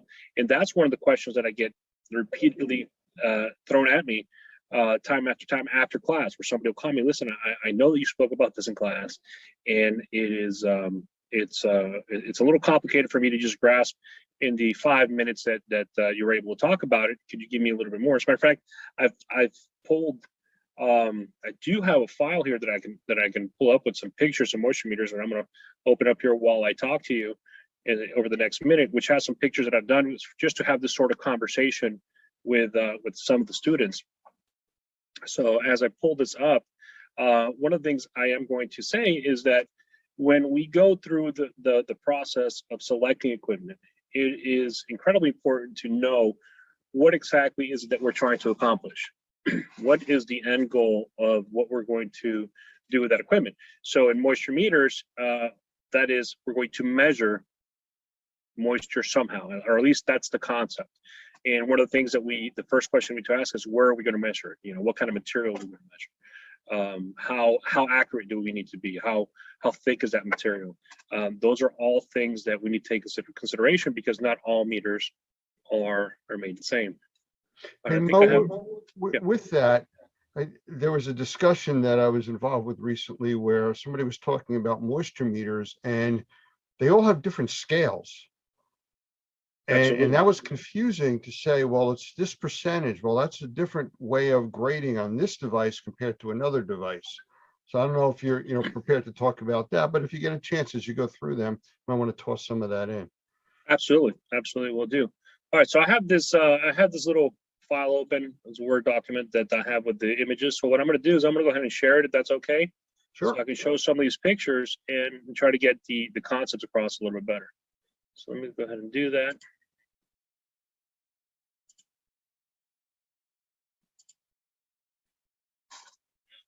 All right, toss this over to the center screen. All right, so can you see the moisture meters right now, Lance? Absolutely, you're good. All right, wonderful. So here's some, I'm gonna start here with non-penetrating meters, which actually goes right into questions you just asked, Lance, which is scales. So not all non-penetrating meters are made the same. Not all meters are made the same. And when it comes to these sort of meters, the first thing you do need to understand is that scale. What are those scales telling you? So I'm gonna go ahead and zoom in on this particular meter right here. This is a Tramex ME5. I use this meter quite often during assessments. It is one of my favorite non-penetrating meters. I mean, I have numerous ones, as you'll see and understand why by the end of this. But one of the things that you can see right here on this meter is right up at the very top, you'll see it says wood percentage moisture content. And then at the bottom, it says comparative. And the wood moisture content is a scale that's right up here at the top, and it goes from 5 all the way to 30, while the comparative goes all the way to 100. So let's talk just in this meter alone. There are two completely different scales. So the top scale where we have the wood, it'll actually tell you the percentage moisture content of the wood, and there are, if you look at the manual, depending on the wood, you'd actually have to use some variances if it's a hardwood versus a softwood, and they'll actually go by names, like if it's a fir or it's an oak or something like that, there'll be some percentages that you would need to adjust that reading. But in general terms, this is a wood moisture content scale. Down here, it's a complete relative term. So what does that mean? What does relative mean? It means that for it to have any meaning whatsoever, it needs to be attached to some other value. And so what we learned in class is that before we can go take any readings where we believe the area to be wet, we need to go to a dry section of the home and take up a reading of the same material. So if it's wood, it's going to be of the same type of wood. If it's drywall, it'll be drywall, flooring, etc. So we can get what's called a baseline or a dry standard, and then that's what we're going to use to compare. That's the relative number we're going to use. So on those different scales that you were mentioning, for example, this meter right here, as you guys can see, goes up to 100. If I was using, for example, a Delmhorst Navigator, the new one, it has a scale up to 300. So as you can see, 300 is not a percentage. 300 is just a number, and that's because the sensitivity of that particular scale, you need a wider range to be able to get the numbers that you want. It's a different system that it uses. And so the most important thing is that you understand as a user which is the best, which is the form that the way that your meter works, right? What are the scales in your meter? What do they mean, and what do they represent, and how do you properly read them? How do you work with your meter during different materials? As you can see in this particular meter, you have different materials, wood and timber.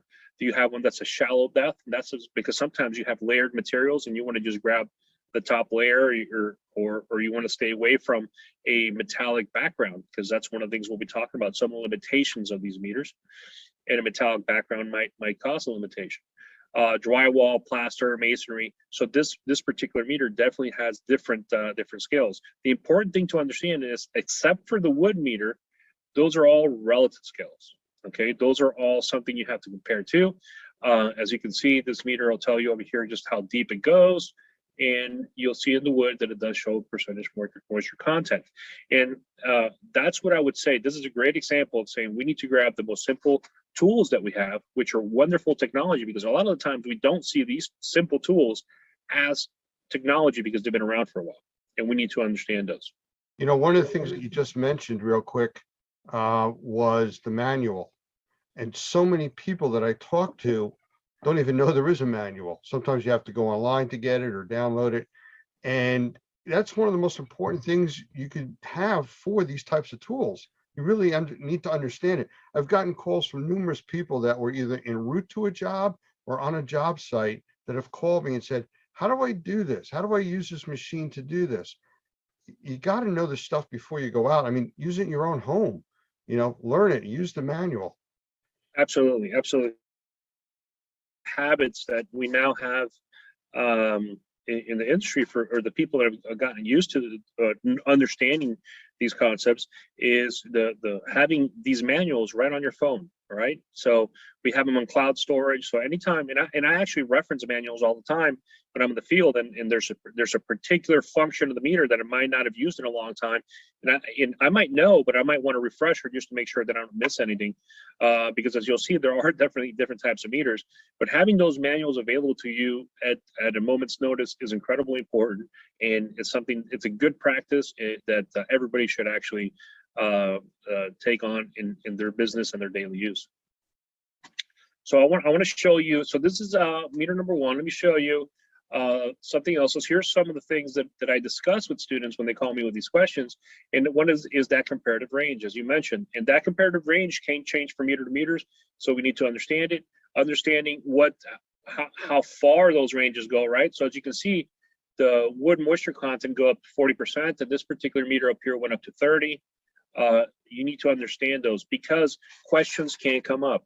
If you think about it, if somebody's looking and somebody's analyzing a project that you're doing, and they're used to seeing one particular type of meter where their scale is considerably higher. So for example, on a non-penetrating meter, you can have wet be pretty high, pre 68, 98. Other meters might be lower. So if they're used to seeing their meter and they think that your number is too low and that does not mean that it's wet, then you need to be able to explain that and say, well, my meter works in this form, and here's the scale that it works, and here's what the numbers mean. And if you don't do that, if you don't understand that, it might be a difficult conversation to have with somebody else that also doesn't understand your meter because they've never used it before. As you can see, the same company can have another completely different meter. This is also by Tramix. This one is really designed for concrete. And this one will have concrete moisture content, okay, and also for drywall. So this is a very specific meter, and these meters are excellent meters to use for very specific times and different projects. So if you really want to know what's going on with certain type of materials, you might need a very specific meter to do that. Just so like I said, having a set of meters to be able to tackle different problems that come on is very important. Just like you can see for concrete as well, I might actually want to know the actual concrete slab, how much the relative humidity is in it, how much moisture content is in it. I might need to tap into it and use a different type of meter with a different type of plug that allows me to be able to determine this. Because, for example, once we remove floors in some of these projects, before we can reinstall the floors, we need to make sure that we've actually correctly dried that concrete slab, because if we don't, then we're going to have issues with the new flooring when it's installed. So once again, understanding our meters, our limitations, our capabilities is important. And I think limitations is one of those things that we definitely need to focus with each one of our meters. Hey Mo, you mentioned a bunch of different types of meters, and I know over the years I've used combo meters. What I mean by that is a meter that will also do relative humidity, temperature, moisture on surface as a pinned or pinless. How do you feel about those? I've gotten mixed, opinions from people over the years. Well, I have a picture of one of those here. I'll jump a couple of pictures just to show you. Whoop, here we go. So this one is by Protimeter. Everybody pronounces that a little bit different. That's how I pronounce it. So if I pronounce it differently, forgive me. So Protimeter is a multi-use meter. So it does have a thermal hygrometer. It has a pin moisture meter. It has a non-penetrating moisture meter included as well. And it's a really good meter. It really is. There are some drawbacks. There are some drawbacks to having a multi-use meter. One of them is obviously your meter is done and you've now lost all your meters. That's one. In the past, some of these meters that had all the functions did not have, each function wasn't top notch. You'd have two of the functions that were top notch and the third one was okay. And I'm a big believer in having really good meters for certain type of projects for each one of those functions, whether it be a hygrometer. So you need to understand what application you're doing. But obviously times change, technology improves. Some of these meters are really good. This particular meter is really good. The kit comes with all kinds of accessories to measure different things, to be able to tap into wood, to be able to go past these little pins over here to go past the drywall and be able to measure and see if insulation is wet. You have multiple meters that do this, like that Delmhorst Navigator that I mentioned also is a good combo meter. My biggest drawback with combo meters for personally is that, a lot of the times they have a lot more functions that I need on my projects. Number one, and number two is if I lose that meter, I've now lost all my meters, and it's not something that I really want to face on a project. Well, that was one of the things that I had seen over the years, like you had just mentioned about the sensitivity of the meters, that you give up some sensitivity when you have all these different devices combined together. It's really good with one or two things, but a few of the other ones aren't as good. And of course, the other thing is if something happens, you drop the meter, you break it, you've lost everything, Absolutely. And the other one is they are pricey.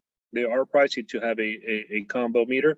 They're less pricey than buying really good meters of each one, mind you, but nonetheless, as to have one meter that can go bad or get dropped or now you're talking anywhere between $1,200 to $1,500 for top end meters, in the hands of a technician, can be a problem. It's if it's your personal hands and you're very good with your equipment, you take care of it like I do, they'll probably last you for a lifetime. But we know that as it goes from hand to hand, that level of care might change. So that also comes into play. How rugged are your meters? And that's one of the things that I look for. I like rugged equipment. I like equipment that I can take on a construction job, and it's going to make it to the end of the day. So that's important to me. Absolutely. One of the questions that comes up a lot is, what should I buy, a pinned or a pinless? And I always talk to them about, well, the pinless doesn't do any damage. You got to go to a different level of dealing with the consumer that you're working with about having pinholes all over the place. And depending on what you're doing, if you're testing carpeting, you're not going to see, like you're testing sheetrock, all these little pinholes all over the place, so you got to be prepared to build back. But, you have a favorite either way, pinned or pinless? Well, my particular answer to that is always I have both. And because it also depends on application, right? You do a lot of assessments. You've done a lot of assessments in your time, and during an assessment, in an assessment, a lot of the times you're not really looking to poke holes into a drywall, because like you're saying, you're creating damage to the drywall. On another type of project, for example, a drying project, that becomes a little bit less important. You're in an emergency situation and you need documentation that's going to be easy to explain down the road, either to maybe it's an insurance claim to an adjuster, or maybe you go to court, something like that. And in that case, a pin moisture meter is definitely going to be a lot easier to explain, because it's showing you some moisture content versus a relative reading. And relative readings can be one of those things that's difficult to explain or people to grasp in a short amount of time. On the other hand, both are great. So one of the things that I tend to do is I start with non-penetrating, and then I'll document the edges, the far corners. So once I get to the far corners, I'll document them with a pin moisture meter. I've gotten really good at taking those pin moisture meters in areas where you're not going to be able to see those little holes. There's ways to do that. And then I'll take one in the center, so I have some serious documentation with my pin moisture meter, and then I have a little bit more documentation with my non-penetrating. But both are incredibly important. Some of the stuff that you are going to be measuring, you're not going to be able to poke holes in either. Stuff like tile, really nice wood. You're not going to start poking holes all over the place. Really nice wood. So they both have a place in it, and sometimes I use them both because, as I mentioned in class, I never trust any piece of equipment or any measurement by itself. I want to be able to compare it to other things and be able to say that makes sense. What I'm seeing makes sense, because like I said, they both have limitations. And one of the limitations of the non-penetrating meter is that it's not really measuring moisture. It's using RF signals. Most of these are using RF signals, and depending on what's behind that drywall or in front of the drywall, you could have readings that are incorrect. For example, if you have a pipe, if you have wood, if you have actually some wallpapers actually have metal in them, and you'll detect it higher. Pin moisture meters give you a little bit a little bit more of I guess an accurate reading in those type of situations, but they can also have issues where they don't go as deep because the pins on those moisture meters tend to be really, really short. As a matter of fact, one of the tips that we talk about in class is if you have like a thick piece of wood, like a 4x4, the proper way to measure that is to drill 2 stainless steel screws right into the middle of the wood, 2 inches, and then you measure with your moisture meter to those screws. So now you have an accurate measurement into that wood because the pins are too small. So like I said, all this equipment has limitations and it has capabilities, and we just need to understand each one in each application that we use. It's funny, one of the classes I was watching as we were doing in our water class, they talked about drilling screws into a wood floor from underneath and taking samples like that with the big caution, don't drill through the floor. Yes. Come up on the other side. We're a Absolutely. little too far there. Yeah, and by the way, we've all done that where we got a little too far. So it's just be very, very careful. So I would say from what you've described here and the types of technology that's used, I guess the next level to go to would be moisture mapping, and how that's done and how this equipment plays into moisture mapping an area, and different ways of doing it. Right, and there are different ways of doing it, and that's where once again selection of equipment depends on what you're doing. Depends on the level of equipment that you need. One of the meters that we see here is a very economical meter. This is one of the things that we'll find at Home Depot for $30, $40, $60. And we're putting it next to another meter that's $500, $600. For certain things like moisture mapping, they could be excellent tools. That your meter does not have to cost $1,200 for it to be functional for your operation. One thing is very different when you're doing an assessment and when you're actually doing a drawing job. They both require a moisture map, but the level of accuracy in that reading is not the same for each project. It's not the same. During an assessment, we're really looking that it's hitting that threshold that it is wet. In drawing, we're going to want to measure every day the actual progress, and we want to be very exact with those numbers. And we want to have equipment that can read really fast readings in between each reading, so it can adjust quickly to its environment. So that's one of the things that is probably different from economic meters to others. Expensive meters tend to have electronics in there that react a lot quicker. So in moisture mapping, let me I guess I could use the same page here to talk a little bit about moisture map. I'll scroll down to the bottom, and then I'll get back to some of these little other tools if we get a chance to that we use in moisture mapping. So I'm going to explain the way that I like to do moisture mapping. This is the most common way that I'll do moisture mapping. And what I'll do is I'll use a little bit of drawing. So forgive me, I'm not an artist, and I'll just try to explain to you graphically exactly the way that I would do it. So if I had, for example,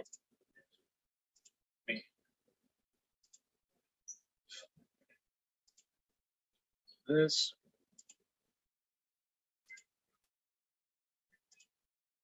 So if I had a wall that kind of looked like this, and we'll call this wall right here wall A, wall B, and wall C, and I would actually label them. So let's go ahead and do that.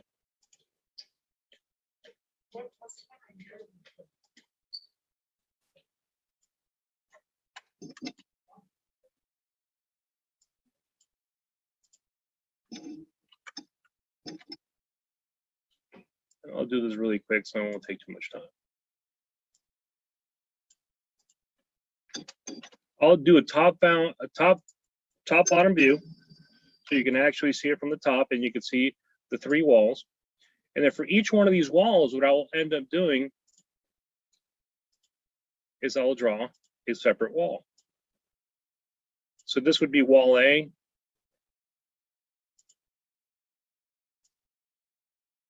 Wall B. Move the filter base. Okay.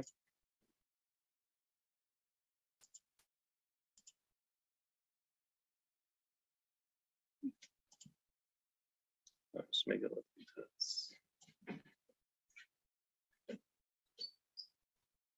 For those of you watching, I think he is having fun doing this. I am having fun doing this. I love doing this kind of stuff.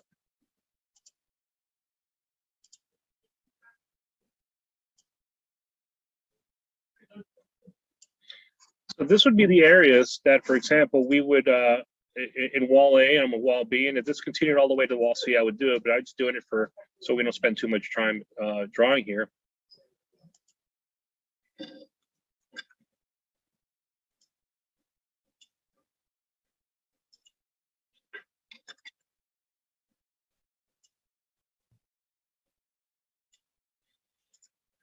And the other thing that I would do to make it a little bit easier for everybody that comes down the road is I would do something like this. I would actually have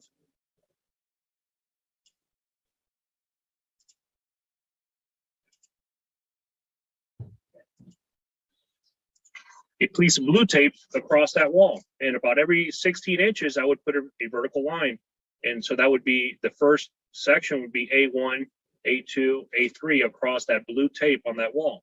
So, and I hope I'm explaining myself correctly. If for some reason I lose you, please let me know.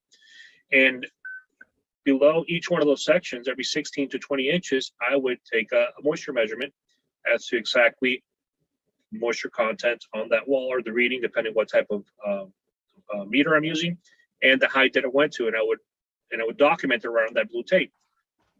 So on A1, I would put day 1, it would be the moisture content and the actual reading, and I would do the same thing on day 2. And what this does, it actually shows the sketch of the property. So if I had a whole property that was wet, I would probably, it wouldn't be these 3 lines, it would be the actual sketch of the whole property.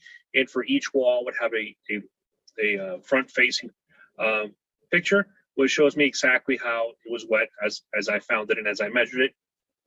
And you could write right here and take pictures as well. And on my sketchbook, I would actually write on the picture what the moisture content was at that time. So that's one of the ways that I would do a moisture mapping. You can simplify this. You don't have to go as in depth as I go sometimes. And sometimes I keep it very simple. One of the things that you can do is, depending on your application, as an assessor, you can actually use the blue tape to go ahead and outline your moisture map area. And I do this quite a bit, for example, on ceilings. When I have a patch of a ceiling that is wet, I will go ahead and outline it, and I will lay in, and sometimes I'll mark it right on the blue tape exactly what I saw. And what that does is for anybody that comes after me, whether it's a mediator, it's an adjuster, it's anybody, they can really quickly see the areas that I found to be wet. So I'll actually moisture map it with my tape, document it with pictures. If I'm able to, I'll do what you see here, which is a graph or a sketch of exactly the area from 2 different angles. And the whole concept, everything that I do regarding this, and the reason I take a little bit extra time is I always ask myself is, if I was in court in front of a judge and the judge had nothing to do with the restoration industry, how can I easily explain to him or show him exactly what was going on here? And that's always the basis that I take on my approach of either writing a report or doing a sketch or trying to explain something, because the reality is that we're not always going to be talking to people who completely understand restoration, who completely understand mold assessment, indoor air quality, any of these issues. And so it all ties together, from understanding how your equipment works, selecting that equipment, using it properly, being able to explain it, and then documenting the results into something like a moisture map. It all comes from basic thing is we need to understand why we do the things that we do and how our equipment works. Very simple things. Looking at what you're doing here, I mean, to me, it makes a lot of sense, and hopefully everybody that's watching understands this too, but it also looks like a very labor-intensive process. I know there's other devices out there. I mean, I've used thermal imaging and stuff like that that work hand in hand with moisture meters. So how would you draw the differences or comparisons to using that additional device in conjunction to a moisture meter? Okay, that's a great question. Well, one of those devices, I actually have a picture of it right here, which is this hydro sensor. Then this is what this is. It's not a moisture meter, it's a moisture sensor. So right over here in the tip, you'll actually get two little spikes. And once you put it into a something that is wet, it was going to beep. So it's going to let you know, hey, this is wet. Obviously, once I find something wet, I'm going to confirm it with a moisture meter. But this is a really easy way to be able to do a moisture map, for example, on a large area that has carpet and all the carpet is wet. So you don't have to bend over. This is the original intention of this product was to be able to do that, to be able to walk around and be able to then do your moisture map on carpet. But it has great other options. For example, when we find cabinets, and the toe kick is removed on that cabinet, how do we reach all the way in the back behind that cabinet to see if that drywall or whatever material is back there is dry? And my hand, I can tell you right for now, my hand won't fit. So this tool allows me to just go right under there, reach all the way to the back, and do moisture testing across the back wall and see if any of those areas appear to be wet. Also, they're great for HVAC closets and little spaces in between the air handler and the drywall. Normally, you have 3 to 4 inches, and once again, I can't reach, but many times I find the moisture with this tool allows me to reach high places as well, ceilings and anything like that, without really having to get up on a ladder. Or if it's a high ceiling, I don't have to get up on a really high ladder because I have a little bit of more reach due to this tool. So it's a wonderful tool that I think everybody should use. Saves my back and it saves me a lot of time. I use it quite often. The other one that you mentioned is thermal imaging. So thermal imaging is a wonderful tool, probably one of the best tools that we have for efficiency in our industry and for breaking the ice with the customer. But once again, for you to be able to use it properly, you need to really understand how it works. So one of the first things I always say is get certified, understand what it does and what it doesn't do, and always question what it's showing you. So a thermal imaging camera, we all know, can give us false positives, and any dark area is going to be dark because it's cold, not necessarily because it's wet. It's definitely going to be colder than its surrounding areas, okay, but it does not mean that it's wet. But you can also get false negatives, and that's one of my biggest concerns all the time with infrared imaging. You can get false negatives because for you to be able to see anything on that camera, there needs to be temperature differentials within the material that you're observing through the lens, and that's not always the case. For that material to be able to show a differential, wherever it's wet, that liquid needs to be evaporating. That's actually how thermal cameras capture that something is colder because it's wet, is because when you have a surface and that surface is wet, I'm going to pretend I have a wall here. As those water molecules evaporate, they're taking energy with them into the air. That means they're leaving the surface of the material cooler because energy cannot be created or destroyed. It can only be transferred. And that water molecule, as it leaves the surface and it goes floating into the air, means that all that energy is up here. You have less energy here. And less energy means less heat, less temperature. So that's what the infrared camera is capturing. But if that's not happening because environmental conditions, because you have some sort of material or paint that does not allow that wall to evaporate, it's not going to show you anything. And that whole entire wall might be soaked. It's happened to everybody. It's happened to me, where I've said, well, this is dry. And I said, well, let me go check, with my other meters anyway. And sure enough, and then you learn, I always have to check with moisture meters. I cannot trust the infrared camera by itself. I rarely trust any single piece of equipment by itself. I always want it back up to give me a confirmation and saying, hey, yeah, what you're seeing is truly what you think it is. Well, part of every certification course I've ever taken or seen for thermal imaging always goes back to document it with another device, usually a moisture meter. And that's your confirmation. You're not seeing moisture, you're seeing an anomaly or an exception to what's normal. And the other electronic device is what confirms what you're seeing. Absolutely. Now, having said that, if the area that you're scanning with your thermal imaging camera does show up on your thermal imaging camera, it is a great way to moisture map, right? Because now you can see the entire wall. You can document it with pictures. It's showing you the area that's wet. You can do a couple of, you can do follow-up moisture meter readings that you can document, which I also, by the way, not only do I document it with my regular camera, I document it with my infrared camera, because I like to show that that meter was exactly where the dark area was. So there's no question or doubt as to exactly where we took that measurement. And so it is a wonderful, wonderful tool. I don't leave home without it. Absolutely. You know, some of the newer equipment now, thermal imaging, even the lesser expensive ones do image over image photography, which is they're showing you an infrared image with the regular digital image over on top of it. So you get to see the outline or the structure of what you're looking at, plus the thermal patterns on the wall. So it really creates a very good description for anybody looking at as to what's going on in that environment, after you've obviously also documented it with moisture meter. Absolutely. Absolutely. As a matter of fact, nowadays, to me, it's the only way to go. Dual camera. So you're taking a regular picture and an infrared picture right next to it. So when your report comes out, that's exactly what you see. You see the regular picture, and right next to you see the infrared.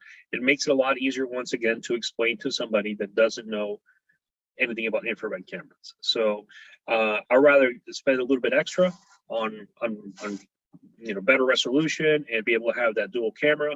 And nowadays, like I said, even some of the economic cameras are coming up with do have that function, and it's a function that to me it's absolute must. So we've gone from the basic moisture meter to the advanced moisture meter to the hydro sensor to the thermal imaging cameras. For somebody new starting out in the business, a piece of equipment to start with. You don't go out and spend $50,000 on a thermal imaging camera. Right. Where do you start? Especially when you want to start dealing with moisture in your assessment or your remediation projects. That's a wonderful question. On an assessment project, you have so much more flexibility per se on equipment. Because you're looking for different things that necessarily you would be on a drying project. You're still looking and want to make sure that stuff is wet or dry. You want to do a comparison. So you do have a wide range when it comes to non-penetrating and penetrating. So you can start with a less economical meter. The key, once again, is find out how it functions and read the reviews and watch the videos online for that manufacturer. And you should do that for a number of meters within your price range to find the one that is highly recommended and that actually does the job that you're looking to do. Some other ones, it's a different story. For example, if you see on your screen right now, this is a hygrometer. So you have non-penetrating meters, you have penetrating meters, you have moisture sensors. Now another way to measure moisture is moisture in the air, which is where we'd use a hygrometer. And on hygrometers, once again, an assessment, it could be a little bit more flexible, because what you're looking for is a couple of readings during your assessment project, and a lot of hygrometers out there will do that. If you're in a drying project, for example, there's very few hygrometers that can stack up to the requirements of a drying project. This is, for example, one that would. This is a one that I like quite a bit. It says Phoenix, but I believe now the manufacturer is Vaisala. And what the differences are, for example, this hygrometer, I can put in front of a dehumidifier, which has extreme temperature and moisture readings and low moisture readings, and pull it away and get very accurate readings right away in another location. Other hygrometers, less expensive hygrometers, you're going to have to wait a number of minutes to be able to get an accurate reading per location. So hygrometers tend to be one of those things that the better you get, the better it's going to be for you for efficiency, because you don't have to wait all that time for the sensor to be able to adjust. Better sensors also tend to last longer before they become calibrated. So those are things. The newer hygrometers that are high end, you can also change the sensors. You can buy just a new sensor and put it in.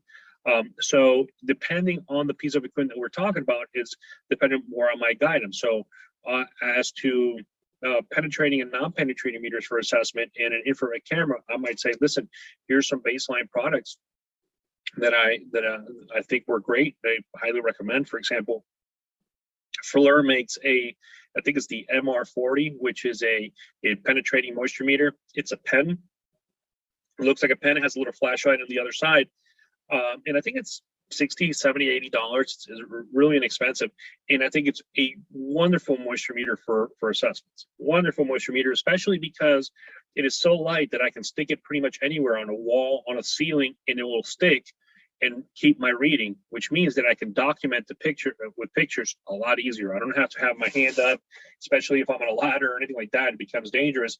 I don't have to hold it sticking to the wall and taking the picture. I can just stick it to the ceiling or to the wall, take a step back, take a picture up close, take a picture from far away, and it does a wonderful job.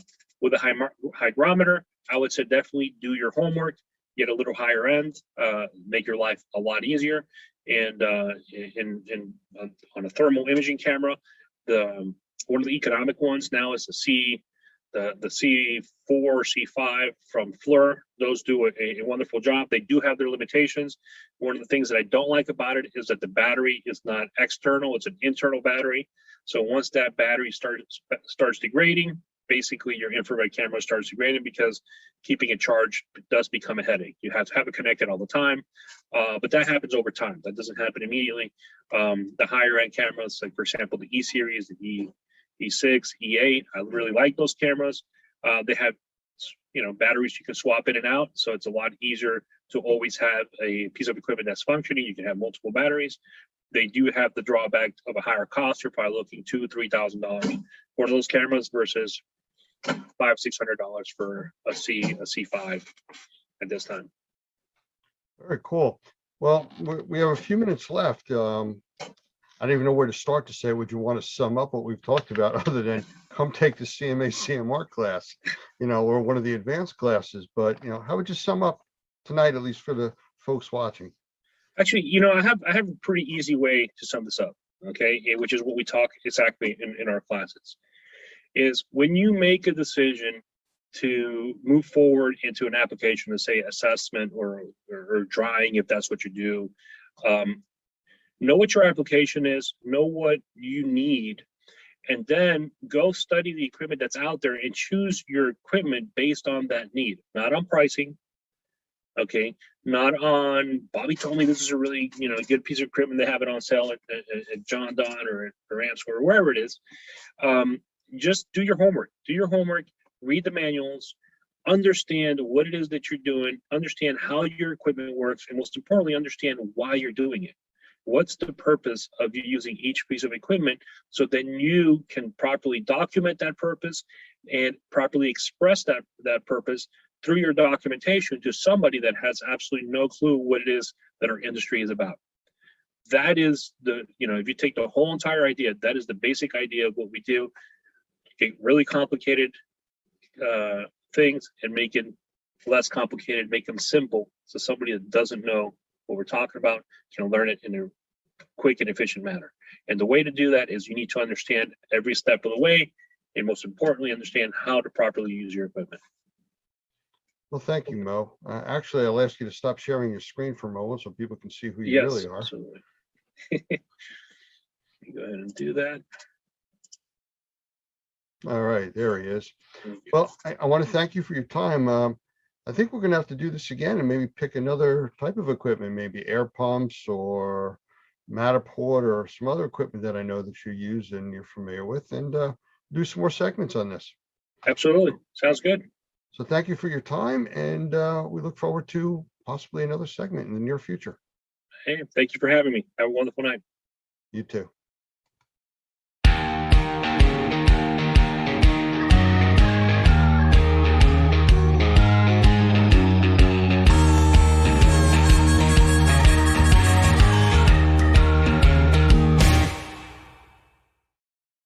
The Perfect Fit Filter by Best Living Systems, another innovative product by Best Living Systems that will change the way you breathe indoors. Older style filters use cardboard frames which become quickly filled up with mold and dead skin cells, causing them to flex inward and allow air to go right past the filter. With the Perfect Fit Filter, there is no blow-by. Because there is no cardboard for the mold to eat, this Perfect Fit Filter is designed with a sturdy internal frame and sized to fit virtually any size opening. It allows the edges of the filter filter media to enclose the frame of your return air grills, so every cubic inch of air is filtered. No reason to go searching for your specific size in your local big box store. The Perfect Fit filter is shipped directly to you when you need them. In a home or office environment, this incredible 1-inch filter provides MERV 7 protection to serve as a 90-day filter. How can you leave this filter in for 90 days? Popular pleated filters provide tiny crevices where mold and bacteria get trapped. Because you are bringing to their nests dead skin cells and other organic materials, the microbes find a safe harbor, an environment where they can grow and reproduce. This is called bionesting, and the Perfect Fit filter reduces the possibility of these microbes contaminating the air we breathe. Because the Perfect Fit filter is rated with a MERV 7, the industry standard for 1-inch filters, it does not restrict airflow or put unnecessary strain on your air handler. The Perfect Fit filter, now available by monthly subscription and free shipping at perfectfitfilter.com. The Perfect Fit for people who like to breathe.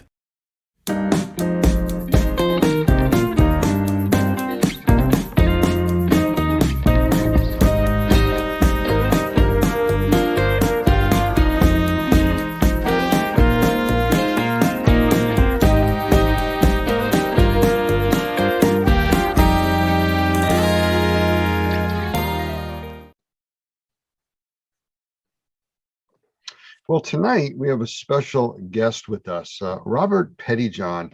Now I met Robert, I don't know, several months back. I believe it was in Treasure Island at a class that we had going, and very, very interesting gentleman. And you'll see as we start talking tonight, just the experience that he brings with him to the table here. But I can't do him justice. I was actually reading through some of his I guess designations and certifications, and there's so many of them. I gave up trying to figure out what some of them even were. So I'm going to let him tell you a little bit about himself. But Robert, I just want to bring you into the room and say, just kind of let everybody know who you are and a little bit about your background, and we'll go from there. First of all, it's a real honor to be sitting with you on this phone call tonight. You have impressed me from the very first time we met. And of course, the whole Normie organization is so impressive, and I'm very thankful to be here.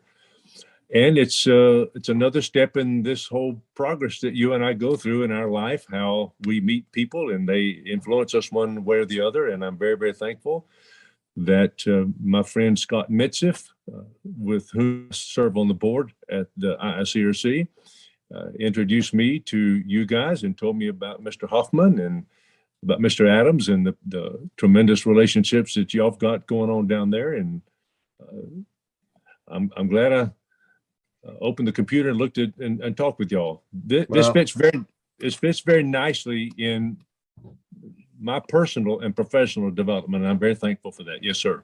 Well, thank you. So who are you? What's your company? What do you do in this industry? Well, the way I can best answer that by how I started out. And I came up here to Wake Forest, North Carolina, in order to get a PhD in world religions. And everything was going just fine, except for the fact I was stone cold broke.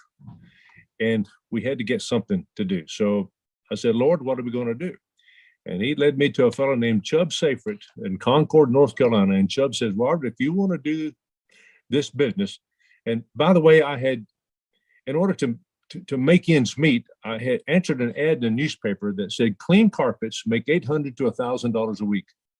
But it was one of these bait and switch organizations where they send the flyers out in the mail. We'll clean your carpet 6 rooms for $31.95. But when you get to the job, you have to add on and add on and add on, because there's no way you can do it for that away. But I saw that there was people that had a lot of carpet and a lot of it needed to be cleaned. So I asked my friend Chubb Seyfried, who is also in the Mid-South Professional Cleaners Association, a regional trade association. And Chubb said, Robert, if you're going to do this business, you got to do this and this and this and this and this. And thankfully I did that and that and that and that and that. And an amazing thing happened to me just this week. And that is that a gentleman from New Jersey asked me to be a part of a Zoom call for the National Organization for Remediators and Mold Inspectors. And I could not believe that this happened. So what an honor to be here and to see how things have progressed from one stage to the other. And now I'm in a Zoom call with you. Who would ever have believed this 31 years ago? I'm so honored to be here. You are most welcome, and thank you for that. You know, we appreciate you being here and talking with us, and just bring the wealth of knowledge that you have, you know, for our members to hear the things that you've done. I know you talked about the carpet cleaning industry, and I know you specialize, I believe, in like Oriental rugs and stuff like that. But I think there's also something out there about you with the infection control also. So it's like, this is a big gambit that you cover of, you know, things for the cleaning industry and restoration side. Well, you know everything about me, don't you? What? Well, there you go. Okay, thanks a lot. No. Oh, you're too cool, buddy. I like you. You ask very good questions. Yes, sir. Thankfully, my mom and daddy instilled me with a huge curiosity. My professor at graduate school said learning is disciplined curiosity. And that means that once the spark goes off, you still got to get up and grab the encyclopedia or whatever, wherever you get your information from, and then learn it and digest it. And I've been very, very fortunate that I've been placed in front of the right people at the right time. My very first IICRC class was with Lee Pemberton, the great Lee Pemberton from McKeesport, Pennsylvania. And to have started off that way is incredible. And that has led one step to the next, to where now I have been asked to serve on the board of directors of the IICRC for the last 4 years. I'm a secretary of the executive committee, and what an honor that is. But along the way, as you know, other stuff happens. And we usually start in carpet cleaning, and that curiosity leads to upholstery cleaning, and of course, water damage restoration. And of course, people now say, can you wash this rug? Oh, yes. And I'm sitting in a home office out here in Wake Forest, and I can look out in the backyard where we used to wash Oriental rugs in my daughter's swimming pool, a little bitty plastic swimming pool. So even back then, it was a big deal. And we used to hang the rugs on the side of the fence out there. And one day it came up a cloud, and we had 21 rugs we had to dry in our house. So little bitty things like that add up. And now we're one of the most recognized, and I think the finest, most ethical, environmentally responsible, and ergonomic rug cleaning plant anywhere in the nation per cubic foot, without question. Yes, sir. So I'm very thankful. Well, that is impressive. I mean, yes, this industry, unfortunately, especially in unregulated states on the mold side, you know, there's a lot of problems with people being out there. Like you started off saying, you know, a bait and switch type of an ad that you took, and I'm sure that runs rampant through a lot of the cleaning industry also, like it does in the mold industry. And, you know, to hear you talk about the way that you try to keep this industry on the up and the way that your company operates, that's what we're looking to do. We really want people like you involved in this industry and pushing it forward, keeping it, I'll use the word clean, you know? Yeah, I had no idea that we were going to bring this up, but I was just on the phone call with my friend Penny Trailau from out in Australia. Just a little while ago, we were on a little Zoom call because we both serve on the IICRC S400 and the S410 cleaning and infection control committees. We're helping to write that standard. And she says that there are people all around there who want to fog something into your house and then walk out as though they've done something very special. But no, that's not the guys at Normie. And that's one of the things that attracted me to you guys, is that this is not the National Organization for Shortcut Schmaltzes. This is for remediation, dadgummit, and inspecting the way it ought to be done, for mold particularly, because there's a lot of people out there getting sick because it's not been done right.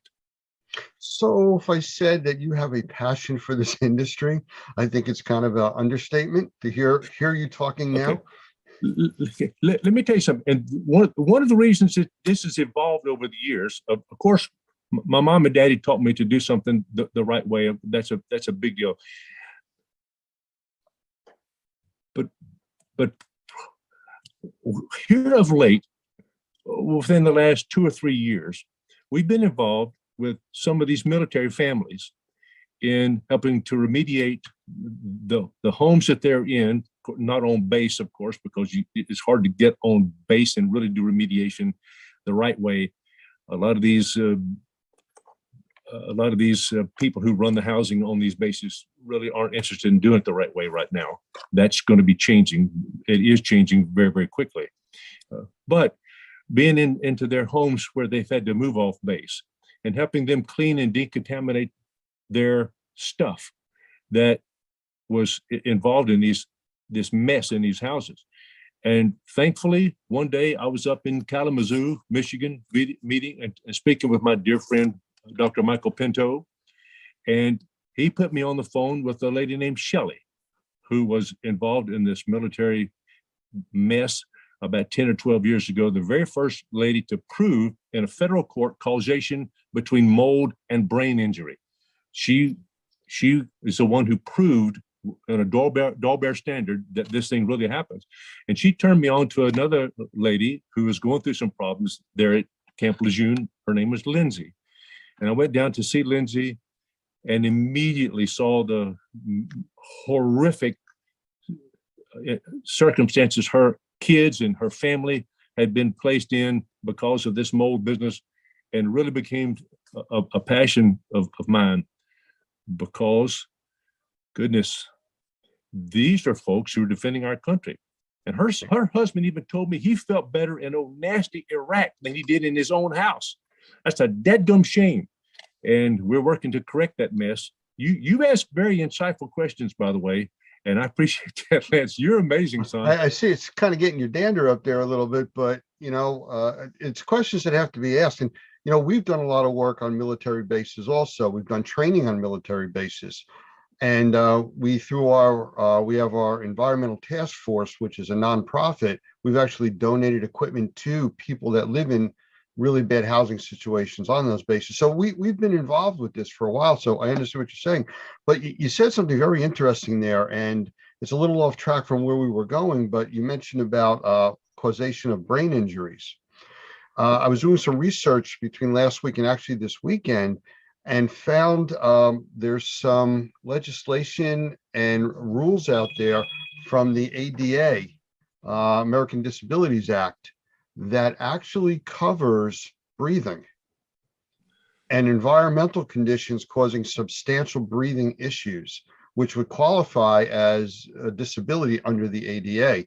So, and again, I'm not an attorney and I'm just reading it for face value, but it's interesting that, all of these things are starting to come together as people are looking for multiple disciplines, if you want to call it.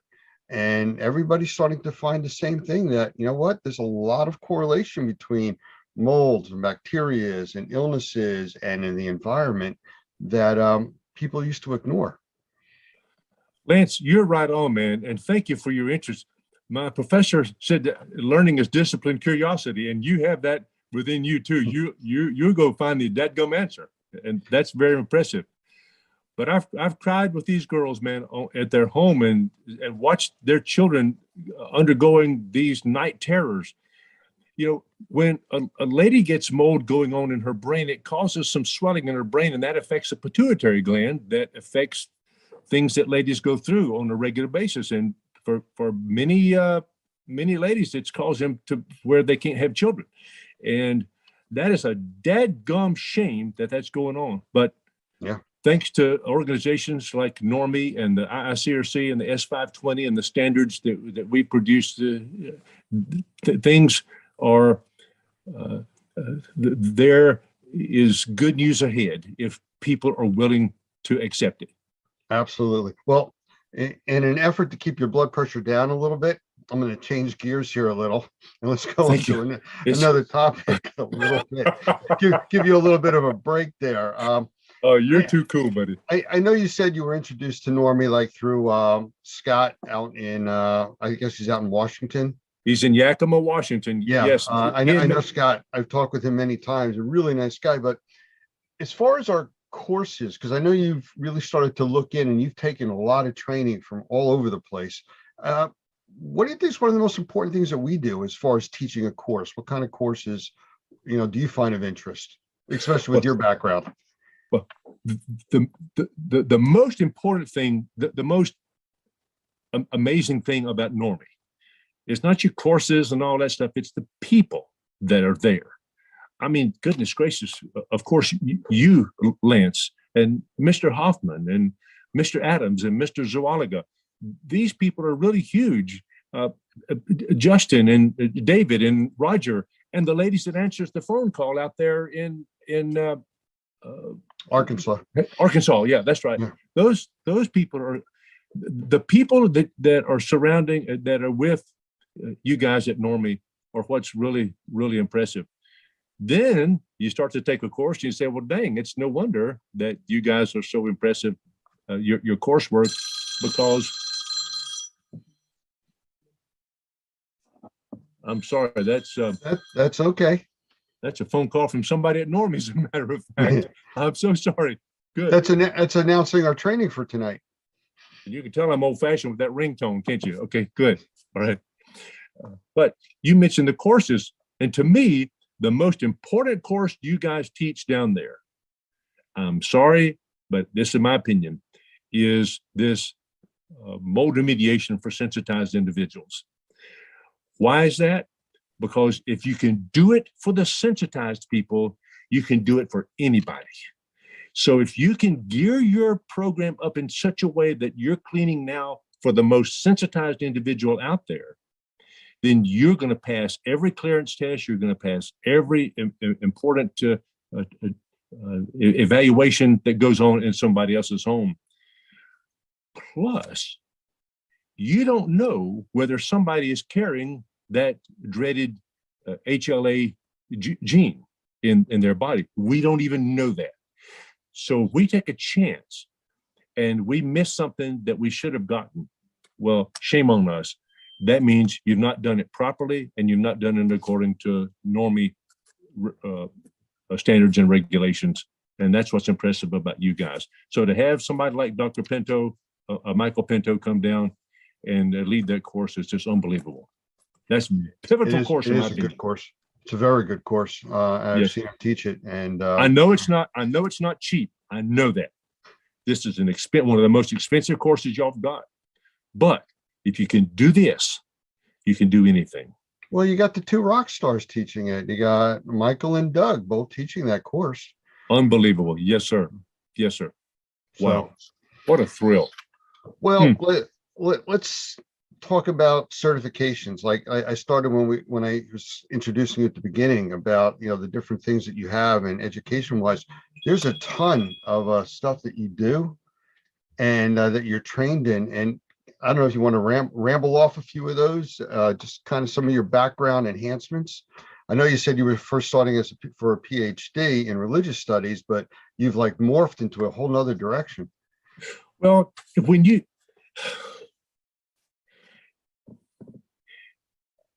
as you would that men should do to you, do you even so unto them, for this is the law and the prophets. That was written in another standard that we are familiar with. Jesus said that in their Sermon on the Mount. But when you look 2,000 or 3,000 years earlier than that, what Moses was involved with in Leviticus chapter 14 about the mold remediation, it's been in there since almost the beginning of time and recorded religious history anyway. So this is a huge deal. And thankfully, I've got a proper background for this mold business in our cleaning. Of course, we're certified triple master cleaner at the ISRC, but that's a big deal. I'm also a certified rug specialist. We're the only certified rug specialist in the state of North Carolina. We wash the governor's rugs and all that stuff. No, they're not his rugs, dadgummit. They're the citizens. They belong to the citizens of North Carolina. So I'm taking care of you. Hey, I'm taking care of your rugs out there. Don't worry about that. We're also certified water law specialists, one of about 125, 150 in the country of that. if you're gonna do a flood on water, you better know what you're doing. So getting involved with the Restoration Industry Association, Pete Consigli and these guys who taught this class the way it ought to be done. I mean, that was tantamount to a college level thesis we had to present to get our certified water law specialist. That was just really very, very huge. And the same way it is to become a certified master rug cleaner and certified rug specialist, CRS. That was a huge, huge thing to do. And now to be involved with Normie is just another. It is said, birds of a feather flock together, and it's nice to be involved in a group like Normie that takes things to the highest level of possible, and I'm very, very thankful for that. Yes, sir. You know, I like to I bring it down to a very, very simple level when I talk with people and we start talking about, you know, how things work and everything like that. And to me, the basic philosophy is, and I've said this before on many trainings that I've been to, we try to do the right thing because it's the right thing to do. It's that simple. You know, you don't have to go any further than that. I mean, you can't set a higher bar. And, you know, it's something that's practical and understandable to almost everybody out there. And thankfully, the courses that you and I have been through weed out the folks who are not living by that standard. Yeah. And any schmaltz, any bedwetter can go out and take a course. We know that. But they're not going to stick with it to the end, to where the results that they're looking for is a cleaner rug, a healthier environment, a more responsible way to treat. We're not just fogging something in somebody's dadgum house. No, we're really getting it clean the way it ought to be clean, and documenting it and proving it with our field tests and third-party confirmation of verification of what we're doing. Yes, sir. Well, there you go, back to the do the right thing because it's the right thing to do, and the results speak for themselves. They really do. I'm going to put you on the spot now. Sorry about that. All right. And I know you've kind of alluded to it, but if you were going to sum up what really you like about Normie, and you know, if you were going to tell somebody about us, where do you think you would go with that? Well, as I mentioned a while ago, the people are number one. You've got to trust somebody. You don't trust a book unless it's a Bible or something. But you don't. And even the Bible says that its purpose is to reflect what Jesus did on earth. So the same way it is with Normie. You guys, man, are from the ladies that answered the phone call all the way to Mr. Hoffman. That's what's so impressive. Not only that, but you base your course material on standards that have already been in place. And it's no secret that whenever you teach a course, you show up there on your screen the IICRC S520 standard for professional mold remediation, for example. You don't try to appear to people that it's y'all's idea. You're the first one to come up with it. No. You know that you're a part, as the poet said, I'm a part of all that I have met, yet all experiences and arts where through gleams that untraveled world whose margin or whose horizon fades forever and forever as I move. I'll think of who did that in just a second. It's a 17th century poet. But you realize that you're a part of a long chain. You're handling, the baton has already been passed and is handing off to other people like you and me. And we cannot drop it because so many people's lives, so many people's well-being, and even our companies depend on it. And for crying out, our reputation. And the thing that has been my greatest asset in life is been that I know how to pick my in-laws properly. A lot of people get stuck with bad mothers and fathers-in-law, but my daddy and my father-in-law was the finest real estate agent in Northwest South Carolina. and my mother-in-law ran a credit bureau up there in Easley, South Carolina. And Dad never ever said, "Is this the best you can do, Robert? You've got a master's degree. Is this the best you can do?" No, no, no. He would come in and he would say, "Whatever you're doing, let's just be the best at it."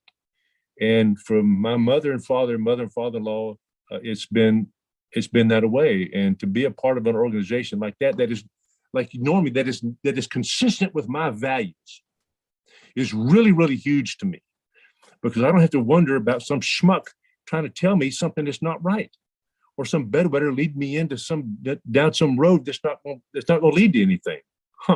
No, that's why I like Normie. Okay.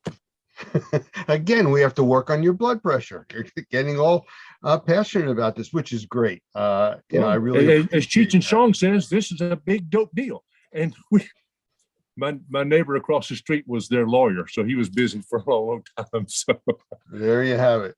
And, yes, sir. But these are big deals, and we've got for crying out loud, people's lives and their future children depend on what we're doing. Yeah. Well, you know, I was just at a lady's house, a dear friend of mine outside of St. Louis the other day. We have an Instascope machine, and of course we've been trained by you guys how to assess a building indoor air quality, and being able to go in there and know that when we leave and after we prescribe what needs to happen, that they're going to be living in a nice, clean, healthy home. And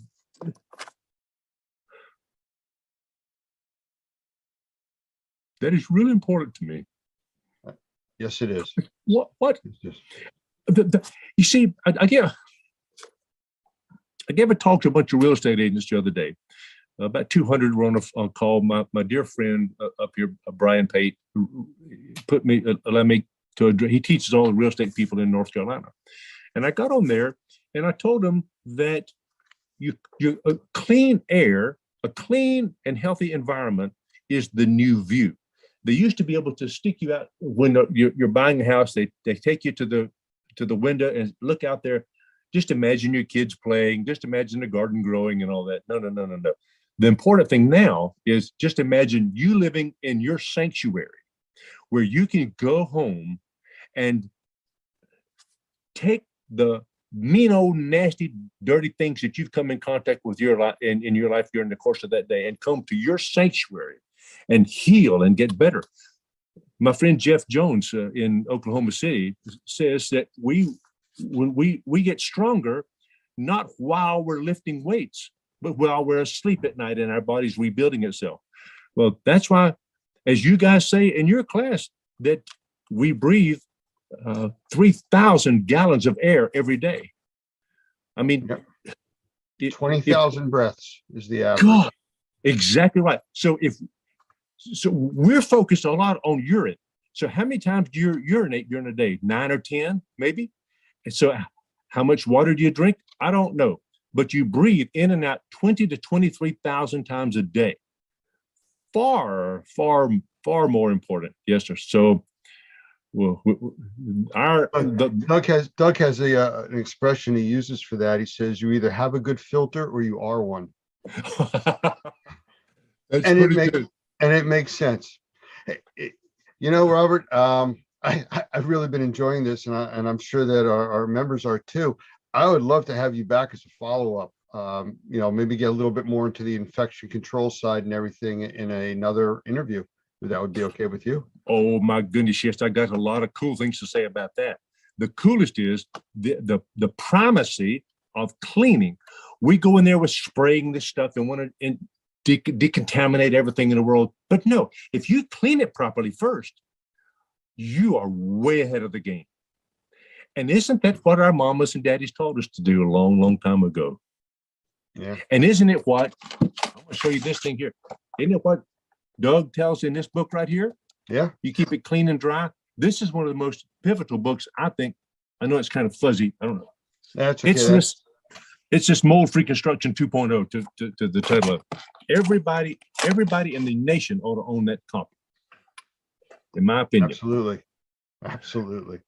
And they ought to be connected to you somehow, by George. to get your New Jersey influence, because if you do what a guy from New Jersey says, you're okay. I had a call from somebody in New Jersey today too, speaking to me. So it was kind of interesting. And he thought I was from down south originally. I said, really? With my lack of accent? Yeah. Okay. So, but listen, Lance, y'all got the best tomatoes and the best corn on the cob anywhere in the country up yonder in New Jersey. Yes, we do. Man, hey, it's the Garden man. State. That's what they call it. That's true. It's not all Patterson and Passaic. No, of course it was also 9 degrees out yesterday morning, but we'll go beyond that. But hey, Robert, I really appreciate you spending the time here with us, and I definitely want to get you back so we can talk more about the infectious disease control side. And there's so much more to talk about, yes, sir. And what an honor to spend some time with you. You ask good questions, by the way. You're like a doctor or something. I thought I was going through a physical or something. You're really good. Well, wait till next time. Oops. Okay. Robert Pettyjohn, thank you very much for being here with us. Okay, dear friend, it's an honor. Thank you, my friend.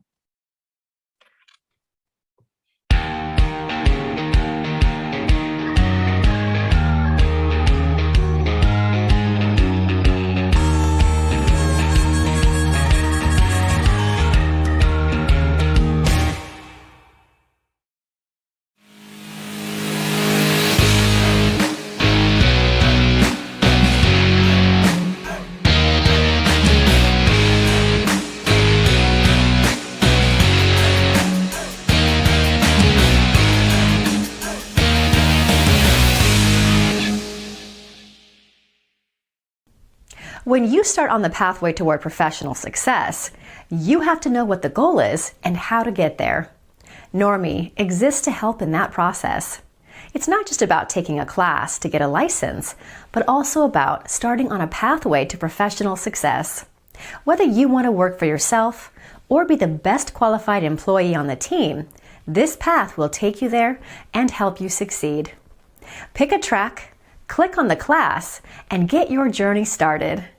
Normie is here to support you all the way to become the Normie Pro professional you want to be.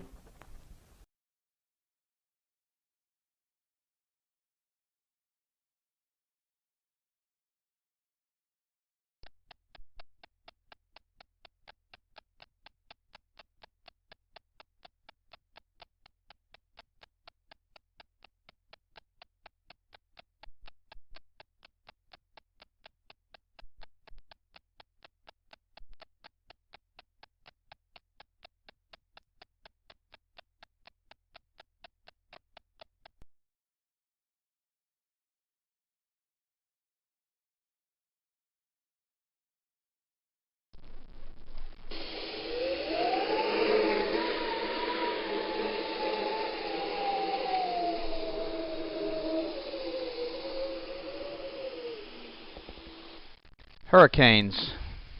If you didn't know any differently, they'd seem at the beginning like any other storm.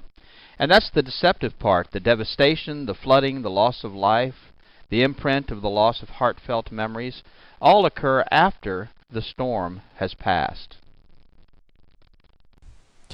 The latest technology gives us the opportunity to be prepared way in advance of impending danger, and yet we wait.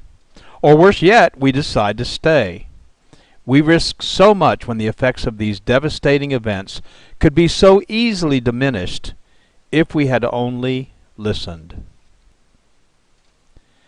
As the storm approaches, it very quickly becomes too late to gather the important possessions and memories, too late to batten down the hatches, too late to protect our property or sometimes our very lives. With the aftermath of Katrina, I can assure you I have changed my game plan for the next Katrina, and I hope you have or will change yours. My name is Doug Hoffman, the Executive Director of Normie, the National Organization of Remediators and Mold Inspectors. We train mold professionals to assess, evaluate, and solve the problems associated with water events, both major and minor, as those events result in mold damage to property, and in conjunction with the Normie Pro Environmental Task Force are ready to help when disaster hits. Check our resources at normie.org and normieproetf.org for current ways you can help yourself and others when disaster hits.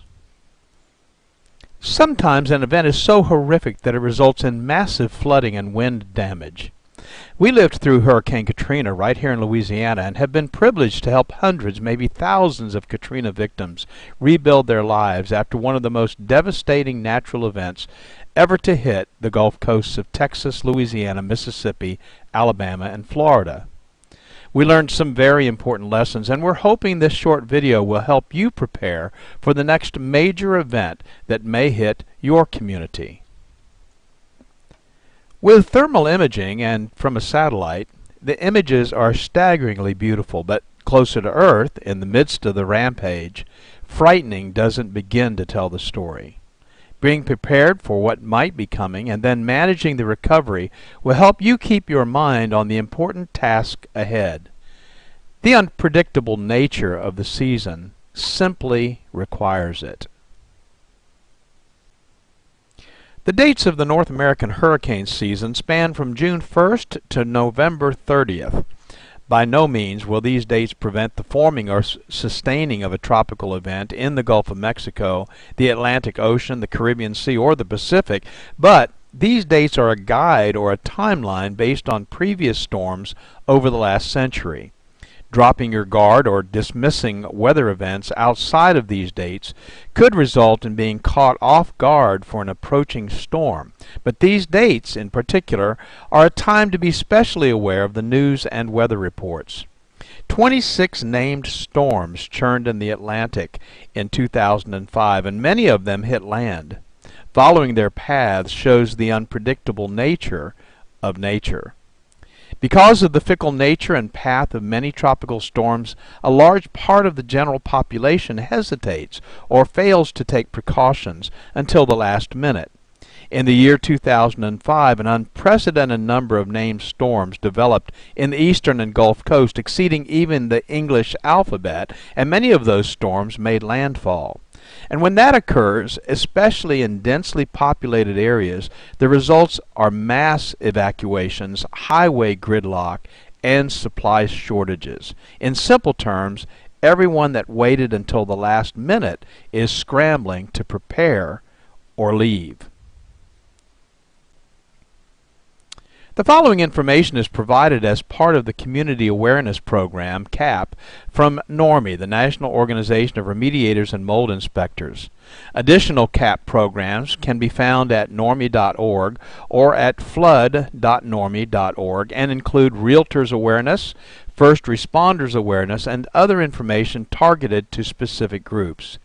These are presented in an effort to fulfill our mission and fill a void in accurate and timely trainings. How often have you seen news reports about the long lines at hardware stores where residents of areas prone to tropical events are waiting in lines for hours to purchase plywood or other needed supplies? The general rule of thumb is if you find yourself in this situation, waiting in line to take your turn, you may have waited too long. Our goal at Normie is to provide you with general preparation and safety information for your time before, during, and after the event. Let's get started, and please feel free to take notes or revisit this video often. Sometimes a reminder can be very timely. So let's get started. Plan to be prepared before the event. Know how and where to get emergency information from your local emergency management offices. Follow instructions for evacuations if you are advised to leave, and leave. Understand that if you do not evacuate or find yourself in a situation where you need emergency assistance during the event, you may be on your own until the event has passed. Emergency services will also be stretched beyond normal capacity, and assistance may be days or weeks away. Remember that people that choose not to evacuate when instructed to do so are either victims or survivors. Neither title is as a result of good planning. When you do evacuate, if you have carefully planned your evacuation route well in advance of the evacuation and you know where you will be staying, life will be much easier while you are displaced. So if you are not prepared to fend for yourself for an extended period of time, consider relocating prior to the event. If you have the time, tidy up the house, wash and put away the dishes, clean the coffee pot. When you return, you'll feel better about this kind of detailed planning in advance and appreciate the preparation you've made for your return. And of course, traveling during the event is not advisable in most cases. Some of the following information are recommendations from FEMA, the Federal Emergency Management Agency. And they suggest, before the storm, make plans to secure your property. Permanent storm shutters offer the best protection for windows. A second option is to board up those windows with 5/8 marine plywood, cut to fit and ready to install. Tape does not prevent windows from breaking. Install straps or additional clips to securely fasten your roof to the frame structure. This will reduce roof damage. Be sure trees and shrubs around your home are well trimmed. Charge your cellular phone and refill your meds. Clear the gutters and downspouts of any extra debris that could become airborne. Secure your boat. Consider a safe room, a place where you will not be hurt by broken glass or structural damage. Take your outdoor furniture and put it indoors. Get evacuation information, which is readily available, and get a local shelters list. Where can you go if you need to? If you can't get out quickly enough or you get stranded because of traffic, where can you go? In regards to evacuation guidelines, there are really just two categories: what you should always do and what you could do if time permits. As my dad used to say, if you prepare for time to permit, it will. This list gives you these two priorities to consider. Always keep a full tank of gas in your car if an evacuation seems likely. Gas stations may be closed during emergencies and unable to pump gas during power outages. Plan to take one car per family to reduce congestion and delay. If time permits, gather disaster supplies and put them in a kit stored in your home. Always make transportation arrangements with friends or local government if you do not own a car. If time permits, make sure you've got sturdy shoes and clothing that provide some protection, such as long pants, long-sleeved shirts, and a cap. Always listen to battery-operated radio and follow local evacuation instructions. And if time permits, let others know where you're going. Always gather your family and go if you are instructed to evacuate immediately. Knowing your family is safe will give you a great peace of mind during the uncertainty of the events that might follow the storm. If time permits, secure your home. Close and lock the doors and windows. Unplug electrical equipment such as radios and televisions and small appliances such as toasters, microwaves. Leave freezers and refrigerators plugged in, or if time permits, empty them so that there'll be no risk of damage being done to those freezers or refrigerators. You should take some precautions on your way out. Leave early enough to avoid being trapped by severe weather. Plan to then follow recommended evacuation routes. Do not take shortcuts. They may be blocked. Be alert for washed out roads and bridges. Do not drive into flooded areas. And stay away from downed power lines. And of course the question always arises, when should we evacuate? Well, you should evacuate under the following conditions. First, if you are directed by local authorities to do so, be sure to follow their instructions. If you live in a mobile home or temporary structure, Such shelters are particularly hazardous during hurricanes, no matter how well fastened they may be to the ground. A Cat 4 hurricane can remove the entire roof of a commercial structure, so what do you think it could do to something as light as a mobile home? And of course, you've always got the added concern of tornadoes. If you live in a high-rise building, you should evacuate. Hurricane winds are stronger at higher elevations, so your safety might be jeopardized if you decide to stay. If you live on the coast or on a floodplain near a river or on an inland waterway, flooding might be the biggest concern because a storm surge of some kind always precedes a hurricane. The Gulf Coast of Louisiana and Mississippi experienced anywhere from 15 to 40-foot surges, enough to totally wipe out the coastline for several miles back into the non-water frontland. If you feel you're in danger, you should leave. And if you have health issues that might need emergency or regular attention, you should go to a place where your concerns can be addressed readily. So what if you decide to stay? Well, you definitely want to listen to the radio or TV for information, so be sure to have plenty of batteries for both. Secure your home. Close the storm shutters, secure outdoor objects, and bring them indoors. Turn off the utilities, if instructed to do so. Otherwise, turn the refrigerator thermostat to the coldest setting and keep the doors closed. This will ensure the preservation of frozen foods for some time following the storm should power not be restored for a long period of time. Well, frozen foods could last for a couple of days in the freezer, even without power. Turn off propane tanks. Avoid using the phone except for serious emergencies. Moor your boat if time permits.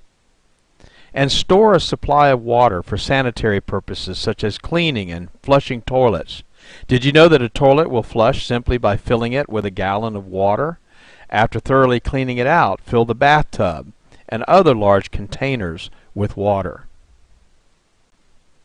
If you're unable to evacuate, have you considered the possibility of creating a safe room? If you don't have one, follow these simple guidelines.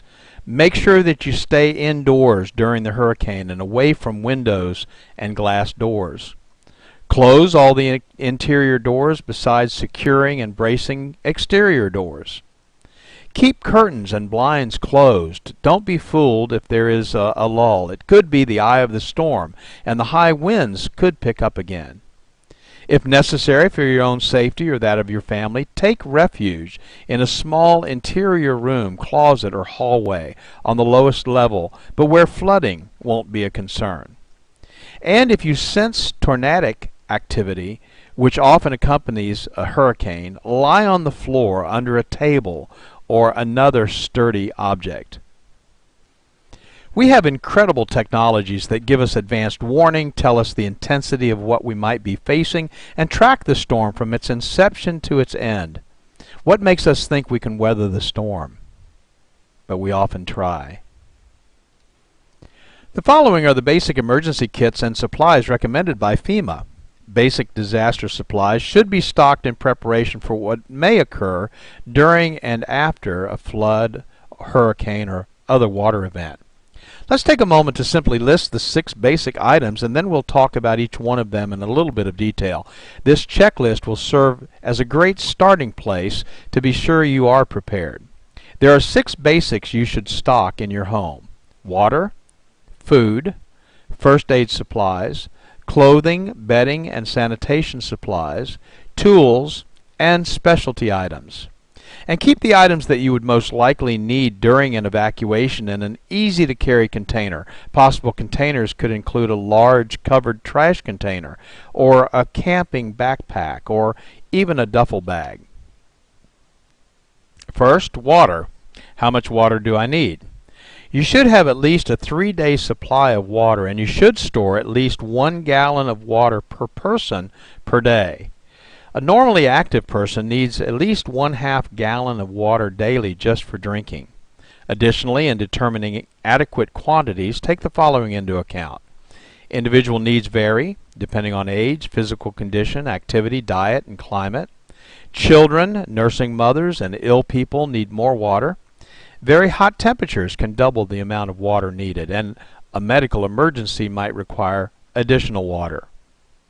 How should I store water? Well, to prepare safest and the most reliable emergency supply of water, it's recommended that you purchase commercially bottled water. Keep that bottled water in its original container and don't open it unless you need to use it. Observe any expiration or use by date.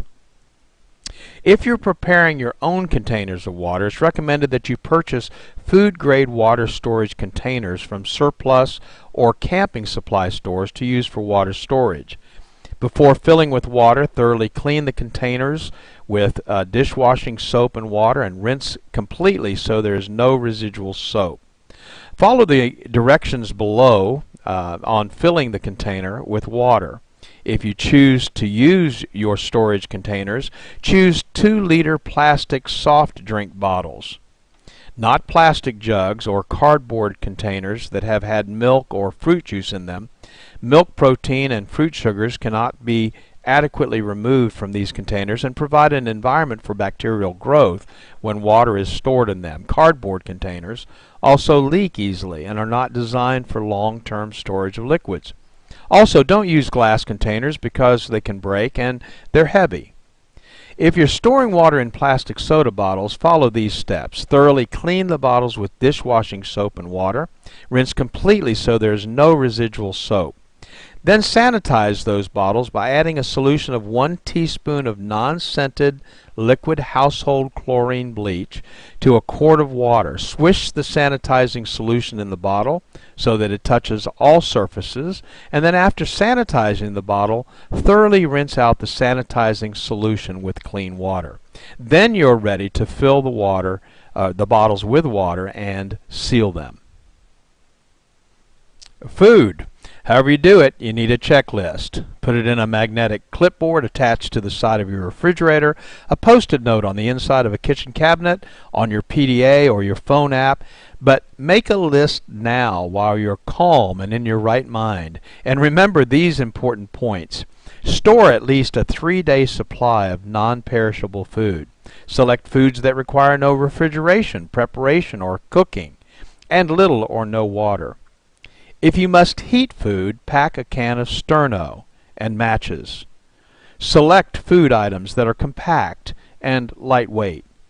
Avoid foods that will make you thirsty. Choose salt-free crackers, whole grain cereals, and canned foods with high liquid content. Be sure to include a manual can opener. That might come in very handy. And include a selection of the following foods in your disaster supply kit and put them in a waterproof container. Foods like ready-to-eat meats, fruits, and vegetables, canned fruits, juices, milk, soup, staples like sugar, salt, and pepper, high-energy foods like peanut butter, jelly, crackers, granola bars, trail mix, vitamins and minerals, foods for infants, the elderly, or special dietary needs. And don't forget comfort stress foods like cookies, hard candy, sweetened cereals, instant tea, or coffee. First aid supplies. First aid kits can be purchased, but some people prefer to make their own. So we've listed here 18 things that should be included so you could supplement a pre-packaged kit or develop your own. You'll need to decide which items you would want to include or exclude based on budget restraints, but even the seemingly least needed item could become extremely important in a life or death situation. Take the time to study this list, and we've provided a printable copy of this list as a resource at hurricane.normie.org website for your review. And a medical kit, again stored for safekeeping, could include the following items: aspirin or non-aspirin pain relievers, anti-diarrhea medication, an antacid for upset stomach, syrup of ipecac to induce vomiting if advised by the Poison Control Center, possibly a laxative, and maybe an activated charcoal, again for use if advised by the Poison Control Center. Emergency and safety items might also include these items, which would be safely stored but probably not in the same box with the first aid kit. Gas cans, ice chest or two, disposable cups, plates, eating utensils, and paper towels, black trash bags, vinyl gloves, maybe moistened cleaning towelettes. Again, having these items far in advance of an impending storm is simply the best way to avoid having to find them in an emergency and when you might be in panic mode. And by all means, take the time to contact your local American Red Cross chapter to obtain a free basic first aid manual. Clothing, bedding, and sanitation supplies are extremely important, and especially if you live in a cold climate, you've got to think about warmth because it's possible that you would not have heat. So include at least one complete change of clothing and footwear per person. A light jacket or coat, long pants, a long sleeve shirt, sturdy shoes or work boots, and of course waterproof would be preferred. Hat, gloves, and scarf, rain gear, thermal underwear, blankets or sleeping bags, and sunglasses. And on the sanitation side, don't forget the toilet paper, soap, liquid detergent, feminine supplies, personal hygiene items, plastic garbage bags with ties for personal sanitization use, plastic bucket with a tight lid, and disinfectant. Maybe even a little bit of household bleach for sanitization. Next on our list is tools, and there are a lot of tools that people don't think about needing until they need them. Mess kits or paper cups, plates, and plastic utensils. An emergency preparedness manual, there's some good ones out there. Portable battery-operated radio or television and extra batteries. Flashlights and extra batteries. Cash or traveler's checks and some change. Non-electric can opener, a utility knife. Fire extinguisher, small canister, ABC type. A tube tent. Pliers. Tape. Compass. Matches in a waterproof container. Aluminum foil. Plastic storage containers. Rabbit ears for your TV. Signal flare, paper, pencil, needles, thread, a medicine dropper, a shut-off wrench to turn off household gas and water, a whistle, an axe, plastic sheeting, and a map of the area for locating shelters. And finally, specialty items. Remember family members with special needs such as infants and elderly or disabled persons. For baby, formula, diapers and wipes, baby food, bottles, powdered milk, pacifiers, and maybe medications. And don't forget the adults. Heart and high blood pressure medication, insulin, prescription drugs, denture needs, contact lenses and supplies, extra eyeglasses, hearing aid batteries. That's a lot of stuff to remember. And you can make this a special project, taking the important family documents and putting them together in a place where they're safe. Photocopies of credit and identification cards, maybe in a Ziploc bag, plastic container. But you want to keep these records in a waterproof, portable container. Your will and insurance policies, contracts, deeds, stocks, and bonds. Photo IDs, passports, Social Security cards, immunization records, bank account numbers, credit card account numbers and companies, inventory of valuable household goods or important telephone numbers, family records like birth and marriage and death certificates, your checkbook, cash and coins, and then of course some entertainment, games, and books that you might need while you're away. So, what's the target? The goal? The goal during a tropical event is to not need the items and procedures that we discussed in this presentation. However, being prepared is a good alternative and may make the difference between being a victim and being a survivor. On a personal note, from those who have been there, during the aftermath of Katrina, many suffered intense wind damage with trees through their roof and rain pouring through. Your prized possessions, though not as important as your very life, of course, should be taken with you. If you evacuate, and you can do so without compromising the essentials, take the things that are important with you. I want to personally thank you for taking the time to watch this video. It's our hope that you will never be in a situation where you will have to consider all the things we've discussed, but if you are, now you're prepared to be prepared and survive. For more information, go to normie.org or normieproetf.org or email us at support@normie.org. We're here to serve you. Thank you very much.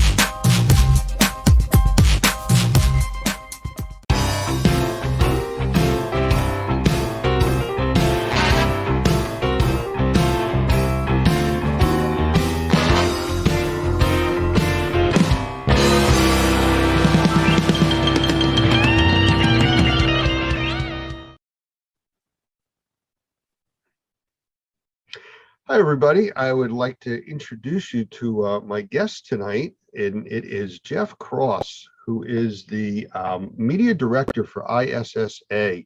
And for those of you that have heard us talk over the years about CleanFacts magazine and the ISSA magazine, he is the man. So Jeff, you want to come in and say a quick hello and tell us a little about yourself for those folks that have not met you yet. Well, thanks, Lance. Yeah, I've been around the industry for many, many years, and I'm the media director for ISSA, as you mentioned, which is 3 magazines, but the one that most recognized is CleanFacts, which is the one for cleaning contractors and restoration professionals like you normie folks are. So I used to own my own company, and I was a journalist in my early days, started my own cleaning and restoration company, and got the itch to write again. And sometimes when I'm stuck at the desk, I wonder, why did I ever do that? Because I think that right now it is beautiful, a beautiful day, and what a great day to be out there going from one job to the other. But I'm stuck at my desk looking at you, Lance, which is not a bad thing. But so I've been doing this work for quite a while, and I love it. 3 magazines. We do videos, we do webinars, we do everything with media to promote our industry. So I've been with ISSA for about 7 years now. Yeah. And other companies before that owned CleanFacts. So what are like some of the main differences between the different publications? I mean, they're obviously for slightly different markets or verticals. Yeah. So CleanFacts, which is the one that you folks help us to promote. I know when you do a class, you send us subscribers to this. It's like I mentioned for cleaning contractors, carpet, floor cleaning, commercial cleaning services, and restoration. We focus on both. It's a split audience. We have the largest print distribution and email distribution out there. So that's one of our publications. The other is CMM, which is Cleaning and Maintenance Management Magazine. And that's more for your building service contractors, your in-house facility crews, those that clean buildings and maintain them, the ones who manage those operations. So some who are out there trying to get jobs or get land accounts, and others trying to hold them and keep them in-house. So a split audience there in a way, but it all works with our content, and we make sure that we have something for both sides of that audience. And then ISSA Today magazine is our member benefit publication. So if you're an ISSA member, you receive this in the United States. If you're outside the US, it's an email delivery. And that's more of a higher level.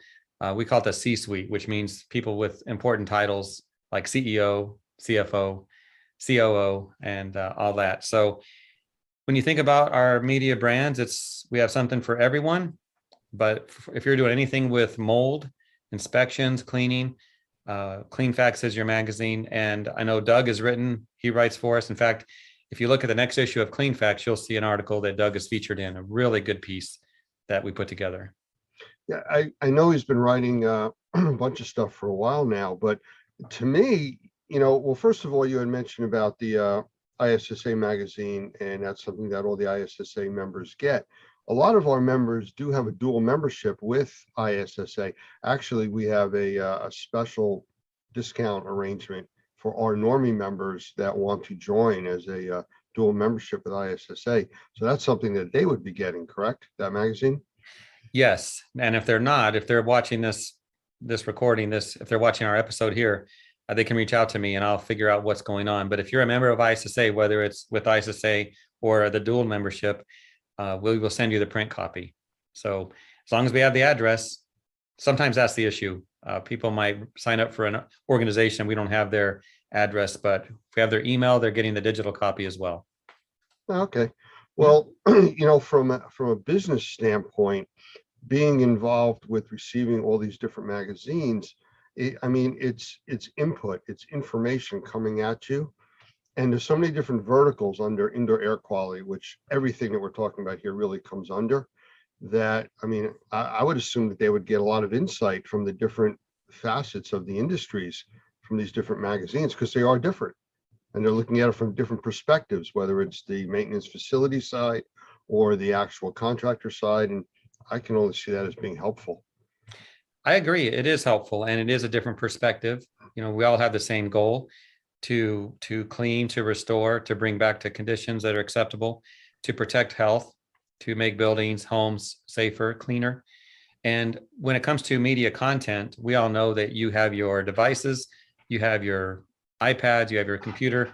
I know I consume my news in digital format for the most part, but our magazine brands, the print, the digital, they're more thought leadership. They're not so much the breaking news as the things that we need to know about as professionals. And some of it might be a reminder, because we have many seasoned contractors who are a part of our audience.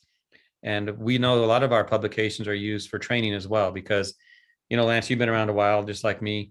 You might get an article and it's like, yeah, I know that. But do the people who work for you or that know that? So a lot of our material is forwarded on and shared amongst others. I think that's the biggest thing that has been lacking in this industry previously. The amount of information that's out there that's really available and credible being passed out to the masses that really need it. And that's not just the contractors. Like you said, you have a magazine for facility management, and we haven't even talked about the public, because we know there's a need in the public. We just don't have the want there yet. But that's changing since COVID. All of a sudden, I know you've noticed it, and I have, that people are like, this whole breathing thing is a thing, and indoor air quality is important. And I'm sure that's affected your business and your publication side. It has. So, we focus, we're a B2B media team. We focus on business to business content. So when we write something, it's for people like Normie members, ISSA members, it's for them. But we get a lot of traffic on our websites from consumers. And we know when someone's looking at something and the numbers are astronomical on the topic, the ones reading that is probably outside our industry to some degree. So people out there that you're working for that might be in the buildings we clean or the homes, they're looking for content as well, because they want to have the same thing, clean air to breathe. What do I do to make my house healthier? The air I'm breathing inside, I can see the dust particles in the sunlight. What do I do with that? They're looking for information, and they're finding it with groups like ours. Hey, you know, we're constantly putting out the same message about, you know, how important breathing is, how to improve your environment, how to make it healthier, safer, cleaner. Those are the tag words that we go with. And that's really the direction that I think everybody here is really striving for. But the consumer, they're hungry for this information. And the more that they come in contact with our organizations, the more specific they are as far as who does work for them. I get calls from contractors that are like, how do I get certified with you? I said, well, we have our No, I got to do it right away. Well, what's the rush? I'm working with the customer and they won't let us do the work unless we're Normie certified. Well, good for Normie. Well, the word's getting out there, and you know, that wasn't a shameless plug for us. That's just the way the phone calls come in. You're allowed 3. 3? Oh, okay, Three. that's one. That's one. Keep score. But the reality of it is people are seeing that there are stable and reputable methods out there, and they're starting to learn that. And they're learning it because now the want is there. People want this type of environment to be in. And it's publications like yours, it's the training classes that are going out there from all these different organizations pushing the same message. I think that's making the biggest thing. Mm-hmm. If that's a question, that's the longest one I've ever had, Lance. That's a good one. It's from working with Doug for so many years. You ask the question and you get the whole delivery. I hope he doesn't see this, but I'm sure he will. So go ahead. So to comment on your comment, I think that things that make real change in our industry is going to be consumer driven. So if you have a product to sell, if you have an air purifier or a mold removal product or whatever it is that works, then contractors, sure, they'll buy it and they'll use it. But what if the consumers demand it? You mentioned someone had to be certified by Normie to do the job. Consumer demand. And that's where it's at. We think of green cleaning. You know, if that was not in demand by the consumer, by those who are paying the bills, who we work for, it wouldn't happen. Think of recycling. You know, we all know we should recycle, but where's that demand? By the consumer. It's driven by them. So that's cool that someone called you and needed to be certified. We had that with ISSA as well. When the pandemic started, we have our GBAC division, and we had people saying, I need to be certified right now. Like, okay, here's the process. No, I mean, right now has to be done. Well, think about it before, you know, hopefully you're a member, got certified, or is a member now, but any professional out there that might be watching this, you got to plan what you're doing and be ready instead of being reactive to the demand by the consumer. But I think that's it, Lance, consumer demand. And I think Normie's probably been successful because people are aware of what you're doing, and thus the professionals need to be part of you. Yeah, I absolutely agree. But you mentioned something a minute ago about GBAC, and a few weeks back we did an interview with Gavin, and he's a big player with the GBAC side. Mm-hmm. How does that affect the magazine production that you guys do? I mean, what kind of involvement is GBAC with what you're producing? Well, having Gavin on with, you know, on our videos and stuff with his Australian accent has helped tremendously. Yeah. But besides the accent, and he's proud of that, by the way, Gavin writes for us, and Patty Ollinger, our executive director, writes for us as well. And we have Michael Diamond now, who's part of our team. We're using these experts to write, to be on video, to provide content and quotes, to help the industry out. The reception's been great. They know what they're talking about. I'm not the expert. I'm the journalist. I'm asking the questions. And they, you know, a journalist who doesn't know the answers is probably a better one. So that's where I'm at. I asked them to provide the content, like that interview I did with Doug and Gavin for the article that's coming out. I asked, I don't know, 8 questions or so. And the content that we have in that article is fantastic. So it'll be in two of our magazines, actually, ISSA Today and Clean Facts. So when you deal with issues like clean and disinfecting and remediation, all of these things that are high level, you want the very best experts. And I think that's what we have with GBAC. You know, they've been with us a few years now, and they're doing great work. And of course, we work with Normie as well, and the training you folks do is great. I've nothing but respect for the programs. And the thing is, people have to embrace it and take it and use it and tell their customers about it too. Well, that's the biggest thing. And the word spreads. And again, that's why I mentioned the call. But we get a lot of calls like that, and usually they pass them over to me because that's some of these, crisis. I need to be certified now. Well, that's nice. We'll see what we can do to help you out, but there's only so much we can do because of our requirements. But that's something that does happen quite a bit. But I do have a few other questions for you, and then I think we're going to switch this around a little bit. We're going kind of a different direction, but Yes. I understand that ISSA is approaching a 100-year anniversary, and I mean, you don't look a day over 99. So, I'm sure you could give us a little insight as to this 100-year path that they've gone on. Sure.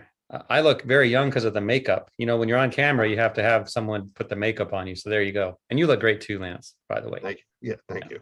And I love your office too. Very fancy. That's why you get all those phone calls. That could be it. There's nobody behind me answering the phone. That's the problem. Right. That's why they're all It's coming to empty. me. Yeah. Yeah. So ISSA is, we celebrate our 100-year anniversary next year. So if you want to send a present or something, I'll let you have my address. So that's always welcome. Okay. But it started with 7 companies. And I think the first trade show was in Missouri in 1923. So it started with a few people getting together saying, hey, we need some collaboration. We need to unify the industry. What can we do? And so about 100 years ago, they got together and ISSA was formed. And over the years, it's grown. So it started with those few members. And over the years, people recognize the value, because really, what is a trade association for? It's to provide member benefits, and we have a laundry list of those, but also a place to be heard. We have our government advocacy department. We have a way to speak to leaders out there in the world, and we want to make cleaning a better place, the industry a better place. So it started small, and since then, now we have 10,500 member organizations. And you think about what that means. We're not talking about people, we're talking about companies.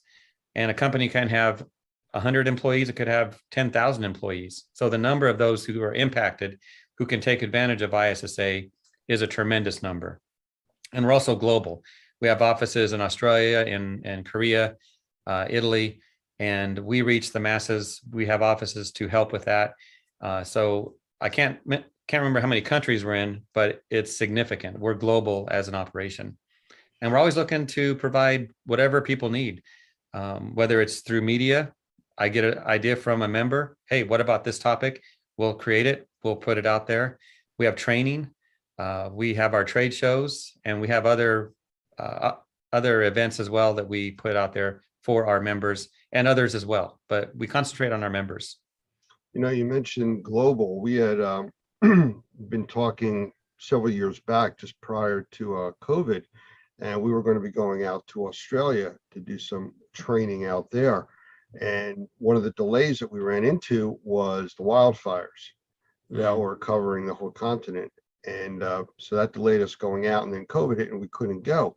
So COVID did create a situation where we weren't able to go out to Australia and provide the training that we were going to be doing. But at the same time, COVID created such a worldwide awareness of breathing issues, indoor air quality, viruses, bacteria, and all these other health things that were always there, but kept, out of sight, out of mind kind of a thing.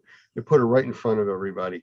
So it did change the way that our model kind of functioned. We lost out a little bit on being able to do the training at that time, but it created such a worldwide awareness that it has really opened up the markets. And our members are seeing that. I am sure that the ISSA teams are realizing that too, that it's a whole new game now.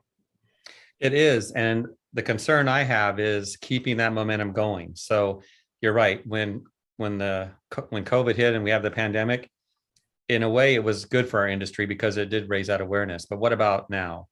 I looked on the news this morning. It looks like the numbers are going back up right now. They're talking about another surge, but eventually this is all going to level out and we're going to get past the pandemic. What do we do with the awareness? You mentioned indoor air quality and breathing. I know that's a big component of what you do at Normie. What are you going to do to keep it going, Lance? What are you going to do? Well, theoretically, people can't stop breathing. So, it's kind of like even in real depressions, food services continue because people need to eat. So, the other industries slow down. So there's certain things that you can't stop.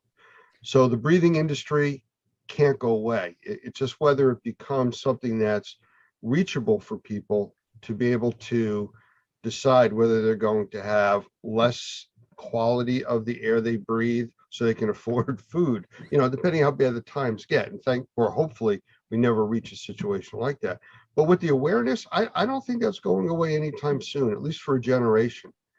People have a generational memory, I think is the way I've heard it used, that, as the next group grows up, they have different things to focus on, and the previous generation's issues and problems, well, it's not theirs. Yeah. So, like I mentioned earlier, things are driven by consumers or people who use buildings who are breathing that air that's so necessary, as you mentioned. And I've seen cases where in technology where people can monitor what they're doing, monitor what they're breathing. I think that's going to be a game changer, because your generation coming up, they like the data, they like the assurance. So you think about someone in the past, they just look at the surfaces, they say it's clean or it's not clean. Does it smell good? It smells good, so it must be clean. But now we can look at the data, we can look at the testing. And I think that's going to drive things. So consumer awareness is going to help. And I see your point about it's going to be around for a generation, but how quickly we can forget when things are put aside. That's my concern. We don't want to lose that momentum. So we got to keep that going. You're absolutely right. And you mentioned about the technology and the data. And, we had talked, previously that we're in the process of rolling out an entire monitoring program on a nationwide platform, and eventually it'll go international. But it's about monitoring data at locations and making that data available to the people that make adjustments and decisions monetarily as to what they do with their indoor air quality, plus the public. I mean, the short version is all this data that's being captured can be put on a very simple 60-inch TV at the front door of a big corporation as you walk in. Your current indoor air quality conditions are, and people see it walking in. So, and they might walk out. And walk out. Yeah.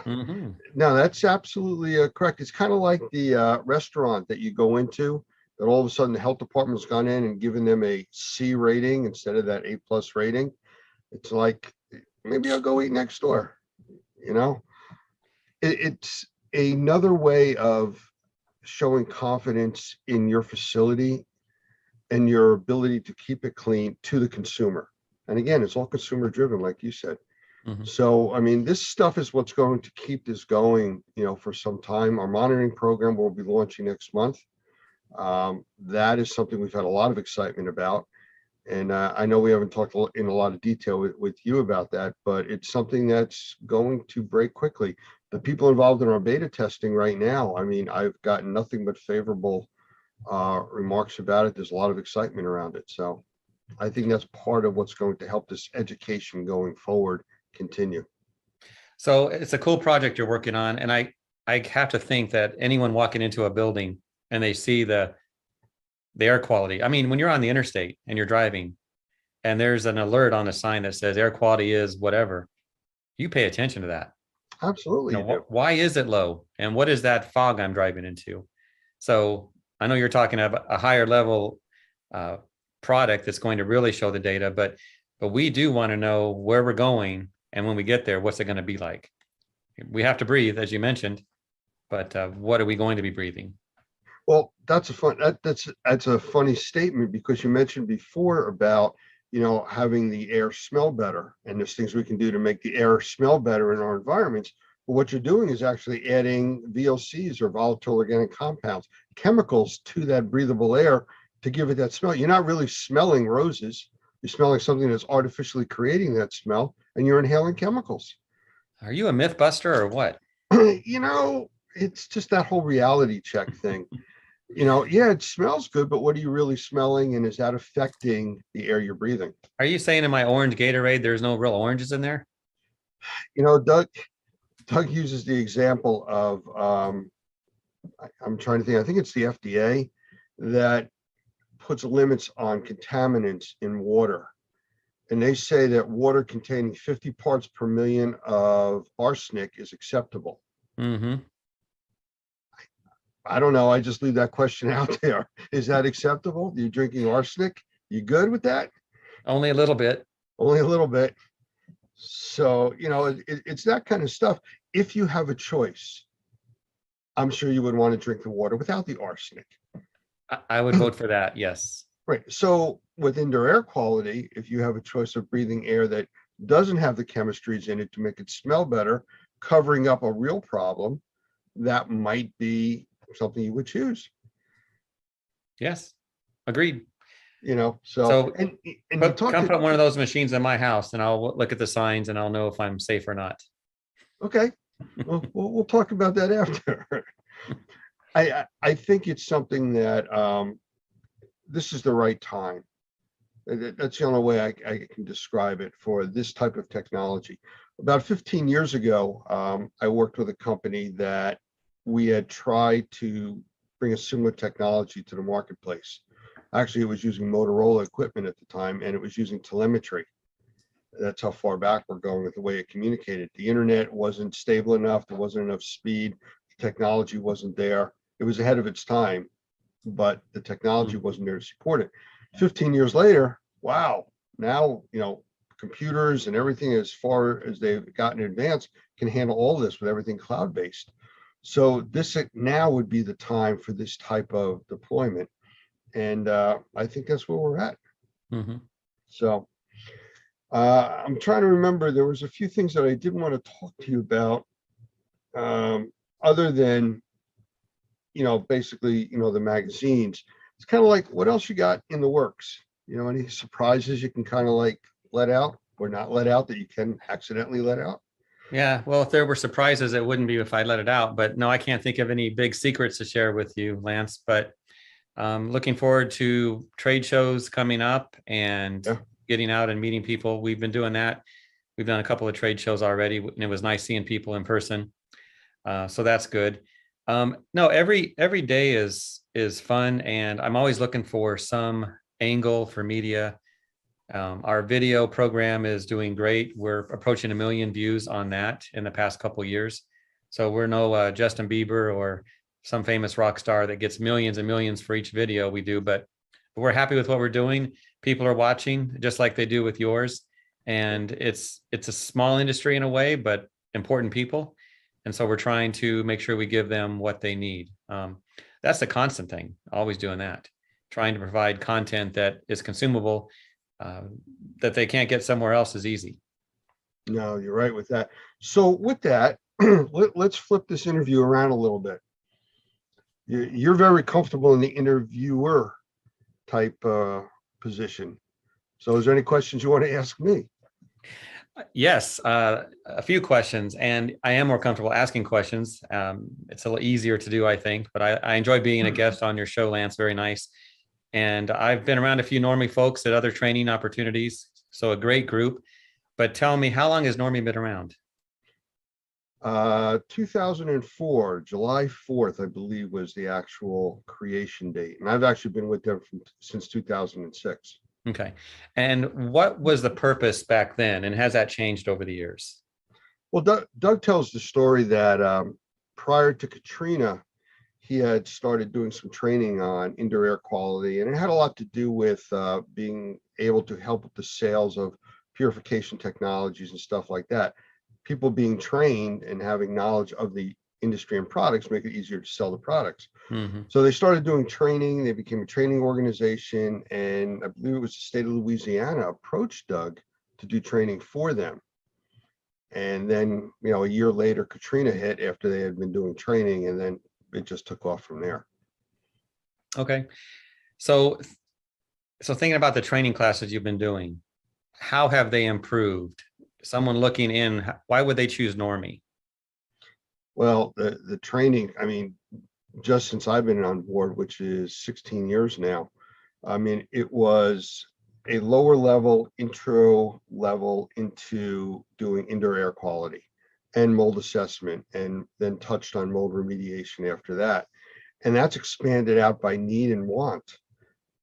We went from an 8-hour inspection type class on how to do sampling and create a business model to 3 days training as our basic class now for mold assessment and mold remediation, followed by some really high-end classes, advanced stuff, like a CAIA class or indoor air quality assessor class. It's an advanced course. It's a 2-day, I'm going to say round the clock course, because Doug and I both teach that, and we take a small group into a hotel setting, and we are together for 3 straight days.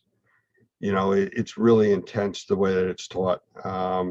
We have a few other classes. Michael Pinto is one of the instructors teaching some really high-end classes for us, and a few other people that we are bringing in. So the level of training has exponentially advanced over the last 15, 16 years where we are today. And it's really the industry standard. Mm-hmm. So when you think about a company that's maybe getting started or it's been around a short time, it knows what it's doing. It's got, you know, it's out there doing some work. When they become part of an organization like Normie, what real advantage does that give them? Can you think of maybe a case where someone joined and just, wow, they really excelled at what they're doing now? Well, I can give you a few examples just from the comments of our classes. We'll have a lot of people that come that have been I've been in the industry 20 years. I've done everything, you know, I had to do everything. And usually by the end of the first to the second day, they'll start meeting with our instructors saying, you know, I've learned how much I really need to learn. You know, it's a different set of eyes. They're looking at the industry when they come to Normie. And there's a reason for that. Doug, who actually has created the direction of Normie, has a very, very strong building background. He was a builder. He still has his building licenses in, I believe, Florida. And we look at the industry from a building science perspective, not from a water loss or an event, not from you know, what college classes you've taken, but from building science. And a lot of people that have been out there doing this work never approached it from that specific side. And they start to see that, well, yeah, the building is kind of like a living creature, that as things change in the building, so does your approach. And that's how we look at it. And we teach that concept that, you know, you're working with a building that's an entity, and it's very different. It's a different approach. It's a different way of dealing with the problems. And people are very surprised when they see that and say, I never thought of that. Mm-hmm. Have you ever had someone come in, kind of like what you just mentioned, with some experience? They thought they knew what they were doing, and they no doubt did, but they came in with an attitude like, yeah, I got to take this. I have to get the certification to get the jobs. The customers want me to have this. And they had attitude and they changed. They usually become members. And truthfully, because it's different than what they were used to. It's different than the pattern that they've been doing for the last 10 or 15, 20 years. And all of a sudden they see, by looking at it with a different set of eyes, different verticals, different prospects that are out there where they can increase their revenue share. I have a good friend that owns a very large air conditioning mechanical contracting company. And for years, I talked to him about indoor air quality, and he's like, I stay in my lane. You know, we're really good. We're a multi-million-dollar company. We stay in our lane. COVID hit, and he started getting the phone calls about indoor air quality and filtration and opportunity, and proactive stuff. And he called me, and I started talking to him. He is fully on board. He sees that there's an entire new market out there for indoor air quality, and it changed his perspective of what they do, which they do very well. And now they've added to it. They've enhanced their product offerings because of looking at it differently. So, I mean, yeah, it's very positive when people come to us like that. Yeah. Indoor air quality as an acronym has been around a while, but it's really meant something with the pandemic. Let's talk about mold. Mold is in your name. Yeah. Normie. Mold. Water damage is not. What do you do with those who want water damage training? At the moment, we're actually approved to teach the WRT class. So we do offer that. We have the instructors from the IICRC. They actually come in, they teach that. And we just take that and we go from there with building science to the next step and go, well, your next option would be mold remediation. You've done your water drying, mold is another aspect of that, but so is bacteria. You get all different types of water losses that create all types of, I'll just say in general, pollution problems within the environment. So you go from the water drying to the next piece of mold to bacteria, then you get into more, again, back to the indoor air quality, the bigger umbrella, just the starting point that you're at. Mm-hmm. So my last question is, what is going to happen next? What's the next big thing for Normie? You're doing training, you have products coming out. What's going to move the needle for you folks? Well, it's already moving. And again, I'm beating the same drum, but as we're educating, we do that sometimes. Yeah, we're educating the public that it's not just about seeing mold on the wall. I've been asked the question, is that good mold or bad mold? I said, do you want it there? They go, no. So then it's bad. It's that simple. Yeah, there are different types, but we're dealing a lot now with sensitized individuals. That's become a very, very large piece of the market share. It's estimated about 20% of the population is reaching that classification of sensitized individuals. 350 million people in the US, it's about 70 million people that fall into that category. It's a very large piece, and it requires a higher end of training. You need to know how to deal with these customers and their projects differently than you would from a regular mold assessment or remediation project. That's a big change that's coming. This monitoring program, very big change to the industry. It's going to be awareness. It's the awareness shock factor, I guess, equivalent to asking somebody, how many times a day do you take a breath? Well, I don't know, a few hundred times. I said, how about 20,000 is the average? No, and you see that shock factor on them, that all of a sudden the reality of what is really happening is there. So the monitoring is giving them a live view, an understandable knowledge base of what's going on in their environment. And now they have the ability to control it.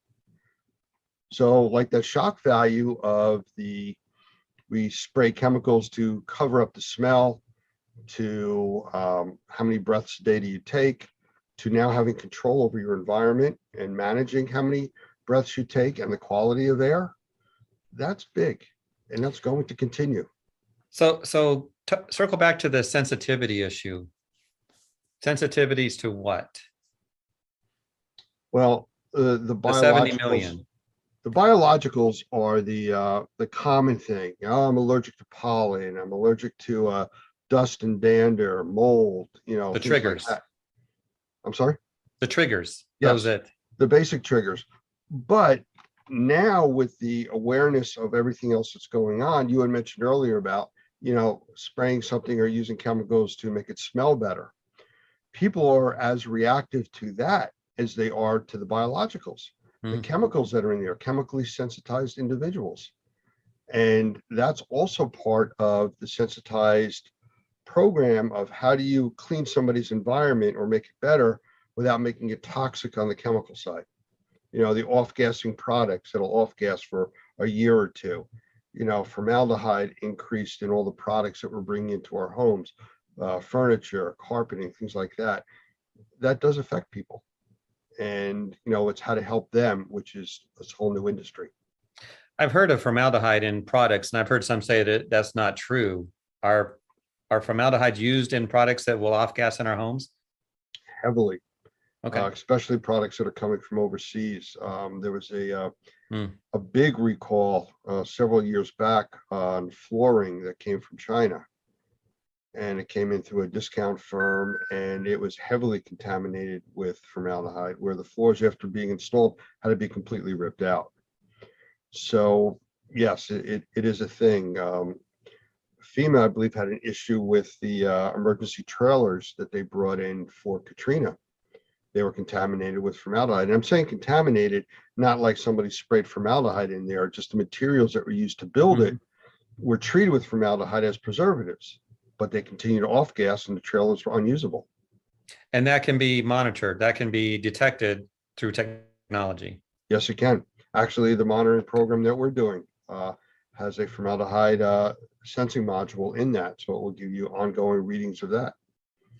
Well, that's a huge number of people that are potential clients of Normie members or ISSA members, because you can't ignore that. No, and you know, it doesn't have to be a chemical that's going to appear on, you know, the periodic table. It could be something that's simple, just by putting, I don't want to say too many people, but a larger number of people in a room that's not designed for that many people, or not bringing enough fresh air in, so your CO2 levels go up, not carbon monoxide, carbon dioxide, where that's just a product of people breathing. Well, you start getting very high levels of that. People get headaches, they get tired, you know, so those are things that are very easy to control now if you know there's a problem. Sure. Well, and I think too, I don't know how long you want to keep talking, but if someone has an issue, that's going to expand in their mind. So they may have the psychological aspect of this as well. Well, absolutely. And you see that with your readers. You know, I'm sure you're getting feedback from people when these articles come out, you know, how many, and you can tell just by the numbers of how many people are actually opening your media and stuff like that, that there's a great increase there. I mean, you have to be seeing that, you know, especially when these things come out with these hot topics. Again, I go back to indoor air quality, you know, or mold or viruses. As soon as these words pop up, you know, I'm sure your readership goes, you know, much higher on those articles. They're definitely searched for more. That's true, and opened through emails and on our digital publications. Yeah. All right. Well, I'll tell you what, we've chatted a bit. I've interviewed you, you've interviewed me, you know, unless we pull somebody else in the room. I think we're good for now, but I've enjoyed this. Yeah. We may have to do this again, and we'll do the dual interview type of thing here. Well, and from this conversation, Lance, we need to do something in media about that 70 million people. Absolutely. The opportunities Absolutely. there, the need for training to address those concerns. Yeah, I mean, and it is true. I mean, I'm sure anybody that's going to be seeing this has to know somebody that has allergies or is going for allergy shots, or for some reason their breathing condition has changed or their health has changed recently. It could be as simple as the new carpeting they brought in the house, you know. Yeah, So, that kind of yes. person, there's one 30 feet from me. So Yeah, there you we go. all do know someone. Yeah. All right. Well, I All right, appreciate Lance. you being here. Thank you for taking the time. And again, it was enjoyable. And Yeah, thank you. hopefully we'll get some really positive feedback from our members about this, and more people taking on to Clean Facts. I only want the positive. Don't tell me the negative. No, there tell me won't be- everything. There's not going to be negative. So stand by a second, would you? Yep. The Perfect Fit Filter by Best Living Systems, another innovative product by Best Living Systems that will change the way you breathe indoors. Older style filters use cardboard frames which become quickly filled up with mold and dead skin cells, causing them to flex inward and allow air to go right past the filter. With the Perfect Fit Filter, there is no blow-by. Because there is no cardboard for the mold to eat, this Perfect Fit Filter is designed with a sturdy internal frame and sized to fit virtually any size opening. It allows the edges of the filter media to enclose the frame of your return air grills, so every cubic inch of air is filtered. No reason to go searching for your specific size in your local big box store. The Perfect Fit Filter is shipped directly to you when you need them. In a home or office environment, this incredible 1-inch filter provides MERV 7 protection to serve as a 90-day filter. How can you leave this filter in for 90 days? Popular pleated filters provide tiny crevices where mold and bacteria get trapped. Because you are bringing to their nests dead skin cells and other organic materials, the microbes find a safe harbor, an environment where they can grow and reproduce. This is called bionesting, and the Perfect Fit Filter reduces the possibility of these microbes contaminating the air we breathe. Because the Perfect Fit Filter is rated with a MERV 7, the industry standard for 1-inch filters, it does not restrict airflow or put unnecessary strain on your air handler. The Perfect Fit Filter, now available by monthly subscription and free shipping at perfectfitfilter.com. The Perfect Fit for people who like to breathe.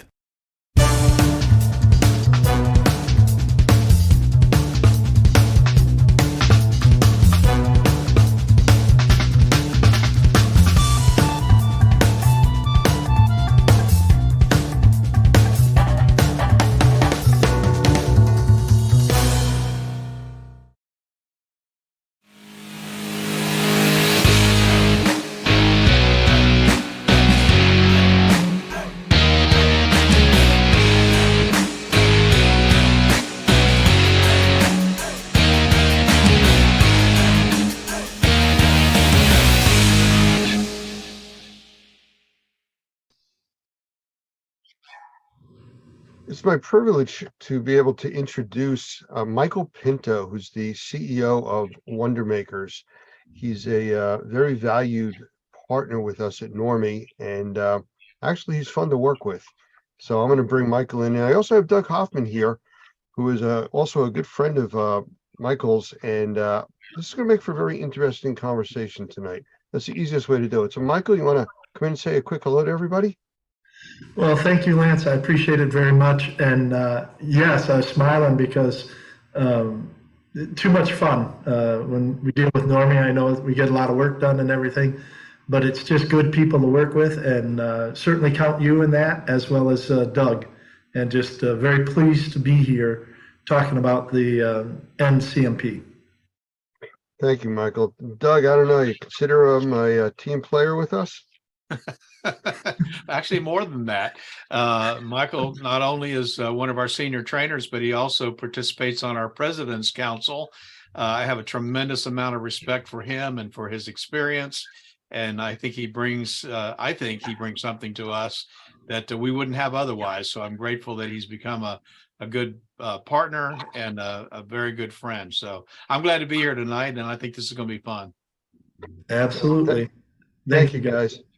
You know, one of the things that I've seen Michael bring to the group is we've elevated the level of training that's available to our members. We have the basic training and the stuff that's very popular, but we now have these more advanced courses that really gets to or above the professional level, if you want to consider it that way. Now, knowing Normie and all of our initials that we use for our classes, I do want to talk to Michael about the NCMP, which is the Normie Certified Microbial Professional. So, Michael, I'm going to ask you, what is that? What is that all about? Well, quite honestly, this is a continuation of a certification that was originally offered by the Restoration Industry Association. And early on in the mold remediation industry and the arena, and I'm going all the way back to like 1999, 2000, 2001, thereabouts. It was our assessment at Wonder Makers that there had to be more for some people in the industry than just a technician level and a supervisor level, and not that those are bad places to go for training or anything like that.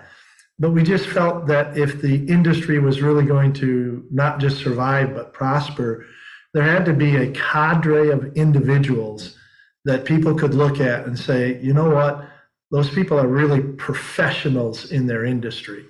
Very similar to, you know, a master carpenter or, you know, an engineer or somebody who's got some real experience. And that's what we tried to do at Wonder Makers when we developed the certified, originally it was certified mold professional, but now with Normie, it's the certified microbial professional course. And that's a good move too, because it broadens up what the students learn about, and it really helps to give us that bigger picture in terms of the students coming through the class. So the basic answer to the question is that the NCMP is, as you said, the Normie Certified Microbial Professional.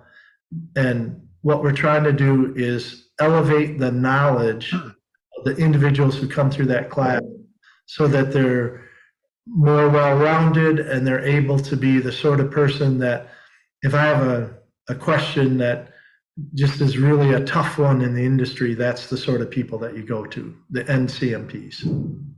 You know, I've heard it described as upper level type of training. Would that be a fair evaluation to classify this as?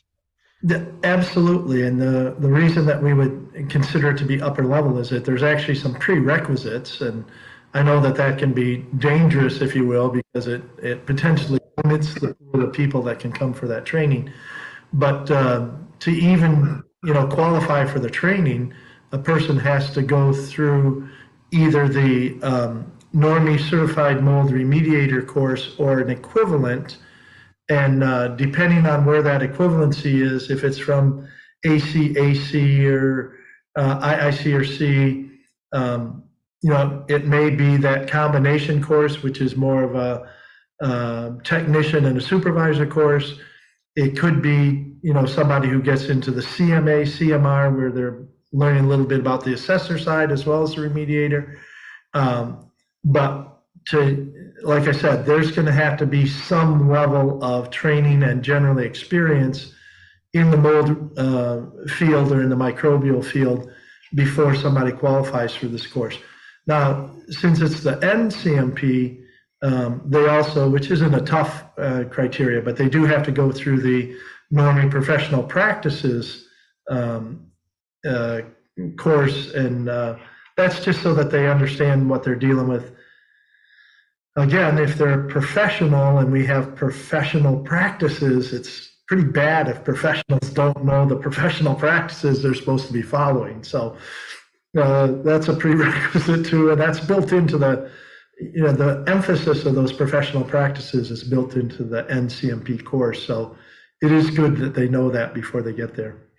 Doug, you and I have talked over the years about, people coming to even our remediator or assessment course that needing a basic knowledge of the industry. I mean, if you don't know how to take an air sample, how do you go through a course about remediation or assessment? I mean, to slow the class down to teach that makes it difficult. And that's what it sounds like here.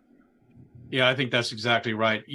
We're old enough to know that there's some things that you just don't learn except by experience. And there are some things that are going to build on the foundation, the truths that you understand, the techniques that you understand. You've got to continually build on that if you're going to get better, and I think be a better asset for the public. Oftentimes, an entry-level course might get you into the business, might get you into the industry, it might get you a license. But one of the things that has always frustrated us, and I know Michael completely agrees with this, is there are some guys right now in Florida that are taking a one-day, quote unquote, refresher course to get licensed in the state of Florida. It's how in the world can you do that? We do a 3-day class, and in some ways I wish it was 5. So having an opportunity to really encourage our members to think in terms of developing their techniques and their processes and helping them better understand the industry is only going to provide better services, and I think more truthful services, frankly, to the public. And so, as we always say in our classes, if our members look good, we look good. And part of that is just making sure they're trained properly. Absolutely. I think I'm going to add to that, too. I'm going to jump in and add a little bit to that. The other thing that we've seen since I've become a Normie member a few years ago and really got involved with you guys is there is a desire that the people who are in Normie who really want to be the best in the industry, they want to go up a step. And you see it in the folks that show up on the Tuesday night for the continuing education credit. You see it in the folks that are jumping around to the different tracks to pick up, information that's related information so that they can just be more well-rounded and everything. And I believe we see it in terms of the people that want this, as you put it, Lance, upper level training so that they can better understand how everything ties together and, be a real resource for both clients and their company. A lot of them come in just because we're seeing more and more transitions in these companies. There's, Doug, you said the we for older guys. Thank you very much. But we are seeing a lot of that transition. You've got a lot of people that are moving into retirement and leaving these positions of responsibility in some of these remediation organizations, and we have a lot of people that are trying to step up to those. And like you said a minute ago, how do they do that without decades of experience? And I'm not suggesting that this course, a 3-day course, is going to, substitute for 10 years of experience, but for somebody who's got, half a dozen years of experience in the industry and wants to move into one of those management positions and position themselves for when the owners retire to maybe even take over the business, being an NCMP is going to be very helpful to them, because one of the main things it does is teach them how to see the microbial contamination picture from a bigger perspective. You know, we've talked a lot about, as I use the term, upper level type of training, and we've talked a bit about what's involved, but what makes this class really special? Is there like something you could really zoom in on to point that out? Oh, I think the thing from my perspective, and having, been the primary instructor for this for, 20 years, the thing that the students all talk about afterwards are two things. One, it's a combination of learning and learning together. So there's a big emphasis on case study, and we get the students in the class, whether they're even participating online or live in the classroom. We get people working through these different case study scenarios, and honestly, at the end of the class, we hear every class where people say, and quite bluntly, what we learned from you, Michael, and the slides and everything was interesting, but what really made a difference in terms of this class resonating and us feeling more confident to go out and deal with some of these projects was working it through the case studies, because they're not simple. If the people don't know how to set up a containment and where they're supposed to put their negative air machines and stuff by the time they get into this class, they probably shouldn't be in this class. But we're talking about how do they integrate this into much more complex projects. And like I said, they really enjoy the case study. The other thing that makes the class special or unique or different is that it doesn't just end with a class. And I know this can be scary for people. They hear that there's a post-class requirement, but that is, if you're going to be considered a professional in the industry, you have to demonstrate that somehow. And so we do have a post-class requirement. We call it a capstone, but there's a lot of different projects that people can take on as part of that class afterwards to show that they're actually the upper level in the industry.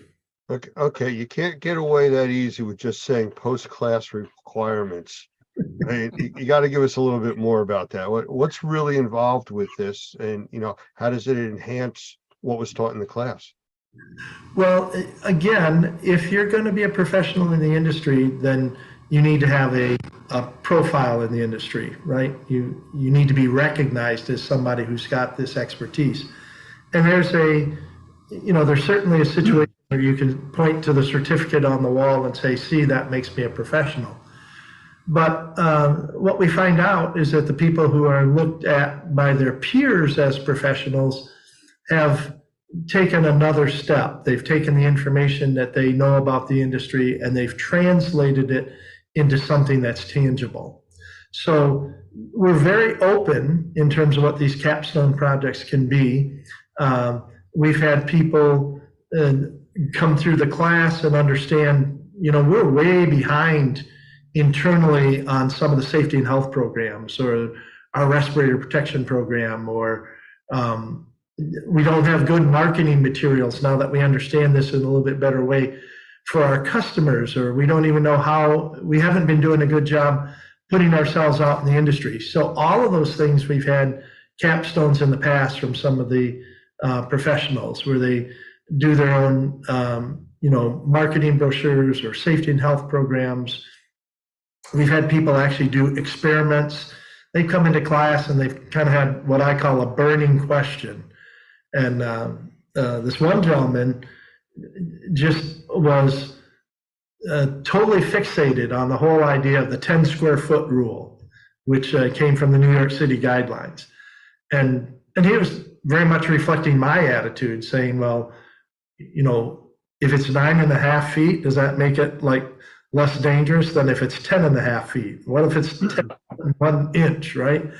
And so he actually did an experiment. He set up a containment area and did removal of less than 10 square feet. It actually turned out to be about 6 square feet of mold contaminated material under controlled conditions, and then did a lot of sampling while he was doing that to show what the impact was. And you know what, if you don't use your standard remediation techniques like negative pressure and HEPA vacuums, and the New York City guidelines say that you can just, take a piece of drywall and cut it out, right? And he pretty much proved that to be false. Now that was I don't want to say way more, but that was on the kind of the top end of what somebody might do for a capstone project.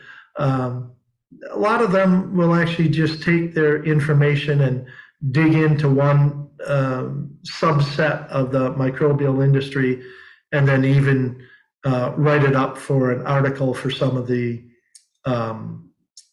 technical journals or for the trade journals and stuff. And regardless of what they decide to do, two things are important in terms of the post-class requirement. One is that we work really hard in the class so that by the time everybody leaves, they know what they're doing. And then if they already know what they're doing, we can also help them in class provide the resources and the guidance and the encouragement they need to finish that up after class, so that they do class, they do their test, but more importantly, this capstone project is what starts to set them apart.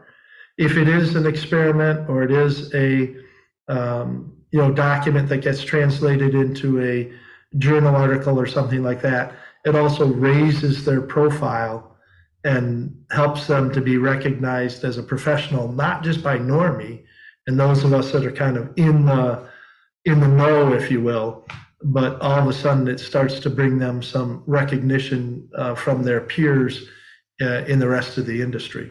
So, what I'm hearing from you talk about this, it sounds like, well, let's look at the government as an example.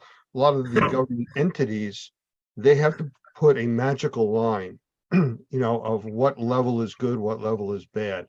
It's not a floating thing like radon, 4 picocuries per liter. 3.99999 is okay, but 4 is bad. Same thing with the 10 square foot rule. To me, it sounds more like this class is a collaborative environment from all the people with all their experience being there. Well, it's a collaborative class run by a dictator, but yes. I mean, it is, there's structure to it. You have to be careful with that. And again, I think that's one of the reasons that you see individuals like myself and Doug being the primary instructors on that class, is because, we have to have the experience in the industry, but also as instructors to know how far to let that run and then when to rein that back in. So, yeah, I would say it is a very collaborative experience, but it's under guidance of the instructors. So let me speak to that for a second, if I could, Lance, because I think this is really fascinating, and maybe this is kind of down into the weeds. Hopefully it won't be. But one of the things that we know about training, and this is why I love so much being able to work with Michael, because there are not a lot of trainers that understand this. There's a very big difference between teaching high school students and teaching adults. And part of the difference is that high school students don't know anything. Sorry, high school students, but they just don't know anything. And so they're sitting there listening to someone lecture to them, and they're hopefully listening and learning something that they don't know anything about. With adult learners, what you've got is you've got guys that are in that classroom who need to contribute and want to contribute and should contribute to the discussion because of the experiences that they've had that the trainer maybe hasn't had. So having someone at the head of the class like a Michael who knows the industry inside out, has got a tremendous amount of experience, but is still delicate enough to respect and honor the input that those students are going to have, makes the class, and as a term you said, kind of collaborative, but as he said, with a dictator. But that's how that happens. There are not a lot of teachers that can do that. Well, and I want to follow up on that, Doug, and I say this in all humility. When I'm teaching that class, I learned so much, and one of the first admissions that I make to the students is that I am not a remediator, right? I don't go out and tear buildings apart on a daily basis. And quite honestly, other than being out there, you know, for the post remediation or doing sampling and or, you know, sometimes getting out over the course of, you know, multiple decades and actually getting my hands dirty just for the practice of it. I'm not a remediator. And so, and I never have been. I haven't been a contractor. I'm a consultant. I'm a trainer. I'm, you know, a recognized professional. I'm an educator in the industry. But I have to tip my hat to the people who go out and do this every day. And by the time they get into this class, we generally, as you say, Doug, we have individuals that have a lot of experience and with the right coaching are willing to share what they know, so it does become collaborative. And sometimes it takes a half a day for people to warm up and understand that, you know, we've got, I'm sorry, this is going to sound woke and horrible. It's a safe space for them to, you know, open up and share their ideas and stuff. But I was using that term well before it was fashionable. Well, it sounds like it's a extremely packed 3 days, and I guess that's one of the reasons that you have the post-class type of work. But you know, it doesn't though sound to me like it's drinking from a fire hose. You know, a lot of these classes where they pack so much information in. So, Doug, I know you've talked about that kind of stuff in a long time, and you've seen Michael teach this class several times. The flow rate, I guess, would be the best way to describe that. Comfortable? Yeah, I think that's that delicate balance that I was talking about, as somebody who really knows what they're doing from a training standpoint, being able to give that information out in a way that it can be absorbed, but then start to see when the eyes are glazing over and take a break, you know? And sometimes that just takes experience, just teaching experience and understanding how the classroom works. It is a lot of information. One of the things that we've really tried to do is to make sure that they have in their hands all the slides that we've discussed. They can take copious notes, obviously for an exam that would follow, the certified proctored exam that would follow.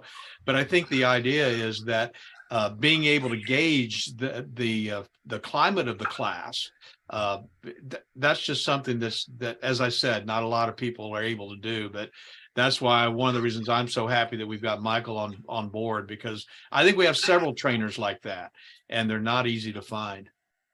Well, thank you for the compliment. What I will say is that it's real work to teach that class too. I mean, to be an active listener, it takes as much energy as to be an active speaker. And each class is different, more so than the, you know, mold technician class or even the sensitized individual classes that I teach. The MCMP class is different because I have, as a lead instructor, I have a little bit more tendency to let some of that collaborative discussion run, and then have figured out how to bring it back, or how to, you know, if I have to trim a little bit from some of the, you know, subject matter that we're going to talk about. Like you said, they have all the slides there so that they're not necessarily losing any of the critical information, but we may, you know, speed up going through some of that in class in order to give more time for the discussion, depending on where the discussion's going. Or sometimes, you know, depending on who's in the class and the whole dynamics of it, or just toward the end of the class, a lot of times they're just tired. And so, you know, a lot of times it reverts back toward the last afternoon of the class where I do a little bit more of the lecture style presentation than throughout the rest of it, just because if they've really been at it kind of hammer and tongs for 2.5 days, it can be wearing on the students as well. Doug, as executive director of Normie, how do you see the NPMC course really, or CMP, affecting the Normie structure?